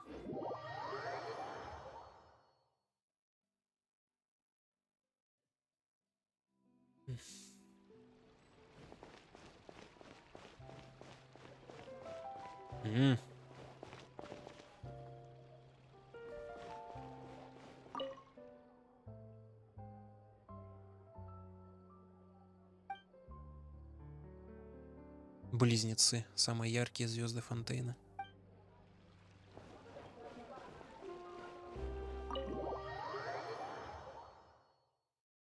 Типа местная таверна. Ну, в Манштате такая есть, Сумера есть. So this is what food from Fontaine is like. It sure is different from what we have in Inazuma. How should I describe it? It seems like you have to go through a lot more steps to make them. And the flavor has many layers too. Yes. When I first went to Inazuma, I actually thought the food there tasted a little too bland. It took some time for me to get used to it. Let's get back to the purpose of this trip for a moment, shall we? How have preparations for the film been coming along, Mr. Xavier? Well, I've already assembled most of the film crew. A lighting specialist, a prop manager, and a costume designer. I've also bought the copyrights from the novel's author. Oh, it's called The Two Musketeers, right? I read the script you sent me on the way here. The story is pretty good. Originally, I was planning to start filming as soon as Sir Kamisato and Lady Ayaka arrived in Fontaine, but I'm afraid I've run into a bit of a problem. Oh? What is it? It has to do with the film's investor, Mr. Morris. He suddenly informed me this morning that he's encountered some financial trouble and will be unable to release to me the amount of funding agreed upon. It's said that Fontaine's legal system is well developed. If he has violated the contract, then can't you simply take him to court over the matter? Well, I'm still more concerned about filming. Even if I were to take him to court, I'm afraid it would take months before the case could even be heard. Then, is there a way we could raise funds ourselves to solve the problem? I've considered that option too, but unfortunately, it's difficult to gather such a large amount of mora on such short notice. Besides, we have to consider the film festival's submission deadline. Mr. Xavier, if Ayaka and I were willing to perform for free, would that resolve the problem you are currently facing? What? No, out of the question. To have you come all this way just to act for free? No, that won't do. There's no need to worry, Mr. Xavier. My brother and I had actually intended to work for free after receiving your invitation. Inazuma has only recently reopened its borders, and needs to strengthen its relations and cultural ties with other nations. We didn't have many collaboration projects with Fontaine in the past, so we hoped this trip would serve as a good start for the future. Indeed. You could say that's the real reason why the Yashiro Commission agreed to come to Fontaine. I understand, but having you two act for free just doesn't seem right. Not at all. While we're officially here to conduct a cultural survey of sorts, we must express our sincerity if we want to establish formal cultural ties with your nation. This film will serve as proof of friendly cooperation and cultural exchange between Inazuma and Fontaine. It's my hope that the film can be finished and released as smoothly as possible. If you still don't feel comfortable with this arrangement, I would also be more than happy to be introduced to some other renowned individuals in Fontaine's literary and artistic circles. All right, I'll do as you say. Thank you so much. I'll make sure to cobble together enough mora now, even if it means selling my house, my camera, and every single family heirloom. Come on now, no need to go that far. I'll also help you out as a brand sponsor. Me too! Even though I didn't bring much more to spend on this trip, it's still better than nothing. You are too kind, all of you. I really don't know how to... Ew. Alright, enough about that. Now that we have Xavier's savings, my support, and 2 leads who are willing to act for free, I think we will be able to make this happen. So, instead of Mora, you'll help with filming and production. Oh, but how can we help with that? We don't know much about making a film. Alright, pull yourself together, Xavier. Tell us if there are still any open positions left among the crew. All right. Let me think. We still need a camera operator, a clapper loader, and someone to manage logistics. I originally wanted to personally serve as director, but I've been too busy working as the producer. So the positions of director and director's assistant will also need to be filled. Paimon knows what the director and the logistics support person do, but what's a clapper loader? The clapper loader is responsible for using the clapper board to record and organize the information of each shot when the camera operator begins shooting. The work requires both patience and careful attention to detail. A clapper board? Oh, you mean the thing they hold that goes clap whenever they start filming?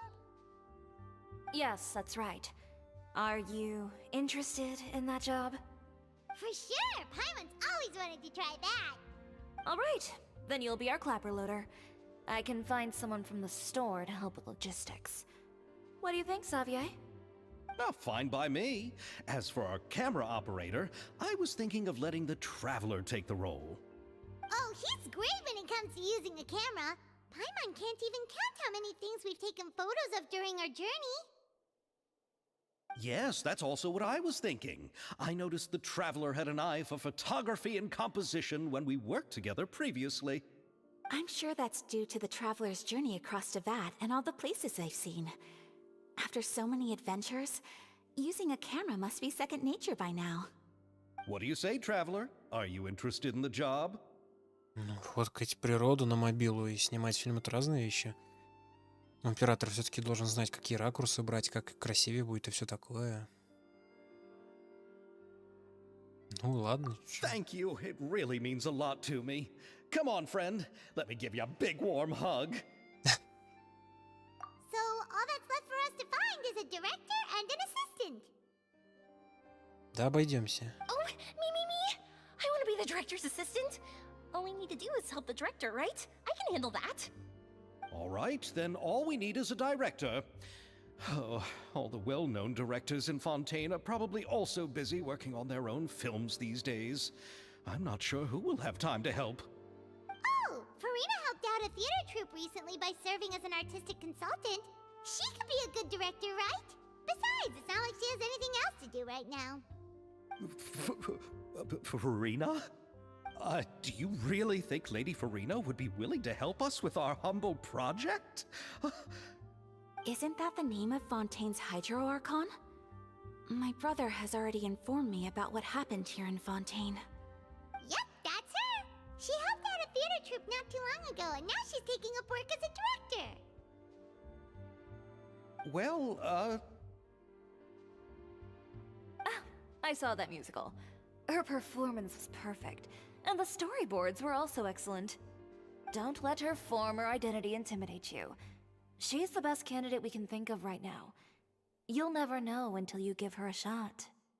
Fine. You're right, Shiori. I'll do anything for the sake of my film. Anything! Then I'll have to ask the Traveler and Paimon to show me the way to Lady Farina's residence. I just hope she'll agree to help. Do you need us to also come along? No, there's no need to trouble you with this. Besides, you've just arrived in Fontaine, and I'm sure there are many places you would like to visit. Just leave this task to me. It's part of my duties as the producer. Very well. Then we'll be waiting to hear the good news. I'll go with you. By the way, you might want to consider bringing a gift.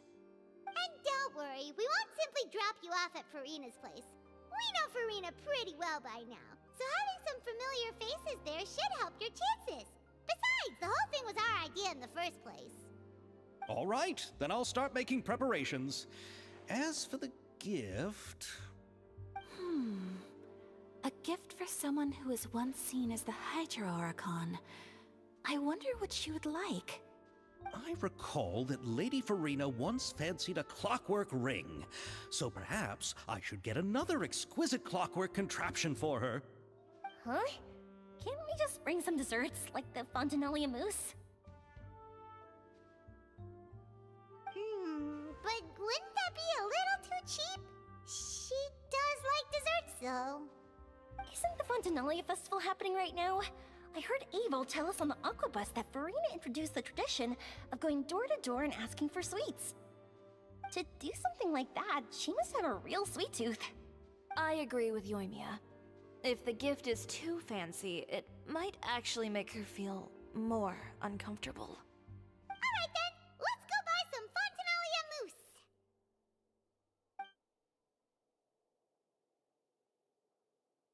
But will that really be enough? We'll be asking her to do a lot of work, you know. You're right.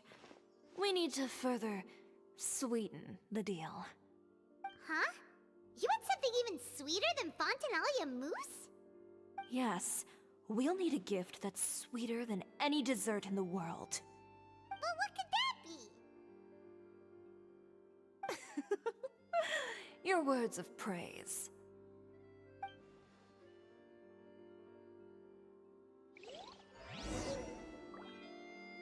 Так, кажется, это мероприятие бежит вперед паровоза.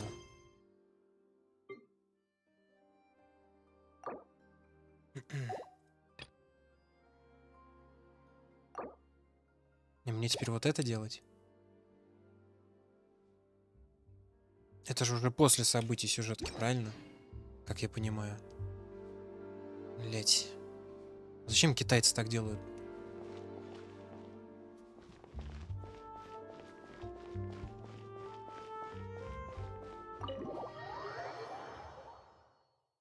Привет, Дарлинг. Разве это не спойлеры? Подожди, она же сейчас Гидроархонт, а они как будто намекнули, что она уже не Гидроархонт. И мне что, 12 дней ждать, пока это говно сраное, блядь, закончится? Вы чё, шибанулись там, что ли? Кому, твою мать, надо по щам там дать у этих разрабов дурацких, чтобы они квесты автоматом не начинали? Какой бурят там настолько охерел? Он вообще в игры играет? Кто ж так делает-то? И почему я должен теперь мероприятие проходить, твою мать, вперед сюжета? И они еще перекрывают мне сюжетку. Это ж гений, блядь. Это IQ за 200 уже переваливает. Откуда ж я знал, что я просто шел по улице и начался этот дурацкий квест? Нет, он нормальный, но... Как я могу теперь выполнять это, если это еще и спойлерит мне? Ёб твою мать, у китайцев все через жопу. На то они и китайцы. И что мне теперь делать? Что, мне 12 дней ждать? Это одно и то же, то самое мероприятие.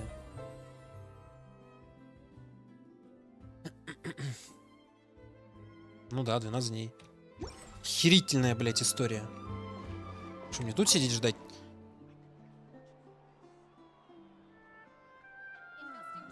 Да, мне уже говорили, что кто-то не читает сюжет, но я читаю, но мне же интересно, блин. Лично для меня это огромная часть игры. То есть тут очень интересный сюжет. Сейчас было мероприятие, где расследование было по поводу линии и... Как это там, линии или нет? Потому что там какой-то чувак, ну, помер, его раздавила эта хрень, клетка с водой. Это было офигенно, это было интересно.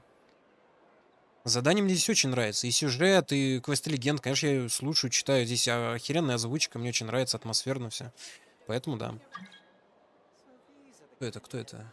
Я и Мика, я таких не знаю.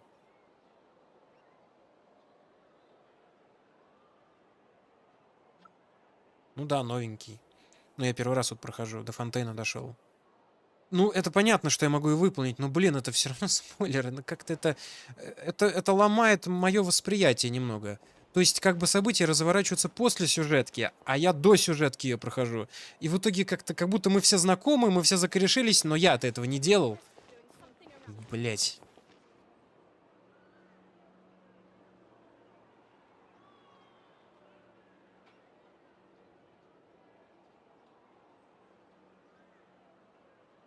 Распамять. Так я и события не хочу тогда пролетать. И мне же интересно, и оно... Какой кошмар.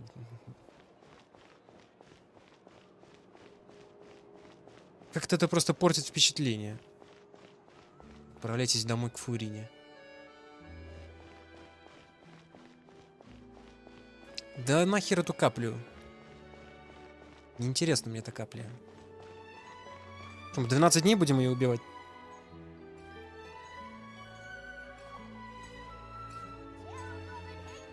Тупорылые, узкоглазые, а? Блять, кто бы ему мозгов дал? Но все равно. Блять, да как нахуй играть вот тогда?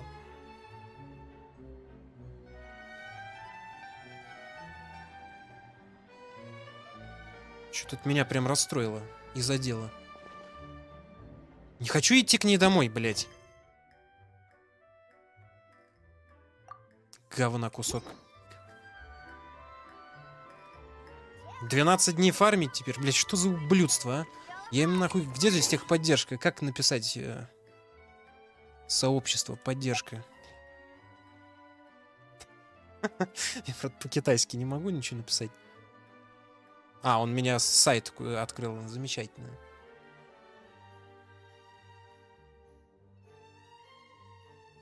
Ладно, потом разберусь, как им написать. Боевой пропуск себе в жопу засуньте.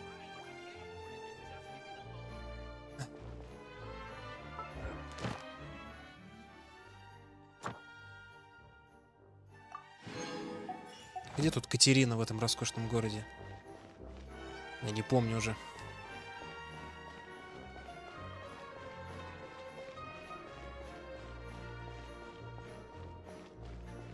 Я не начинаю обычно квесты такие, потому что я хотел пока по сюжетке потихоньку идти. Ну, просто шататься по миру и сюжетку пока делать. Поэтому некоторые квесты я не беру, чтобы потом не забыть, что о чем вообще там. Но мероприятие — это нечто особенное. Оно начинается автоматически. Вот это я понимаю подход.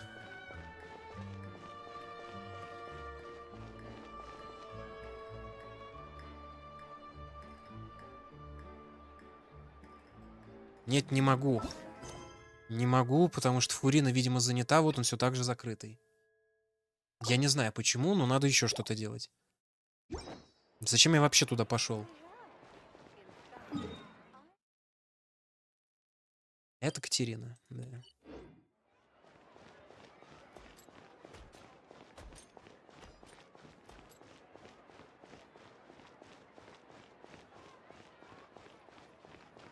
Ну и очко, а. Дурацкий Ксавьер со своим фильмом. Сидел бы в своей школе для одаренных.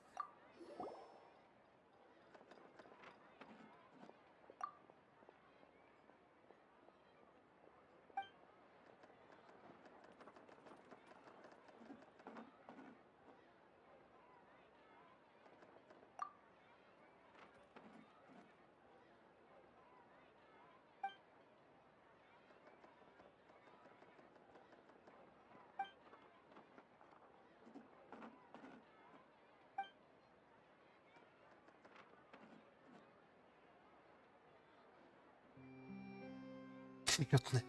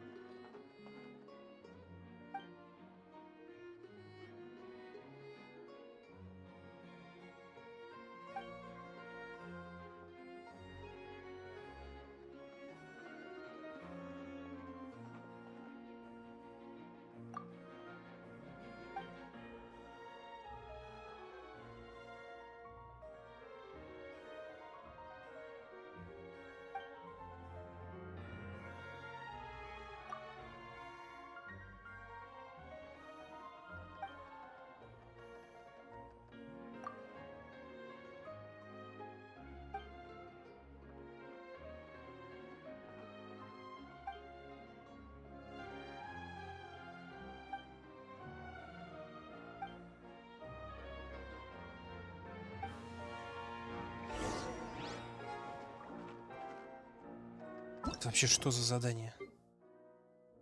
Это?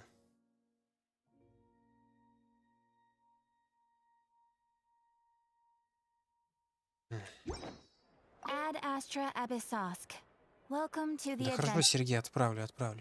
Thank you for Ad Astra Abyssosk. А, кстати, они добавили эту сраную кнопку спустя столько лет. IQ наконец за 200 перевалил, до кого-то дошло. Насколько это гениальная, блядь, идея. Насколько проста. Сколько потребовалось времени.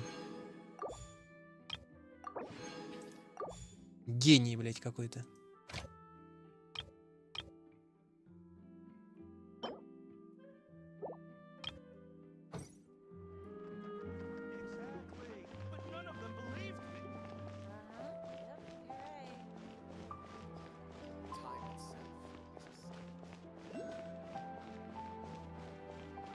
Я тогда не знаю, что делать.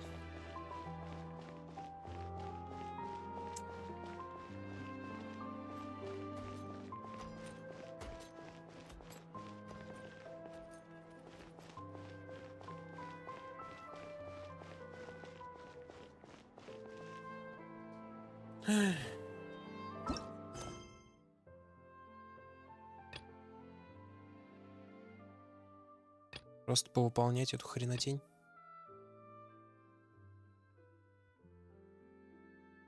Со своим кино сраным. Да тут везде, наверное, спойлеры поджидают.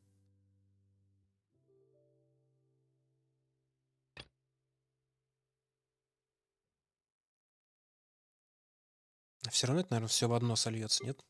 Все равно это надо доделать будет. Ага, мусс, блять. Насрать мне на ваш мусс. Нельзя это отменить как-нибудь? Шли бы вы нахер все со своими квестами.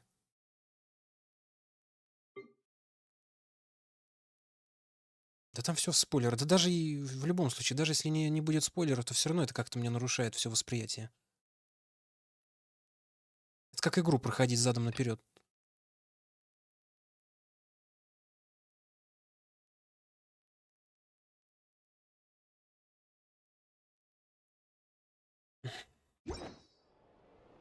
I do hope the Knights of Favonius are all working hard.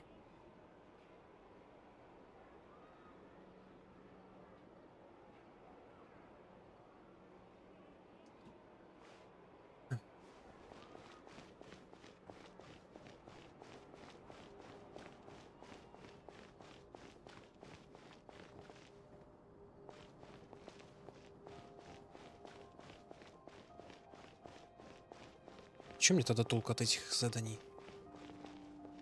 Это хрень. Чё-то мне уже ничего не хочется.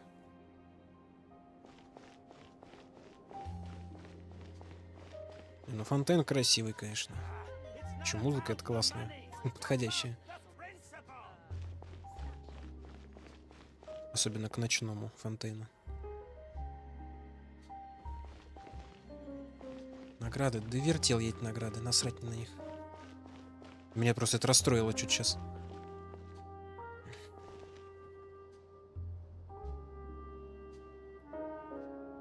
И уже и не хочется ничего. Себе пусть оставят свои ебучие награды. А, знаете, что там еще написано? Сейчас покажу. Я еще почитал про это. Где-то... где-то я это видел. Приятный подарок, магазины какие-то. Нет, не здесь. Что-то я тут где-то нажал. Нет, это какая-то хрень. Нет, и кажется, не здесь, к заданию.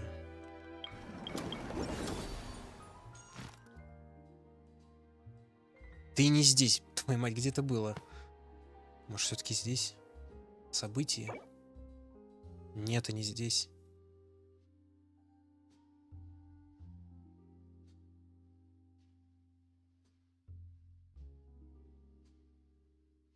В общем, там было написано, что чтобы не портить никакие впечатления, надо выполнить другие квесты, сюжетные и еще какие-то. Чтобы раньше времени ничего, ну, у тебя там не произошло. Только не помню, где это было написано теперь. Только не там, а вот... Ну и не здесь тоже. Вот, и там было написано, да, мол, это... И даже перечислили эти задания, какие надо пройти. А само задание в итоге начинается автоматом и перекрывает тебе сюжетку. Прям охереть. Не помню, где это было теперь. Может, это одноразовое было объявление, не знаю.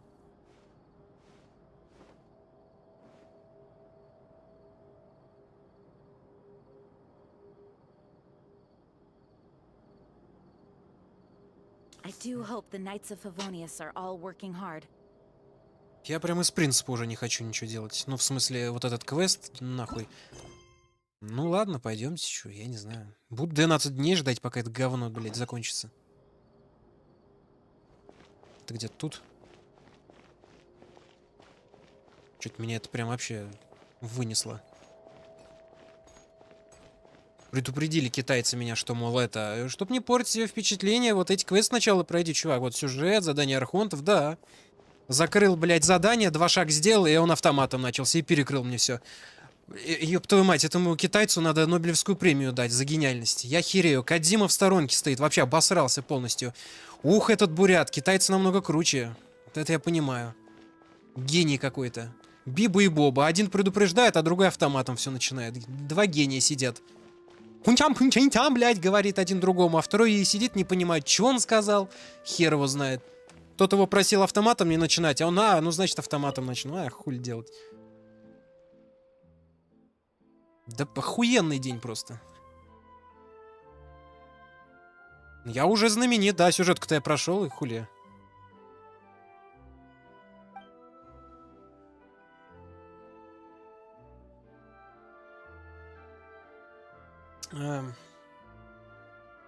Комарик, привет. Да ничего, нормально все.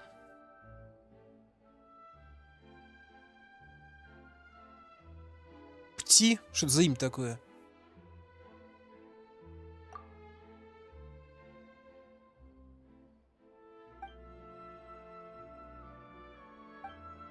Китайцы, вот что случилось.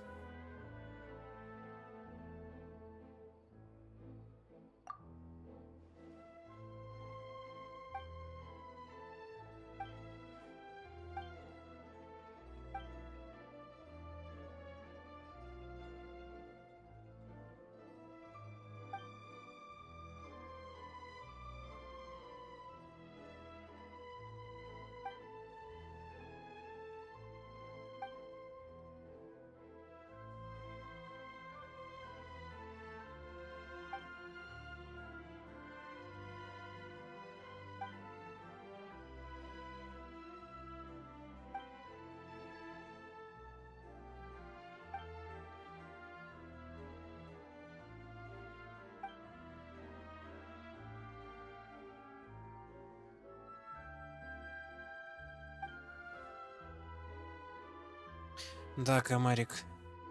Потому что мероприятие началось автоматом. Я гулял по фонтену, ну, все смотрел, ну и наткнулся на Ксавье. И начался квест, который в итоге мне сюжетку сейчас перекрыл. Да еще и проспойлерил. Кое-что. Я виноват, наверное. Я и не начинаю обычно раньше времени такие вещи. Но он же автоматом начался. И сразу мне квест этот влепили во вкладку легенд.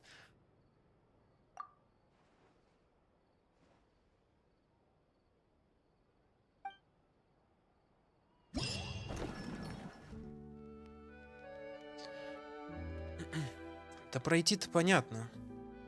Дело в другом. Во-первых, это мне еще спойлеры там накинули, и я что-то расстроился. Вот это в кадре. А это что такое?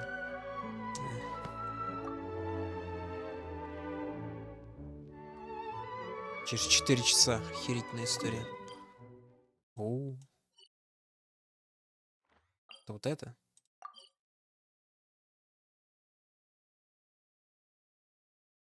Отслеживать. А это что за хрень? Пойдем.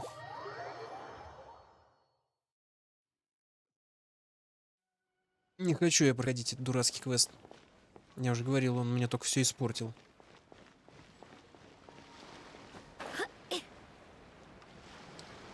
Как я и сказал, это как будто проходить что-либо или фильм смотреть задом наперед. Как-то это впечатление только портит.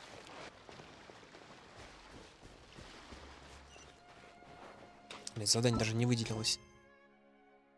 Что из этого что? Куда он пропал-то вообще? Твою мать, столько кнопок, фильмы, фонтене. Где это окно? Вот это? Или оно не отмечается? Так только? Ну, давай так.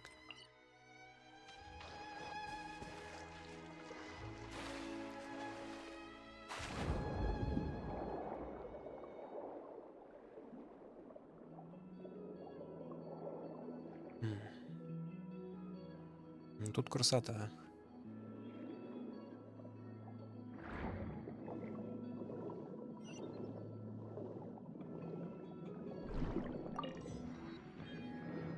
Эти дурацкие камни истока — это...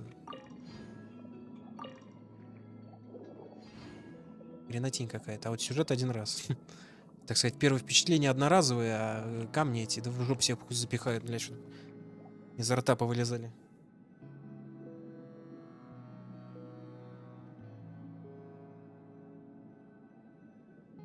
Не знаю, меня это задело почему-то.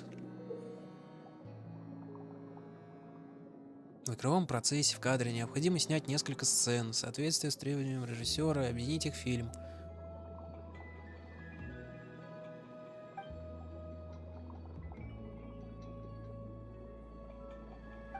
Фига тут, блин.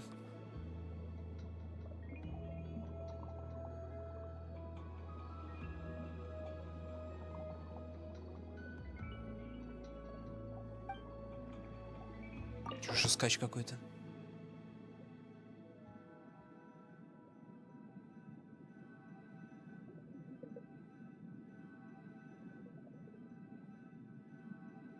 Я должен запомнить, что ли? Ну, допустим. Ау. Требования к положению камеры. Покажите подводную среду. Роль исполняет Линет. Выбрать закадровый текст.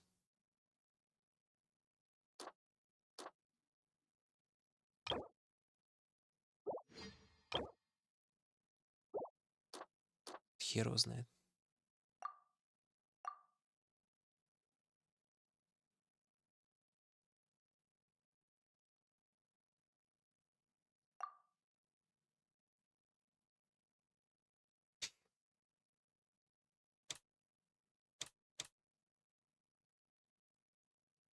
А мне потом это снимать надо будет или что? Снимите вид актрисы. Когда она выплывает из водорослей.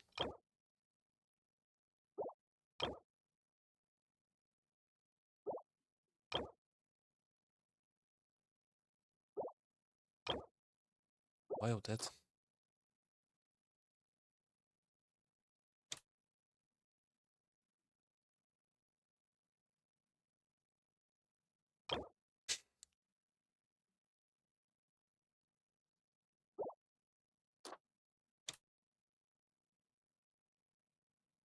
Зачем они упоминают, что в исполнении Линет? Да я понял.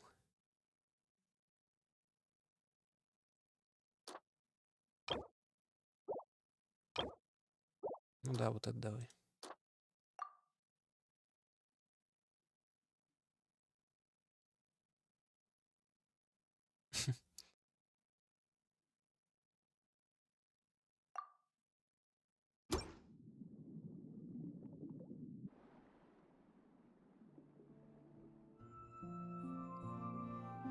А, даже так показывать теперь.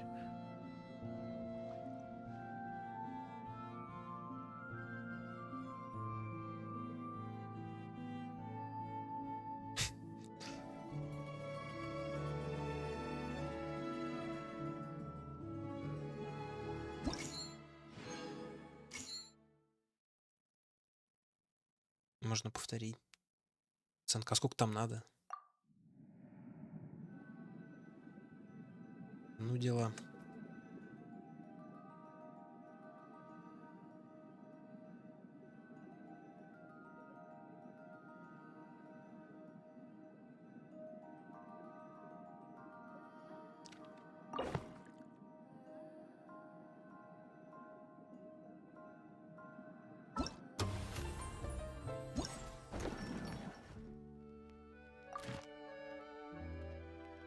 Поразительное мастерство.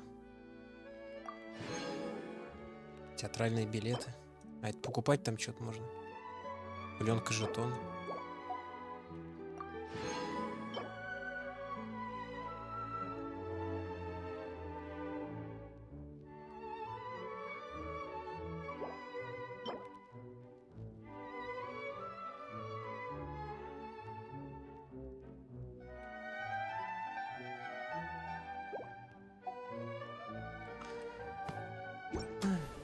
Сколько тут всего-то?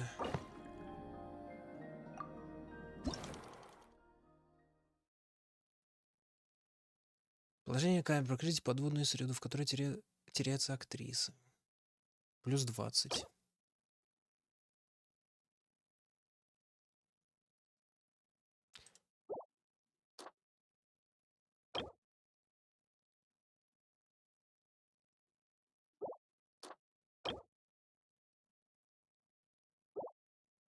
Пускай это останется. Подожди, здесь...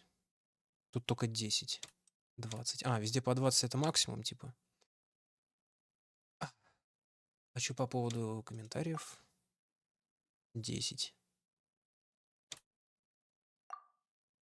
Тоже 10. Это максимум, наверное. Черт его знает. Сколько надо? 100? Снимите вид актрисы, роль, когда она выплывает из водорослей.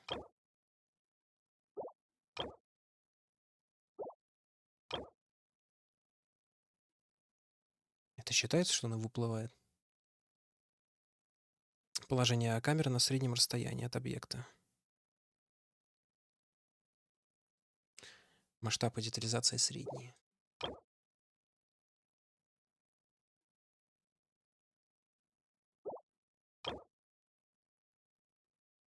Но не дает рассмотреть детали.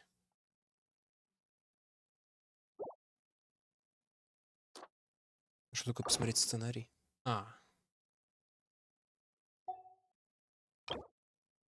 Считается, что она выплывает откуда-то? Тут вообще что? Ну, давай это. Мне еще каждый раз смотреть это. Плюс 30 это имеется в виду вместе с этими закадровой херней.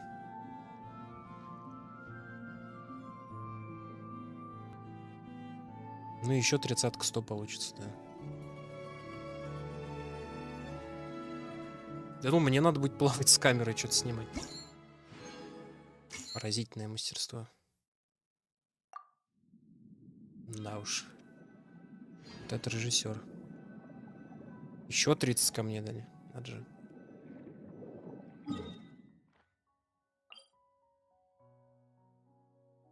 Тут еще задание какое-то.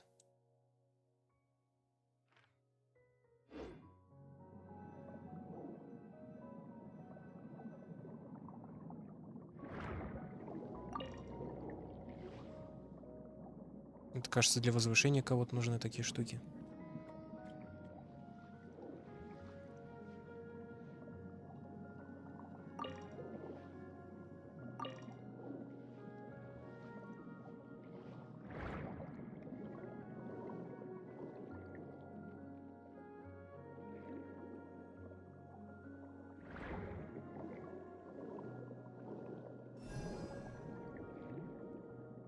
О, они даже реагируют на меня.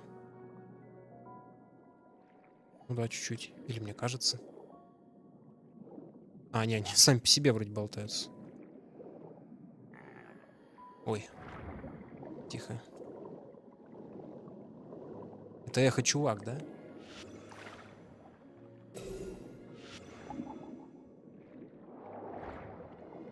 Тут сокровища там искать вроде. Да, атакуешь? Ой, извини, пожалуйста. Что-то само получилось как-то. Ничего личного.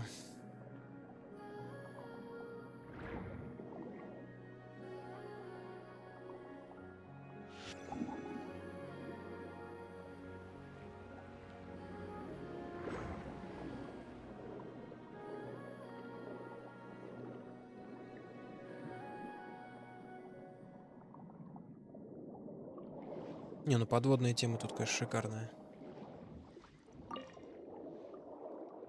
Китайцы, которые отвечают за дизайн, они молодцы. И все остальные регулярно лажают.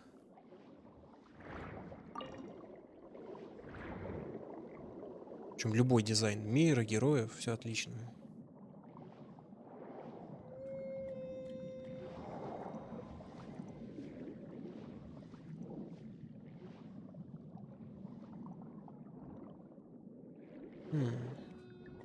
А эхо штука, она вроде сквозь все проходит.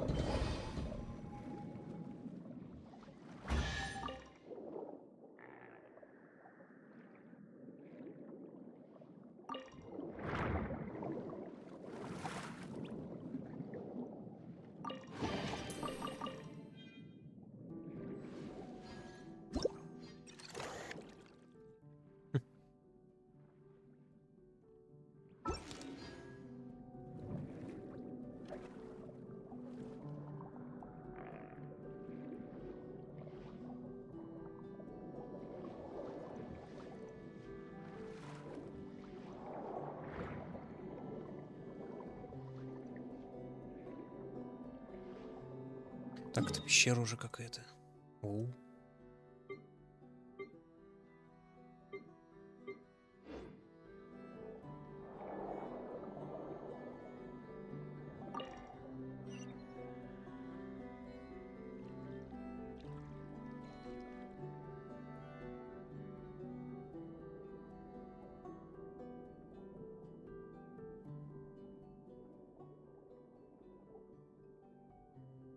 Блин, куда я опять заплыл?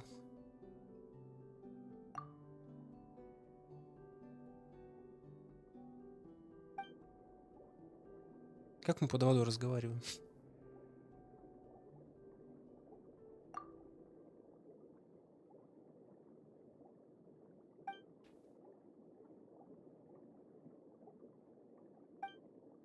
Это маленький океанит.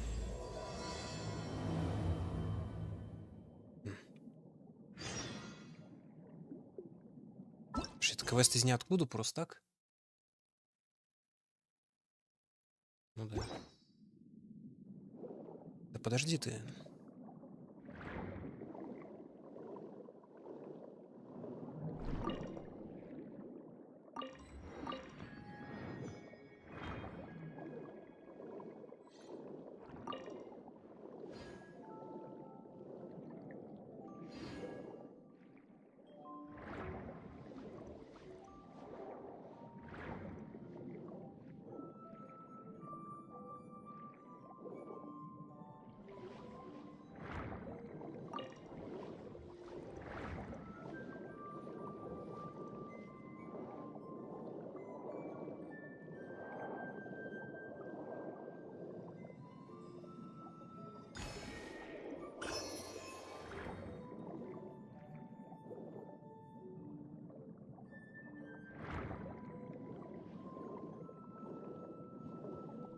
Блин, или пока заняться этим.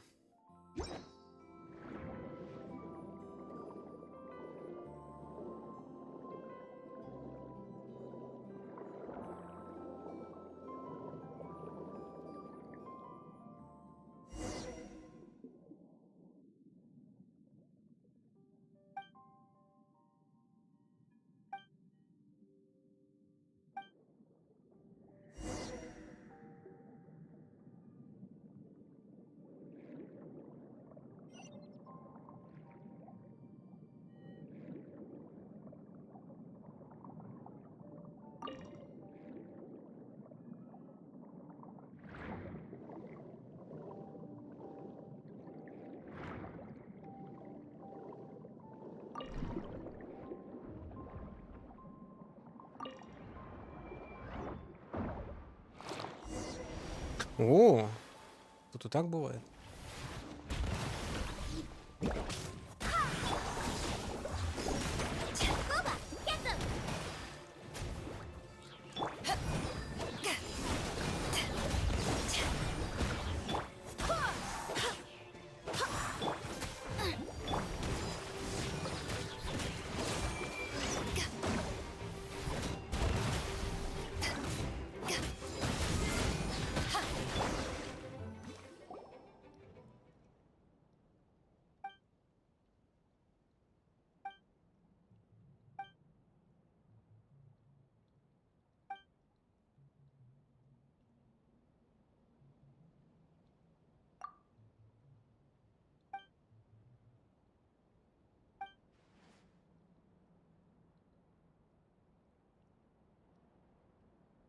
Что-то это как-то звучит тупо.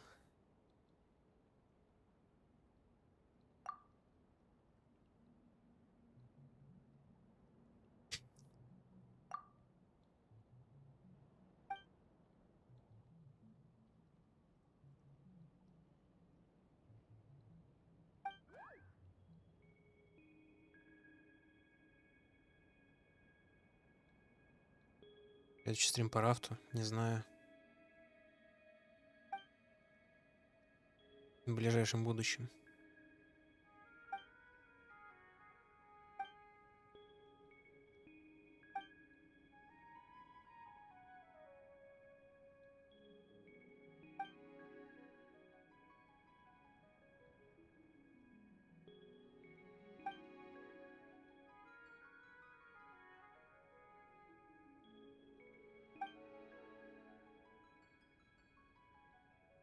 Опять это внезапно началось.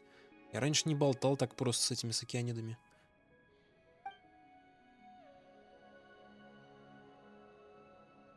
Не, ну не 12 дней рафта, просто есть чем заняться еще другим.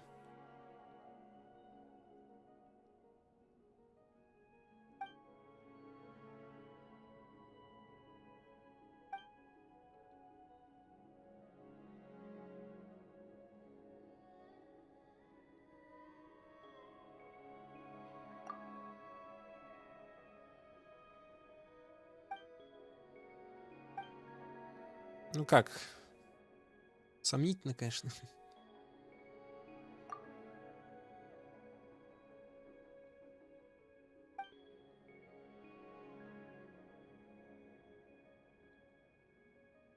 А, Deus Ex.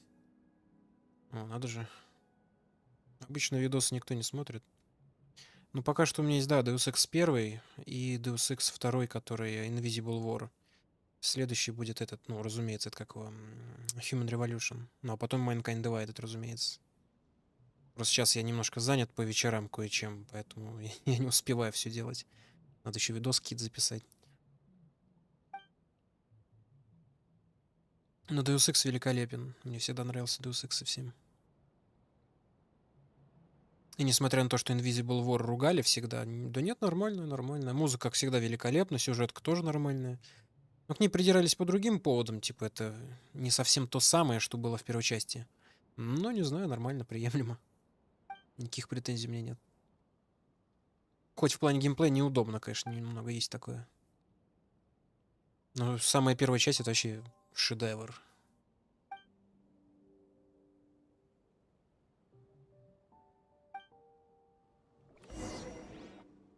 Да будет Геншин, будет, не волнуйся. Может быть, я успокоюсь к следующему разу, но сейчас что-то меня это прям расхерачило.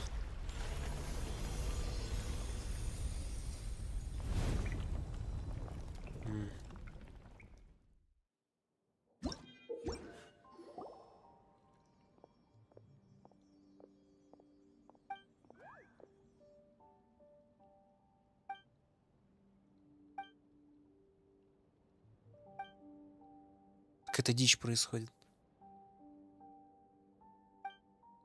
А это что за зеблик? Он... Что это? Ну это ладно, а это ты кто? Как ты вообще существуешь? По идее, океанит умеет такое создавать?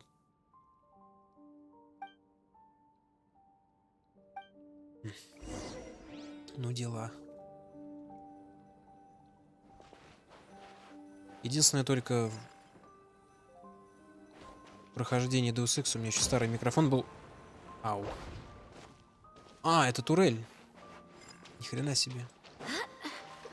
Блин, подожди. Прикольно. Так, ладно, я, наверное, пойду в мероприятие пока поделаю. Тут, наверное, относительно большой квест.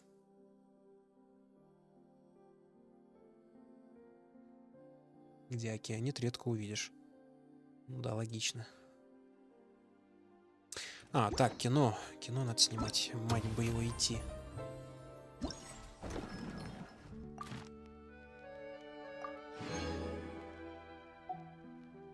Так, значит, это...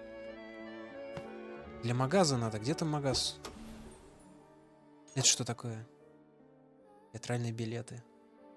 Принят в подарок. Чё, кого? Магическая...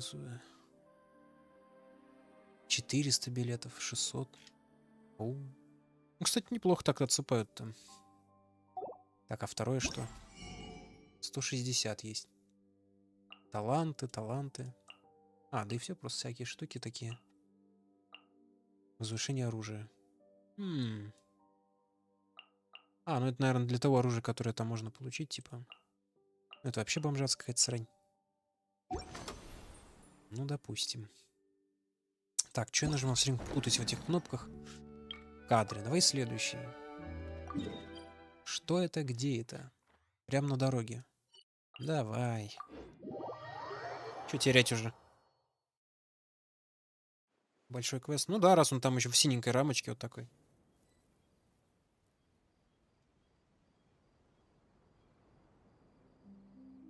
It's time to move on. We shouldn't stay here. А, ну да. Но я в Deus Ex 1 играл очень давно, поэтому я вообще ничего не запомнил с того раза, поэтому считай, когда первый раз. И я не уверен, что в тот раз я вообще игру полностью прошел. И вот, наконец, руки дошли.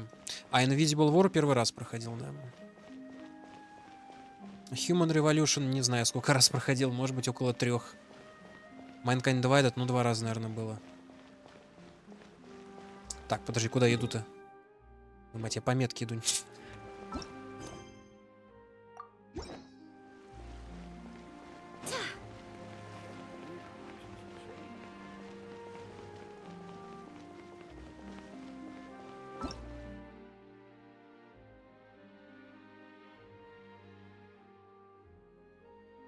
Там что-то интересное. Извлеките питающего гидрарану. Окей. Так, ну я запомню задание это. Что там к чему?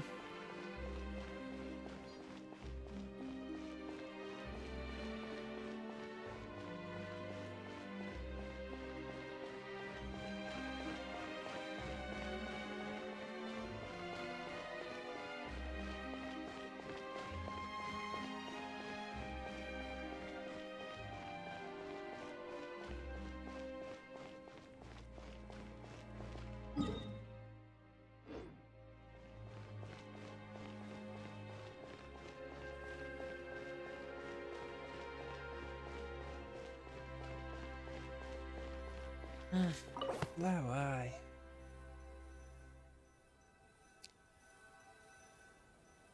Под палящими лучами солнца главная героиня, роль исполняет Навия, ждет свою подругу, роль исполняет Пайма. Но последняя плохо переносит жару и появляется перед главной героиней в ужасном состоянии. Главная героиня достает зонтик и очки от солнца, призывая подругу вместе укрыться от солнца. 2 раза слово «солнце» повторяется. Кто тут сценарист? Недопустимо. Подчеркните знойность дня. Ну, я как умственно отсталый оператор, просто солнце сниму. Ну, вот я и говорю. Вот. Да. Так, достаточно. Самый тупой метод. Ну ладно. Снимите сцену ожидания и покажите выражение лица актрисы. Роль исполняет Нави. Ожидание. Что это вообще, блядь, за кадр такой? Кто так снимает? Вот это уже лучше. Давай вот это, наверное. Так, снимите сцену встречи 2 актрис. Почему не указано, кто исполняет роли? Я забыл. Ну, очевидно, вот это. Чипыри. Покажите изнеможенное от жары выражение лица актрисы. Роль исполняет Паймон. Паймон из Паймон. Вот это, видимо. Это умственно дурацкий кадр. Это еще хуже. Это кино. Снимите, как актриса. Роль исполняет Нави. Держит зонт и очки от солнца. Да. Вот это подошло бы к предыдущей сцене. Точнее, да, вот к этой. Ну, вот это, видимо. Покажите великодушие актрисы. Пошли в кафе. Вот это, наверное. Ничего. Мне давно. Что значит ничего? В смысле ничего, что жара? А, тут тоже есть закадровый. Покажите удрученное состояние подруги. Роль исполняет Паймон. Очевидно, вот это. Мотор.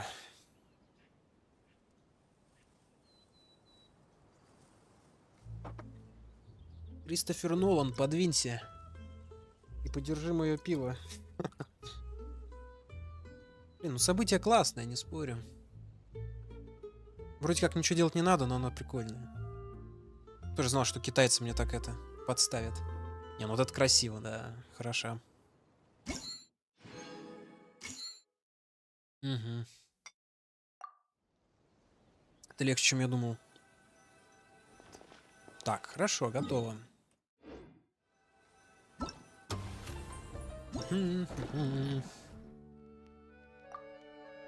Подстава, подстав. Через 3 часа. 5 утра, что ли? Ну, вы даете. Блин, какой разброс. Давай.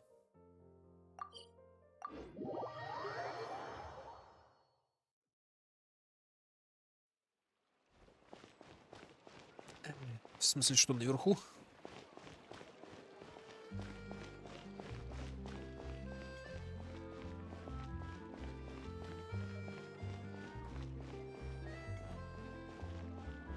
Что внутри имеется в виду?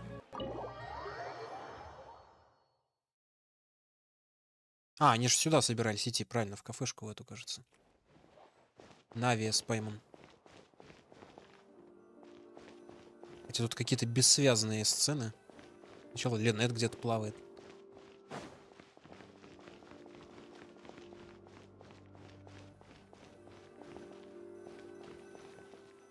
Какое роскошное заведение. И внутри оно, кстати, больше, чем снаружи. Рено. Хозяин.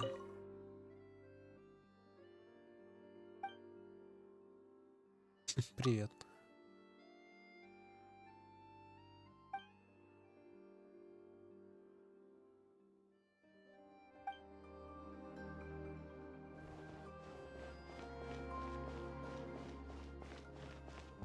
Чёртовы китайцы. Что, круглый стол? Роскошно. Аргалия. Аргалия.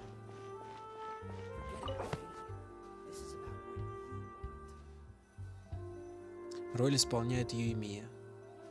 Встречается с клиентом. Роль исполняет Рикетти. Таких даже не знаю. Это и есть новый персонаж?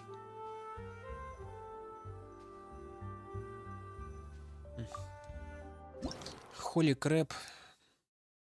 Ну давайте, чё. Какая-то награда. Снимите как клиент, роль исполняет Рикетти. Осматривают образцы на столе. Ага. Ага. Ага. Ну, видимо, вот это хорошо подходит. Снимите как клиент, роль исполняет Рикетти. Общаться с таинственным продавцом. Ну, неплохо. Срань какая-то.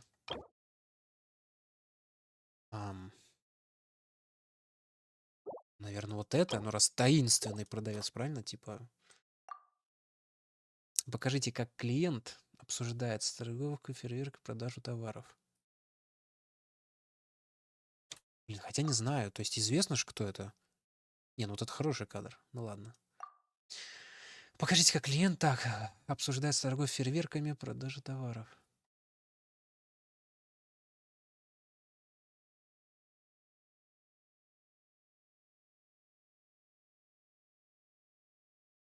Образцов одежды.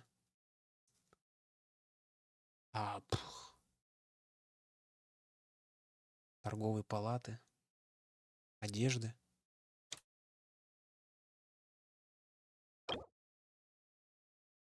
Что это вообще такое? Это фейерверки, что ли? Он аж торгует с фейерверками. Наверное, это тогда. Так. Раскройте личность таинственного продавца. Подчеркните выражение лица актрисы. Роль исполняет Ейми. Ну, очевидно, вот это. Ага.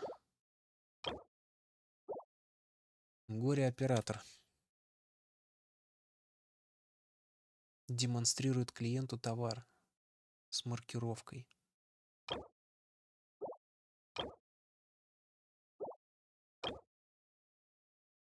Это что ли? Ну на. И тут все стало сложнее. Покажите дружескую атмосферу, когда торговка фейерверками, роль исполняет Ейми, обсуждает с клиентом, роль исполняет Ракете, продажу товаров. И нет, на нового героя это не похоже. Какой-то дед.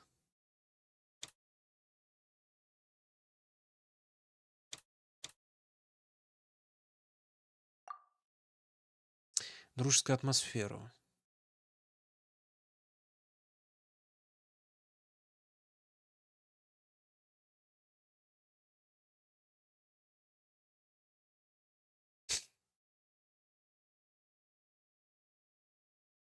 Который упирают элементалисты. Не знаю, тут с подвохом. Надо дружескую подчеркнуть.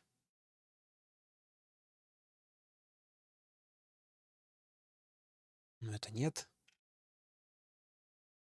Лучшего нельзя и желать. Звучит это как дружеское. Хотя и это звучит нормально.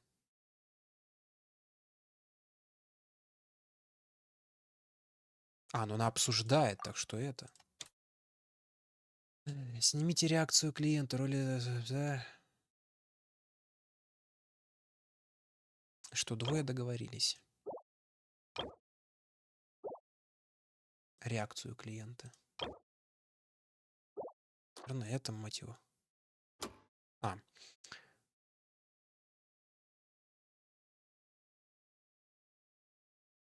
На. Ну даже если что, всегда можно там покнопать.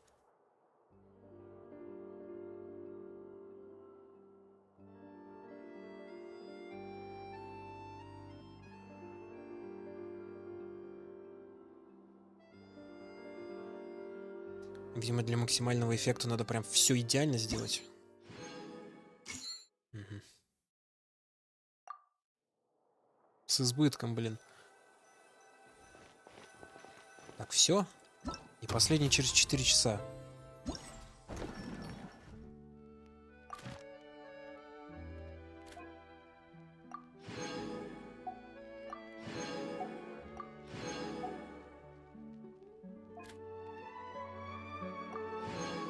Причем эти камни дают за самый этот, первый уровень. Даже стараться не надо. Какие добрые китайцы, блядь.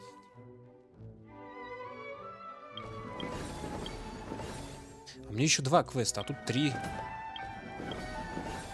А, тут испытания. Ну, вы даете. Что еще-то? А, уже можно получить? Ну да, 200 штук. А, ну конечно, в Китае всегда дают на восстанову. Хер тебе врыло, блять, чтоб там шанс крита был. Повышаешь...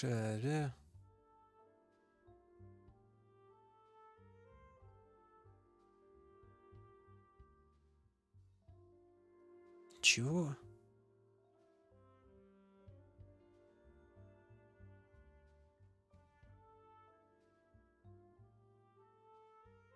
Зависит от их количества. Какого? Чего? Кого? Ладно, давай.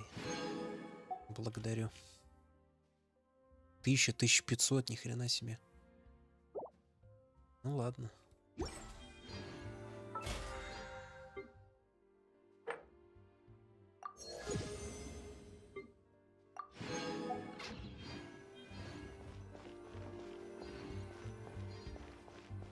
Красивое заведение, да.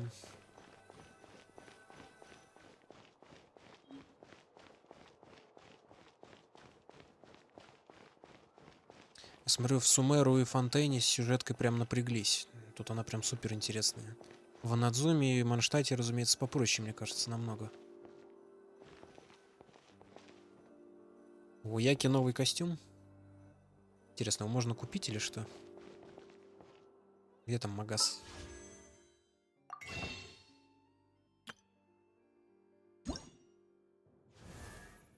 Да, это он.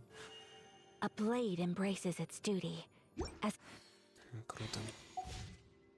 Вот мне делать нехер. Че на скины донатить? Сколько ты 600 это стоило? Обосрамс прям. Это, кажется, стоит 2700 рублей. 2800 точнее. 2790 вроде. На скин. Вау. Какой-то китайец рисовать умеет. А, ну... Подожди, а что в этой кнопке? А, так это квесты просто. Ты их так много? О, ну да, это он. Это то самое, блять. Чёртовы ублюдки. Китаёзы голимые.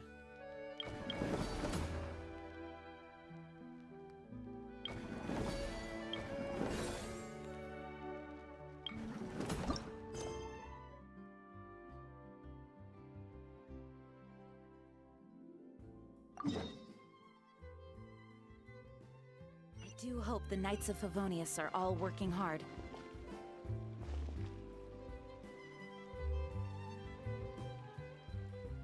Отсыпать? А как отсыпать? А сколько у меня?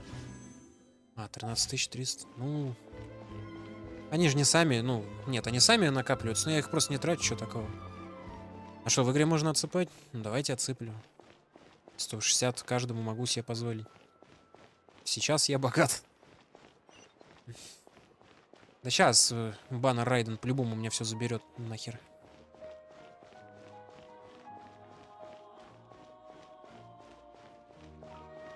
Когда я в Ханкае выбивал Серебряного Волка, если не ошибаюсь, у меня на счету было 12 тысяч с чем-то. Ну, наверное, попробуйте угадать, что произошло, когда я начал крутить, мать бы его идти, сраные китаёзы. Легендарный герой-то выпал сразу же, с первой же, блядь, десятки, только, очевидно, не баннерский. И внизу было подписано чмыри.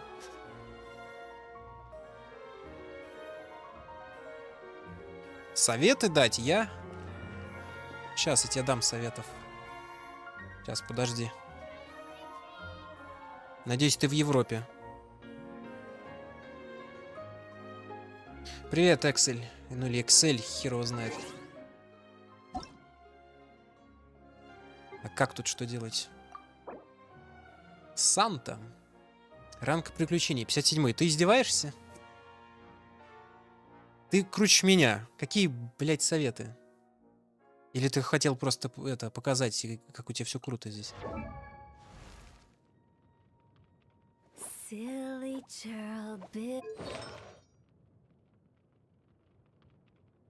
Что это? Ну ты прикалываешься, я понимаю. Это быть не может просто. Еще и с посохом Хома, и при этом артефакты какие-то странные. Или ты так... Ух, нихера себе. Да нет, я думаю, ты знаешь, что делаешь. Казухи у меня нет без понятия, что он делает. Джун Ли, ну я знаю его, но я без понятия, как его там качают. А я-то, ну плюс-минус знаю. Да, все правильно. Что я тебе еще могу сказать? Ну все прекрасно просто. Само великолепие. Сяо нету без понятия. Сень-цинь. Ну а что еще? Конечно, только это. Ну все прекрасно, что я могу сказать. Какие советы тебе нужны? Бен это без понятия, Какоми тоже без понятия. Но она лечит, правильно? Сила атаки. Не знаю, зачем сила атаки. Хотя если она лечит от... Я не могу посмотреть. А что конкретно тебе нужно? Ты уверен, что я могу тебе дать совет?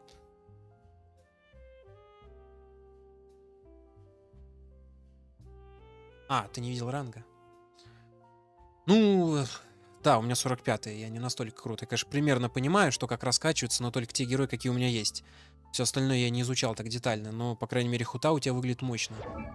Я не знаю, почему ты такие артефакты понадевал странные. Типа, у тебя лучше нету? Ты, типа, смотрел просто в допы? Ну, все прекрасно, все отлично. Единственное, вот Хутау, например, можно заменить только на Алую Ведьму. С теми же этими статами. А так все прекрасно. Крит урон какой-то невероятный. Конечно, какой-нибудь мастер сказал бы, что крит урона можно поменьше, это слишком много. А крит шанс побольше, так как ульта у нее состоит всего из одного единственного удара, поэтому 52% это очень мало. По статистике это 50 на 50, но статистика на то и статистика. Она никогда, блядь, не работает, поэтому желательно, чтобы было, наверное, около 60, а то и больше.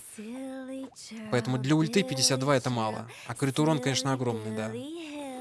А так все шикарно. Посох Хома тоже есть, но вообще, блядь, благодать. Да, пожалуйста, не волнуйся. Ты меня не обидел. Я так просто. Меня китайцы просто обидели, поэтому я не в духе. Тут стрелять надо, что ли? Да, ты можешь показать свою елань. Почему бы и нет? Сейчас только отговорюсь.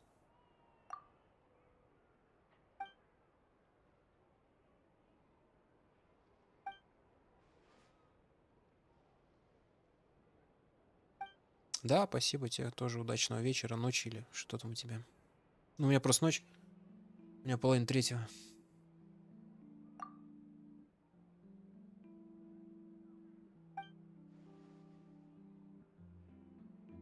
Но все равно с твоим-то рангом писать стримерам совет спрашивать. Ну, либо ты просто прикалываешься,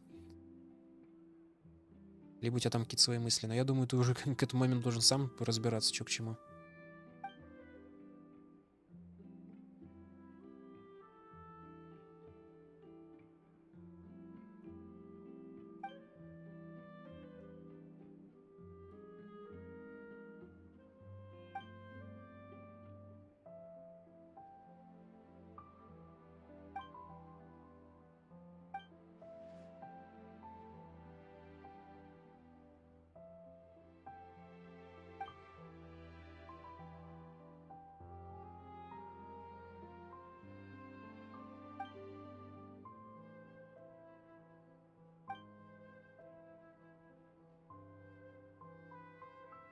Ну, кучность я знаю, а угловая минута впервые слышу.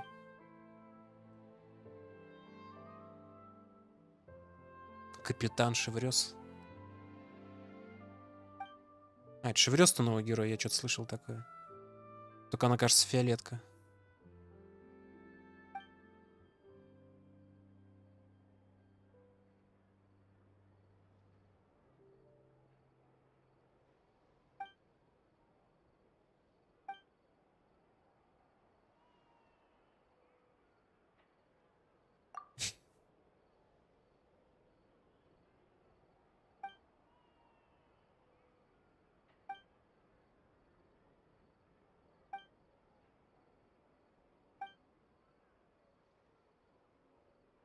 Ну ты стреляй.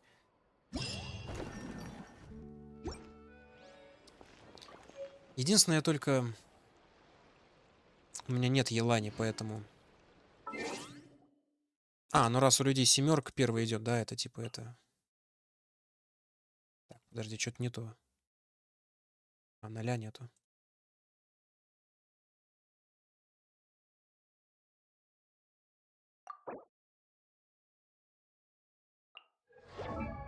Елань, она вообще кто?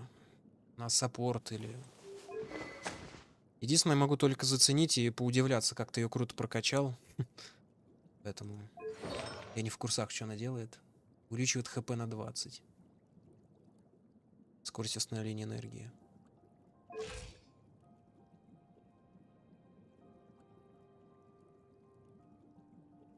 Тах. Тах. 82. О. Слушай, ну выглядит, я не знаю, ну я так понимаю, елань, она ДД, как говорится. Если да, то это бешеные какие-то цифры, мне кажется. Охеренно высокий крут урон, да и 82% это крит шанса. —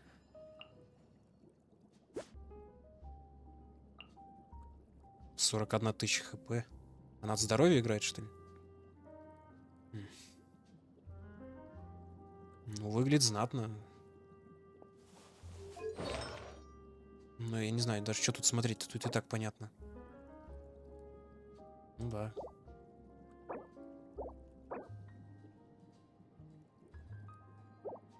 Сколько? 19.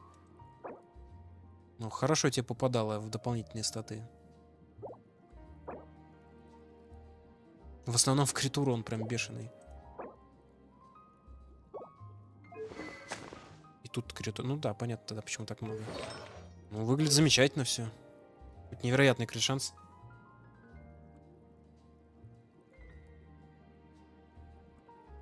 Играется от хп, ну я понял. Ух, еще и 3 созвездия. Безумие какое-то. Ну тут посмотреть только нельзя. Ну, мое почтение, что. Нифига ты ее вкачал. Для ДД, я думаю, это прекрасно. Гидроурон есть, да. Все отлично тогда.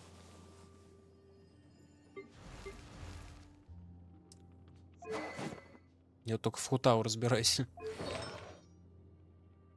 О, ты ей поставил это. А почему ты именно это дал?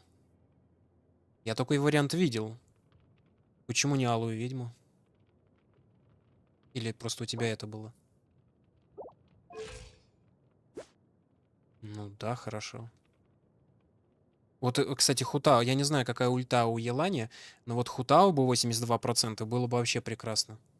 Опять же таки, по той причине, что у нее ульта состоит из одного единственного удара, поэтому... Не, ну 67 тоже хорошо. Это тоже хорошо. Больше половины. Но опять же, статистика такая, срань дурацкая. Можно 5 раз ультануть, и каждый раз будет попадать это в оставшиеся 30%.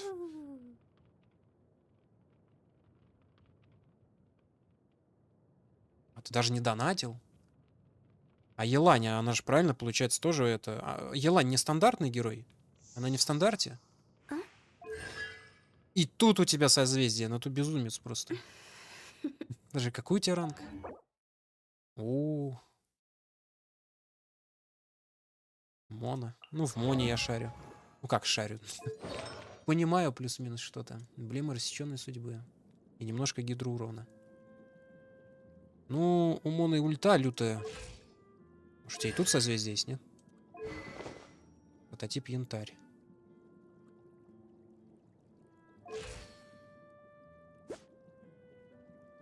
Ну, у тебя везде так нормально. Но особенно на Елане, там безумие какое-то. Ну, тут понятно. Улов 5.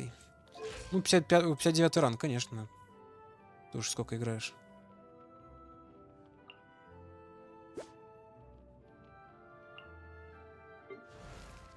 Ну, в Беннете не шарю. Урин от ХП, это да. Верфь. Блин, ну и меч. Выглядит круто. Наверное, в стиле Фонтейна, да.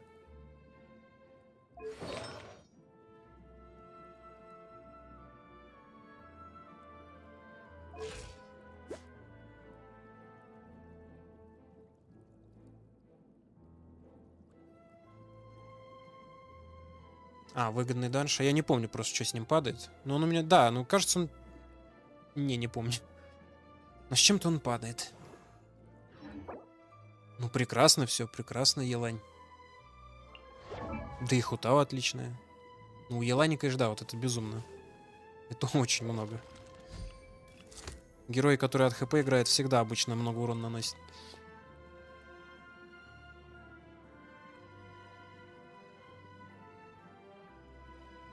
Эмблема, да, знаю, эмблема очень многим подходит, и она неплохие штуки дает.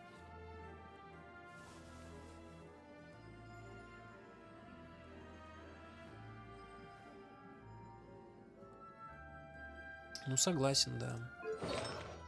Ну, понятно тогда, ладно.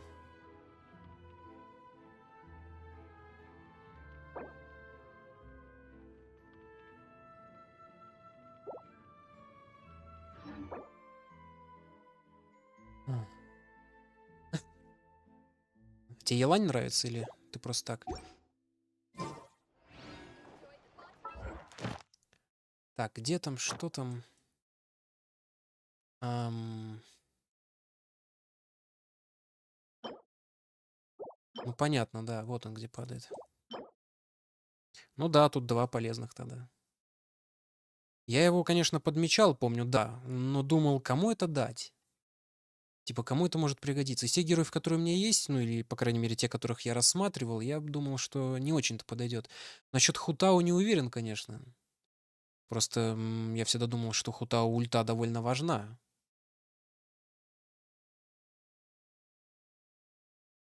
Хотя увеличивается на 50%. Обычные атаки, заряжены. Ну, короче, все усиливается. Ну, звучит, конечно, мощно. Можно, конечно, и так было попробовать поиграть, да.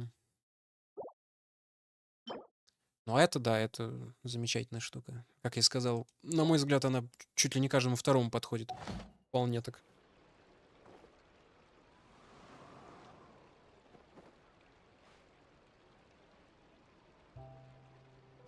Елань нравится. Я, кажется, по сюжету ее ни разу не встречал. В разломе один раз видел ее силуэтик, так сказать, и все.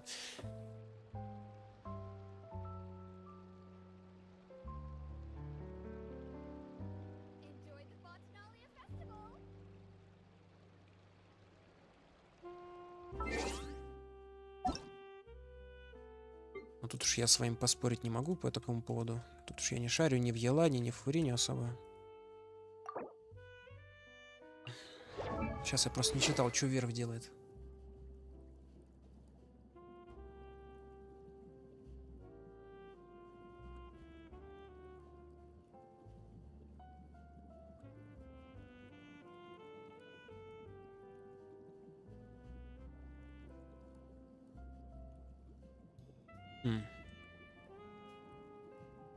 Ну, типа, посаппортить, ну, нормально вроде, да. Хотя я не шарю в оружии, для меня все выглядит офигенно. Ну и плюс он хпшку дает.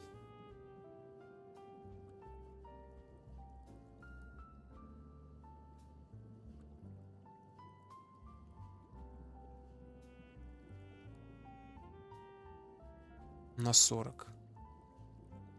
За каждый израсходованный на 40. Ну, это неплохо. Когда лечит или получает лечение. Ну, по идее, круто, да. Получает даже если не на поле боя. Но звучит неплохо для саппорта.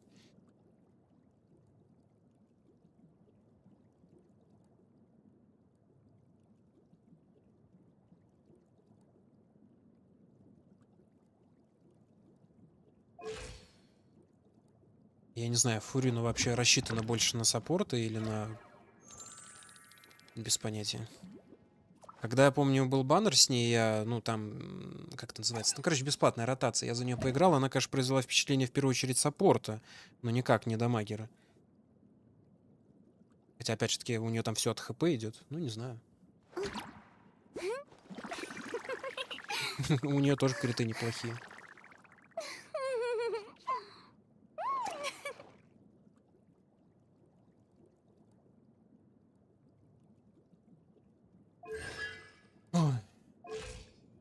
Ну, в общем, для меня-то, понятное дело, все прекрасно. Ну, отлично у тебя герои. Шикарно все раскачано. It's time to move on. Насколько я могу, We конечно, shouldn't stay судить here. по своей колокольне. Шик да блеск. Так, это я делал. А. С тобой поговорить просто.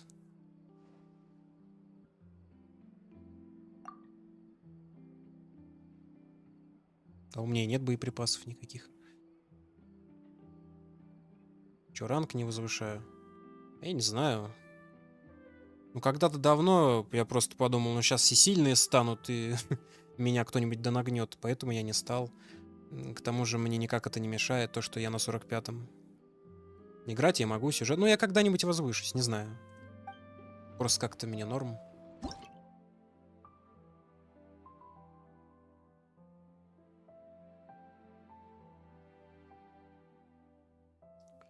Так, одолейте всех противников. Старший не менее 10, а остальные менее 20. А, мне прям воевать с ними надо. Предметы. Ну, остаток снарядов не менее 20. А сколько всего?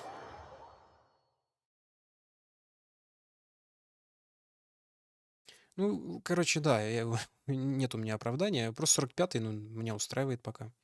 Может, я и возвышусь, конечно, но просто пока норм. Особая защита.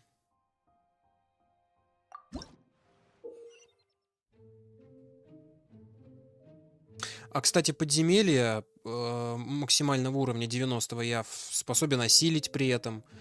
То есть награды я получаю, так сказать, в полном объеме. Да, там, ну, с натяжкой можно сказать, что надо попотеть, так как противник все-таки выше по уровню, но нет, нормально, я бы не сказал, что прям лютое что-то.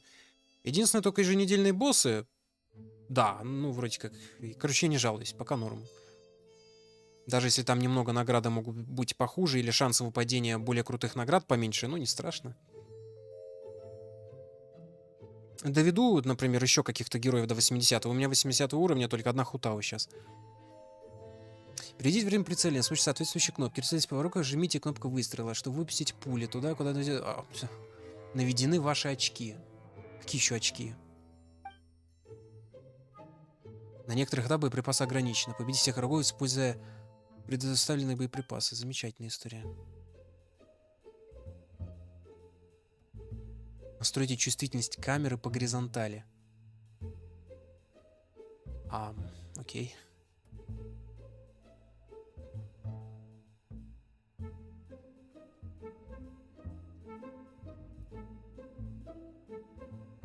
Так, вот там, ну ладно. То, о чем вы говорите, я лучше не буду это. Наблюдайте за происходящим вокруг. Вычислите и одолите противников.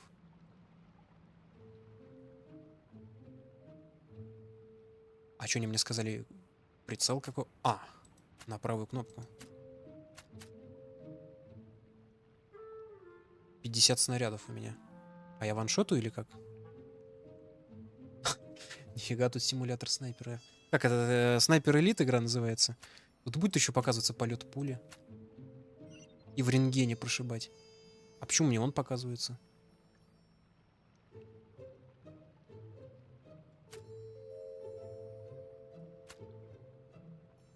А если я сделаю выстрел, то что, время пойдет? Мне надо на время это делать?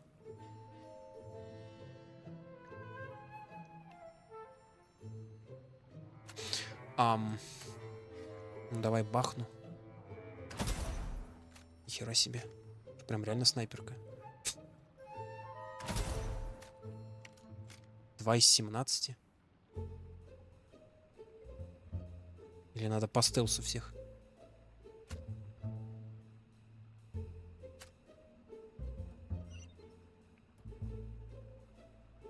Это он просто мне подсказывает, типа.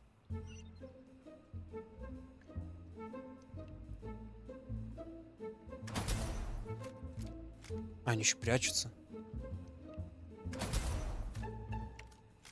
Да, они могут спалить, а могут нет.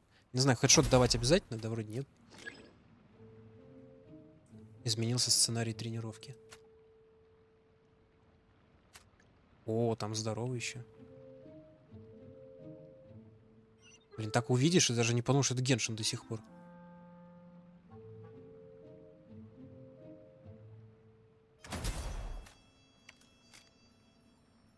А здоровый отвалится также с одного выстрела? Мне кажется, нет.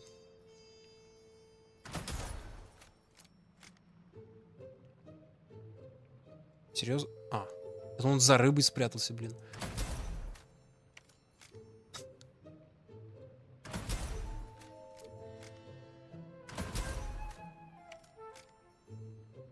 Что-то это все напоминает. Наблюдайте за происходящим. А, там еще чувак. Блин, ну это прикольно.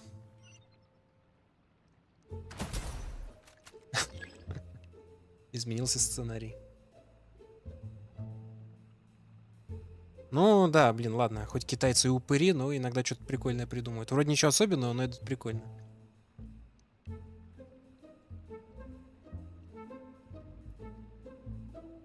Архонта саппорта. Так, кстати, почему-то все эти... Они все саппорты почему-то.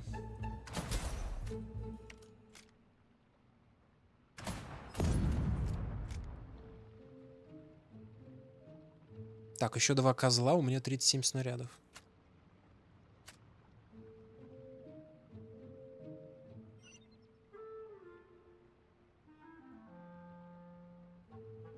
Оу.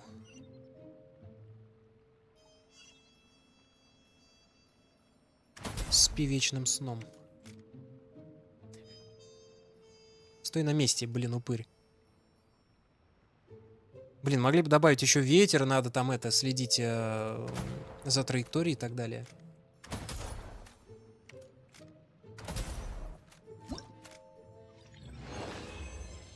Нужен скач. Это прикольно. Да уж.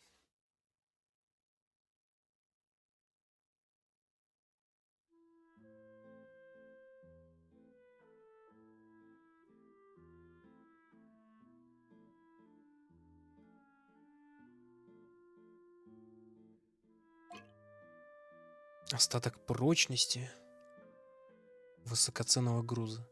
А, мне надо защищать что-то? Удалить всех противников. Учетом угловой минуты. Предметы. Высокоценный груз и детонирующая бочка, мать бы её.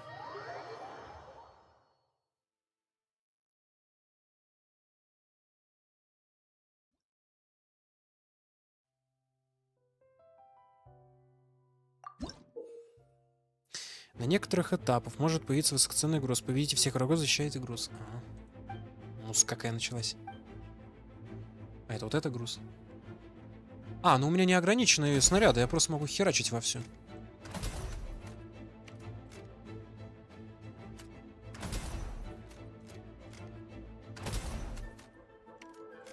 Мягко говоря.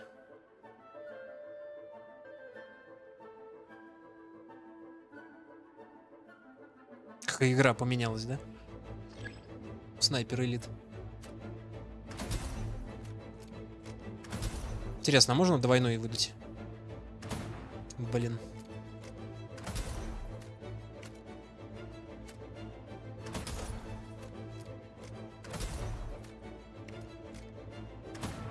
Ты чё, Нео, что ли, блин?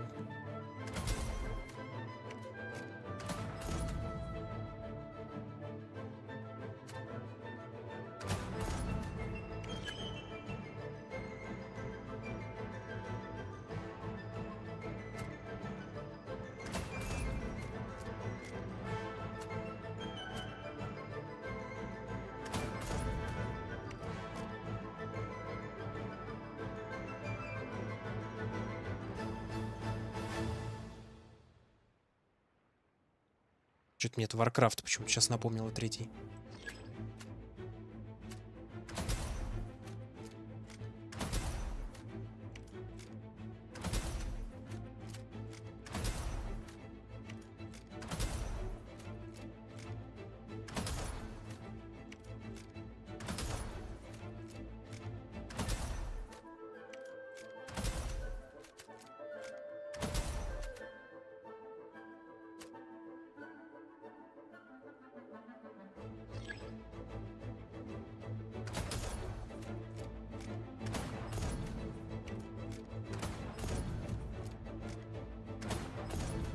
Блин, это круче, чем тир в 4-м Резиденте.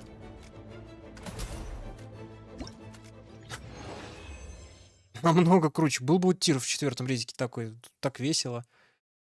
И не так это, геморройно. Остаток снарядов теперь опять.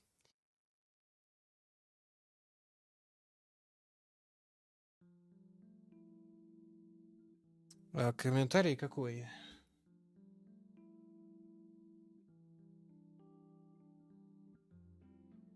Блин, повтори тогда вопрос. Ты что-то спрашивал?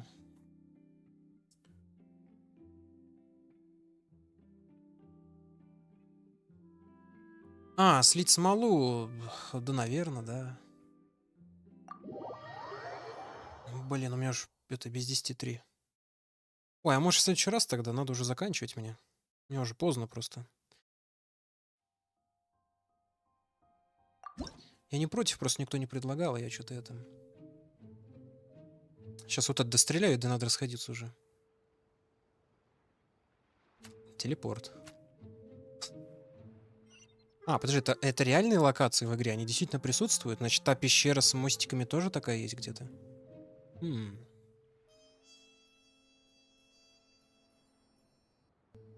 Сколько патронов? Не, а там в прошлый раз вроде не было патрон, там вроде только эта прочность была. Сгорет? А это что за хрень? Блин, надо было прочитать. Надо взорвать? Ну да, он засчитался как противник.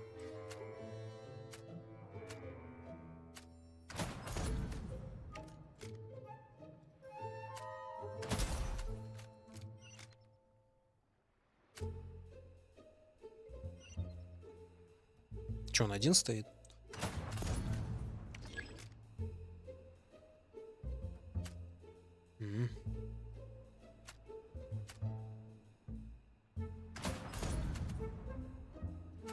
Это тоже надо взрывать? А, это типа с бочкой.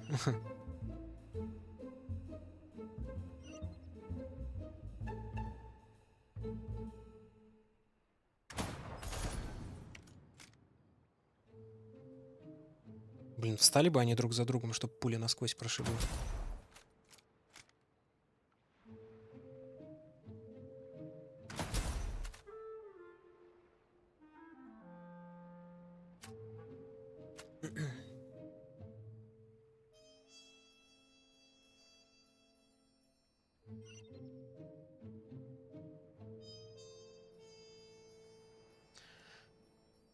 Вам бы только фармить.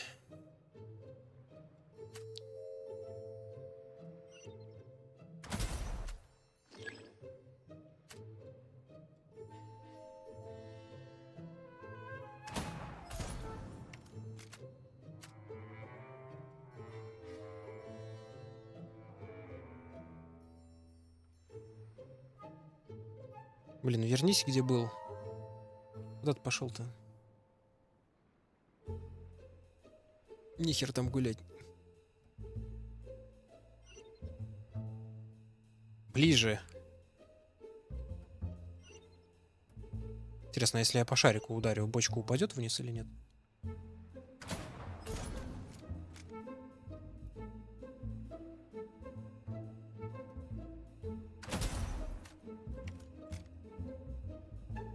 Вот упырь, а.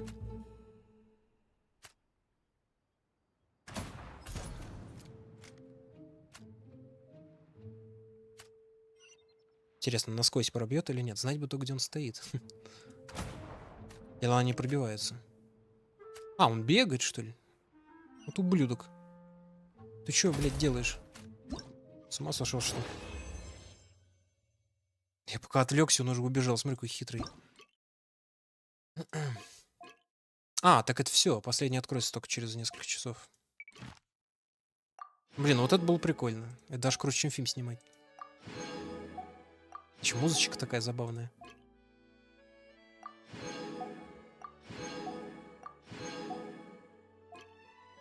Не, ну тут согласен, да, эти мероприятия можно повыполнять.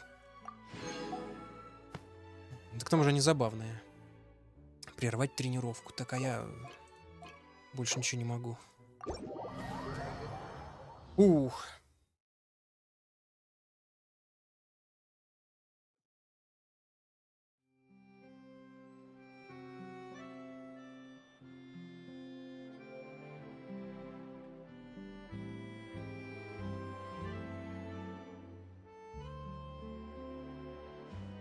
Смолу.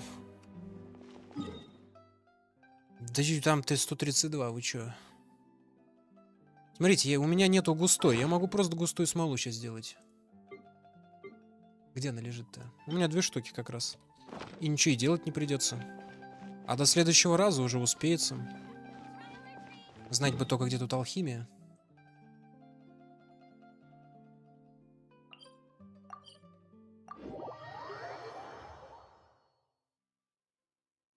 Сгорит. Да ладно, давайте я просто густой сделаю. Насколько там хватит? Сколько она по 40 берет? Ну, как раз. Итого 5 получится. Да ладно, давай в следующий раз. Если тебе очень приспичило пофармить, давай в следующий раз. Если хочешь, приходи. Я обычно уделяю на стриме этому время, если кто-то хочет. Просто сейчас уже без 5:03 у меня, блин, я все время засиживаюсь допоздна. Это не очень хорошо.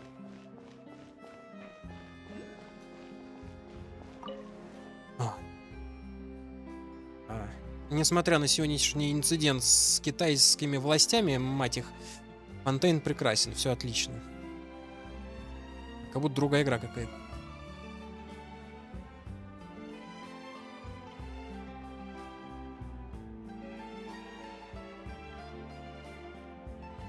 Дело 2 минут, ну, наверное. Может добавиться, если хочешь. Ты, видимо, крутой, раз так говоришь.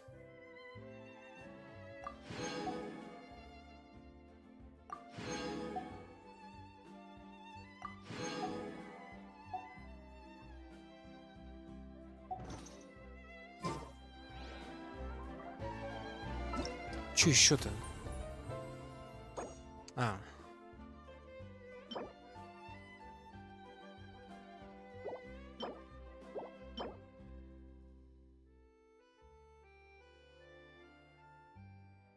Это кристалл, похожий на изоленту. Ну, точнее, на скотч. Это для оружия, что ли?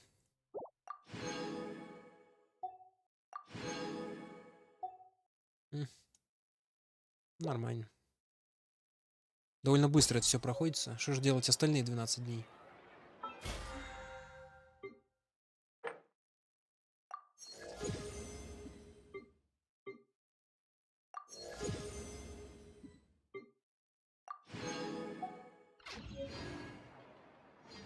Сколько у меня обычных шариков?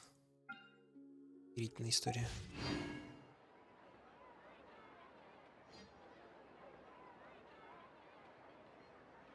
А, да, я же его смотрел, точно, 59-й. Я уже забыл.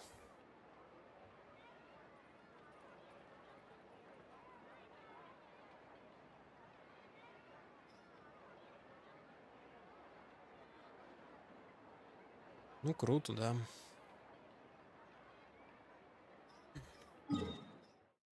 Награда репутации. Да и хрен с ним. Так что не знаю, посмотрим, что будет в следующий раз. Может быть, я успокоюсь, а может быть и нет. Но пока что-то я из принципа не хочу это делать. Пошли не в жопу. Мне и так уже все испортили. Ключи девать некуда идти. Ну, мы можем пока заняться этими, да, квестами легенд, в Сумеру опять сходить.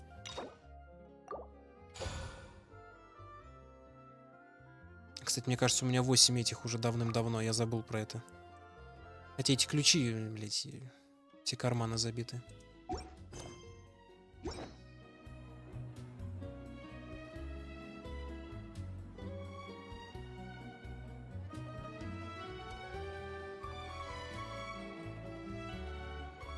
Стандартных 7.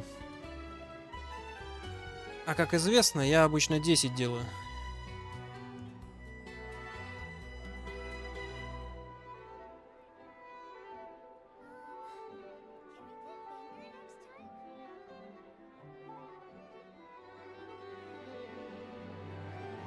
Что значит открыть?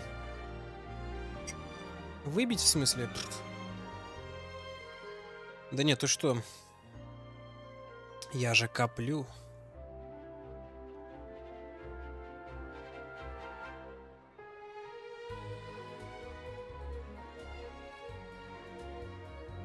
Ой. А, задание.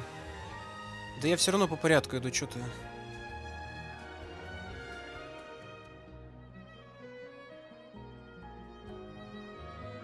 Так ладно, надо сваливать. Не, ну мне нравится этот, как его... Фонтейн прекрасен, все такое. И задание вот это было сейчас очень клевое в этой, как они ее назвали-то? Ну, короче, в театре в этом. Китайцы неплохо, конечно, поработали. Столько времени это заняло, я не думал, что он настолько большой будет, но это очень интересно. Прям как в Сумеру. Вот в Сумеру сюжетка тоже была классная с этой петлей времени.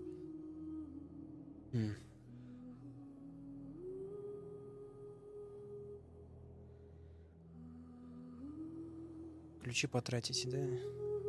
Че их тратить-то?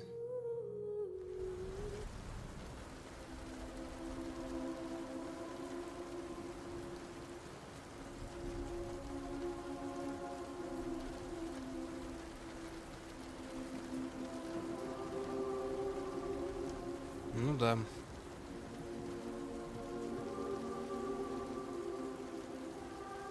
Вот и Надзума сюжетка была вроде как коротенькая, ничего особенного такого. Все интересно, но коротенькая.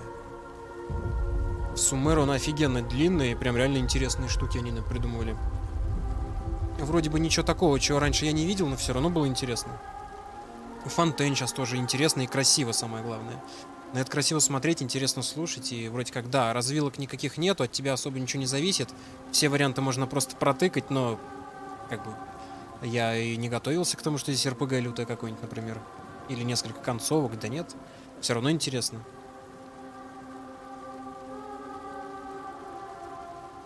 Искать душно. Ну, опять же, не знаю. Сколько там, 70 с чем-то? Ну...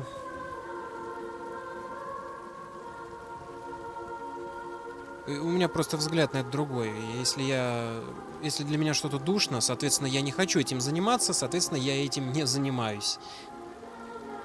Пока все, что я искал в этой игре, мне норм было.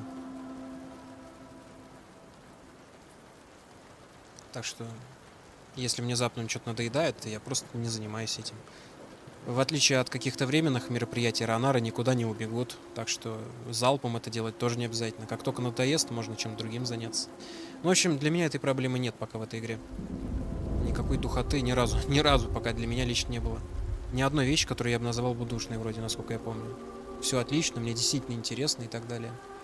Поэтому 2 человека сегодня подписалось, так что спасибо за подписки. Все остальное вроде тихо сегодня. Да. Все отлично, кроме китайцев, мать их. Ну ладно, что поделать теперь. Даже если я все-таки не изменю своего мнения и не буду дальше играть, ну, в течение этих 12 дней. Ну, точнее, не играть, а, ну, квест этот дурацкий проходить, который мне сюжетку заблочил. Стримы никуда не денутся, все равно есть чем заняться. Всегда можно и Фонтейн дальше просто исследовать, под водой поплавать, и доп-квесты там всякие есть, и Сумеру есть. Да у меня тонна там чего есть, и квесты легенд, и... Ну, в квестах легенд 2 вкладка, где еще несколько концовок. Ну, короче, заняться то, чем есть. И мероприятие это завершить. Довольно прикольные мини-игры. Так что, да.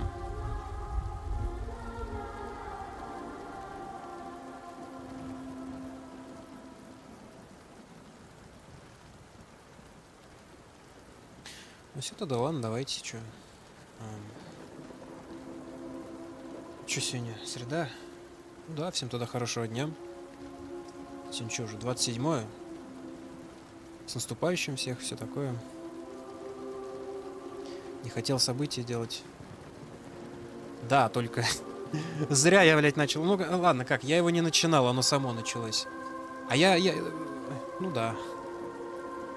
И раньше уже были в игре события всякие, и я как бы все равно могу их оценить высоко. Прикольная мини-игра. Они простецкие, ничего такого особенного, но для разнообразия довольно неплохо. Так что я против-то не был, просто, ну, раньше времени не хотел все это делать. В итоге китайцы все равно умудрились мне это... палки в колеса повставлять. Козлы. Но опять же, это мелочь, конечно, но что-то меня это вынесло, блин. Я так избегал вот этого всего. Ну, раньше времени встречать героев, раньше времени то делать. И они все равно это сделали. Сволочи. Мелочь, конечно, не страшно. Это я немного драматизирую, конечно, но все равно. Что-то меня это задело. Из принципа не хочу дальше это делать. Кто-то может, например, сказать, я что-то это перебарщиваю, но все-таки. Получается, в этом квесте сейчас общение между героями будет... ну, не такое, как у меня должно быть по сюжету. И, опять же, ничего страшного, это можно и пережить. Не настолько я тут фанат и ценитель сюжета какой-то лютый. Но тем не менее, тем не менее. Пусть себе эти камни истока засунут в жопу, если она у них есть.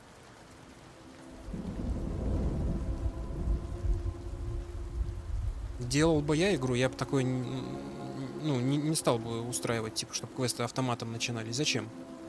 Вот он стоит на карте, я его вижу, восклицательный знак. Все, спасибо, я сам подойду. Зачем? Если с учетом того, да, они мне еще и пишут, самое главное же, в чем юмор.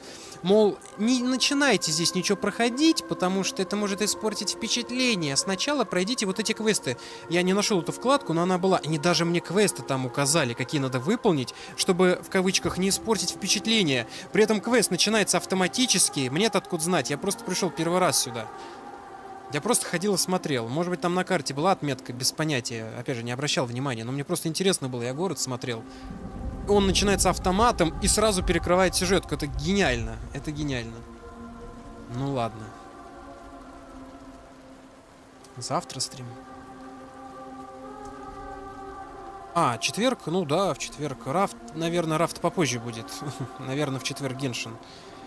Сейчас интересно, блин, Фонтейн, несколько дней сейчас не было стримов, воскресенье, понедельник, а в субботу рафт был, поэтому да, четверг, наверное, тоже Геншин будет, а потом уж как пойдет. Вот. Да, Сергей, спасибо тебе тоже. А, баннеры, да, точно, в Геншине же баннеры. Ой, вот и в ХСРе баннеры, сейчас 27 числа, что ли, вроде, да. Единственное, только я не помню, кто сейчас будет. Этот дурацкий рацио должен быть, но его так дадут. А в баннерах... Забыл. Ну, там новый герой, а вот кто на повторе будет, не в курсе, я забыл. То ли Блейд, то ли еще кто-то.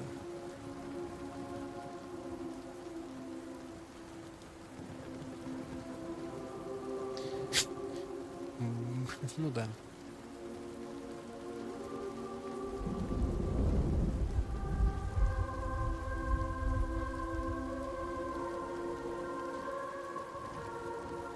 Ну, в ХСРе я тоже немного коплю. Поэтому, возможно, я никого не буду выбивать. Вот в тех баннерах, которые сейчас были, Аргентий, Волк, я выбивал Волка опять. Аргентий, конечно, прикольный, но у меня нет проблем с физуроном. Поэтому я подумал... Аргентий мне понравился. Но тем не менее. А насчет Блейда и математика, как ты сказал, ну... По идее, мне ни тот, ни другой не нужен, поэтому, возможно, я ничего не буду выбивать. А там посмотрим. Но в ХСРе, в отличие от Ханкая, у меня все идет удачнее, по плану. То есть те, кого я хочу выбить в первую очередь, идут как раз-таки в первую очередь. Все удобно. А в Геншине немножко через жопу пошло. Ну, как я говорил, мне бы сначала Райден, а потом Аяку. А потом вообще по барабану. Математик, ну, наверное, да.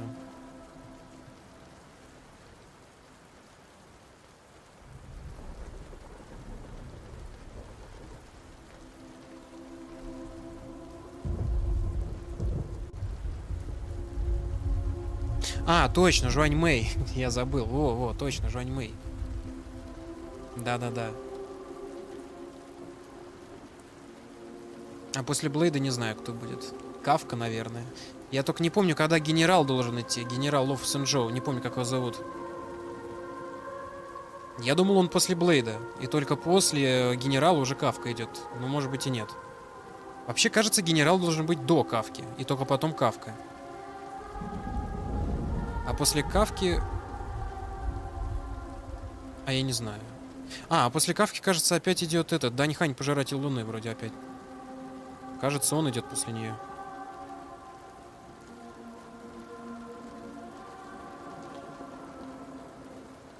Доктор Рацию ты имеешь в виду? Доктор Рацию я вообще не знаю, когда будет. После Жуань Мэй, наверное. Если он, я не знаю, он вообще должен быть в баннере? Его же так дают.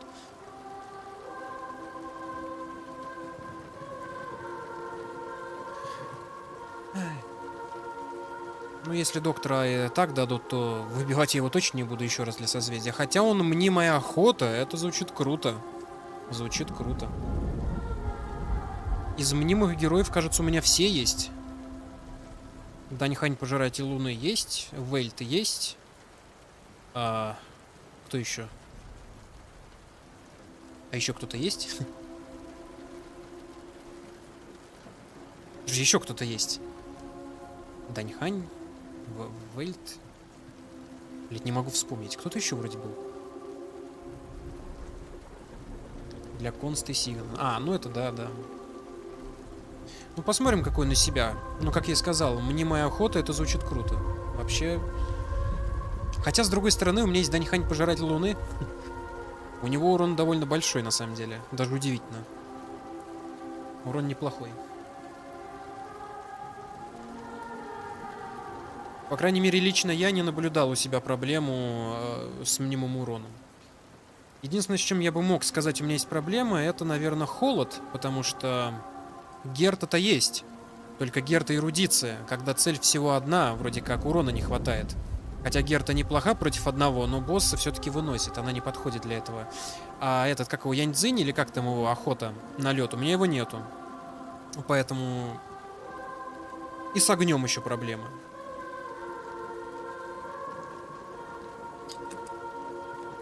Ну, проблему с огнем я еще могу технически решить. У меня есть хук.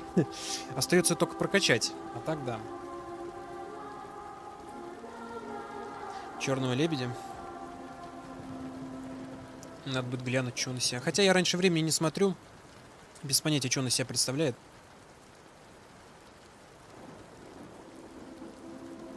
Там уже то ли у них на сайтах, то ли прям через этот ланчер уже можно, кажется, глянуть. А, мне еще на почту приходило, кажется, письмо. Там можно посмотреть, что они умеют.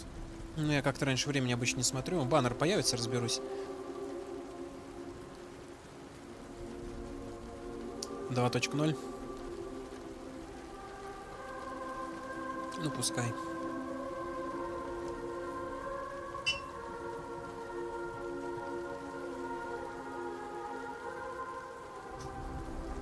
Два 2.0, вот это будет хорошо. Там следующая планета будет.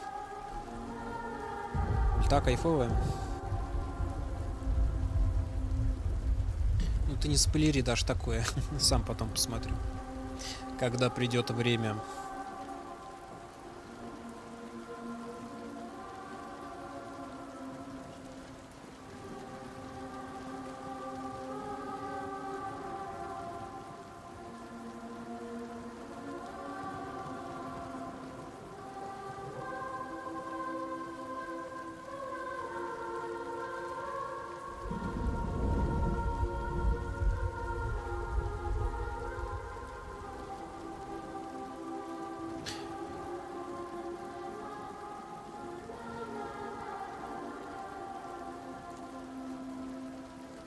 Скин бесплатный. На выбор, надо же.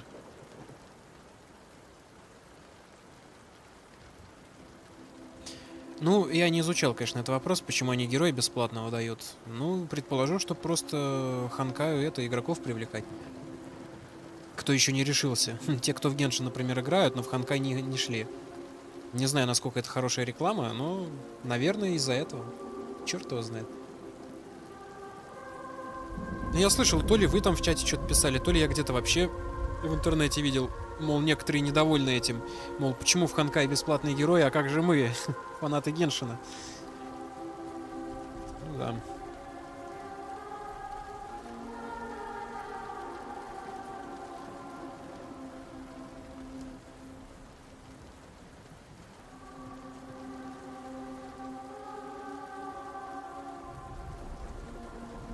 Ну, небось, еще и скины окажутся беспонтовыми. Знаете, вот эти скины в некоторых играх, когда они меняют просто цвет одежки и все. Просто цвет меняется. Это гениально. И в некоторых играх такое еще и продают за деньги. То есть чувак просто зашел и цвет поменял. Все, 2 клика. Нет, ну в этом, в Геншине я такого... Ну как, у той же Джин, например, есть скин. Второй. Он сразу открыт. Разница почти никакая. У нее во втором скине, кажется, рубашка появляется черная. И все. Это почти все, что меняется. То есть, с одной стороны, как бы да, с другой, ну...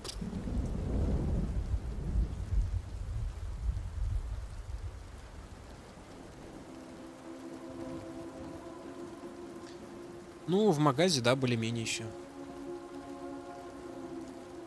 У Нины такой скин. Но если он бесплатный, то как бы хер с ним. Но если он продается именно в магазе, где просто цвет меняется, то это как-то странно.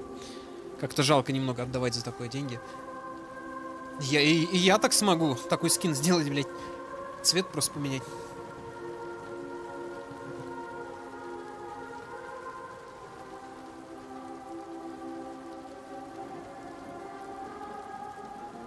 В магазе?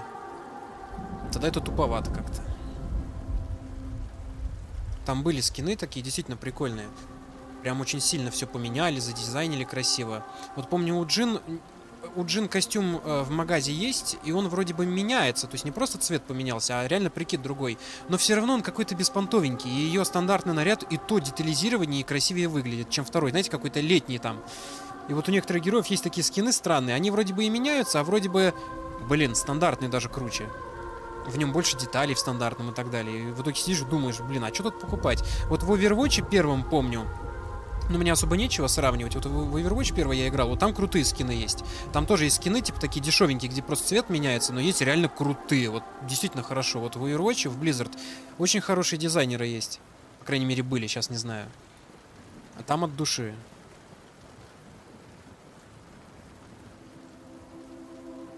Геоперсу сделали синий. Ну да.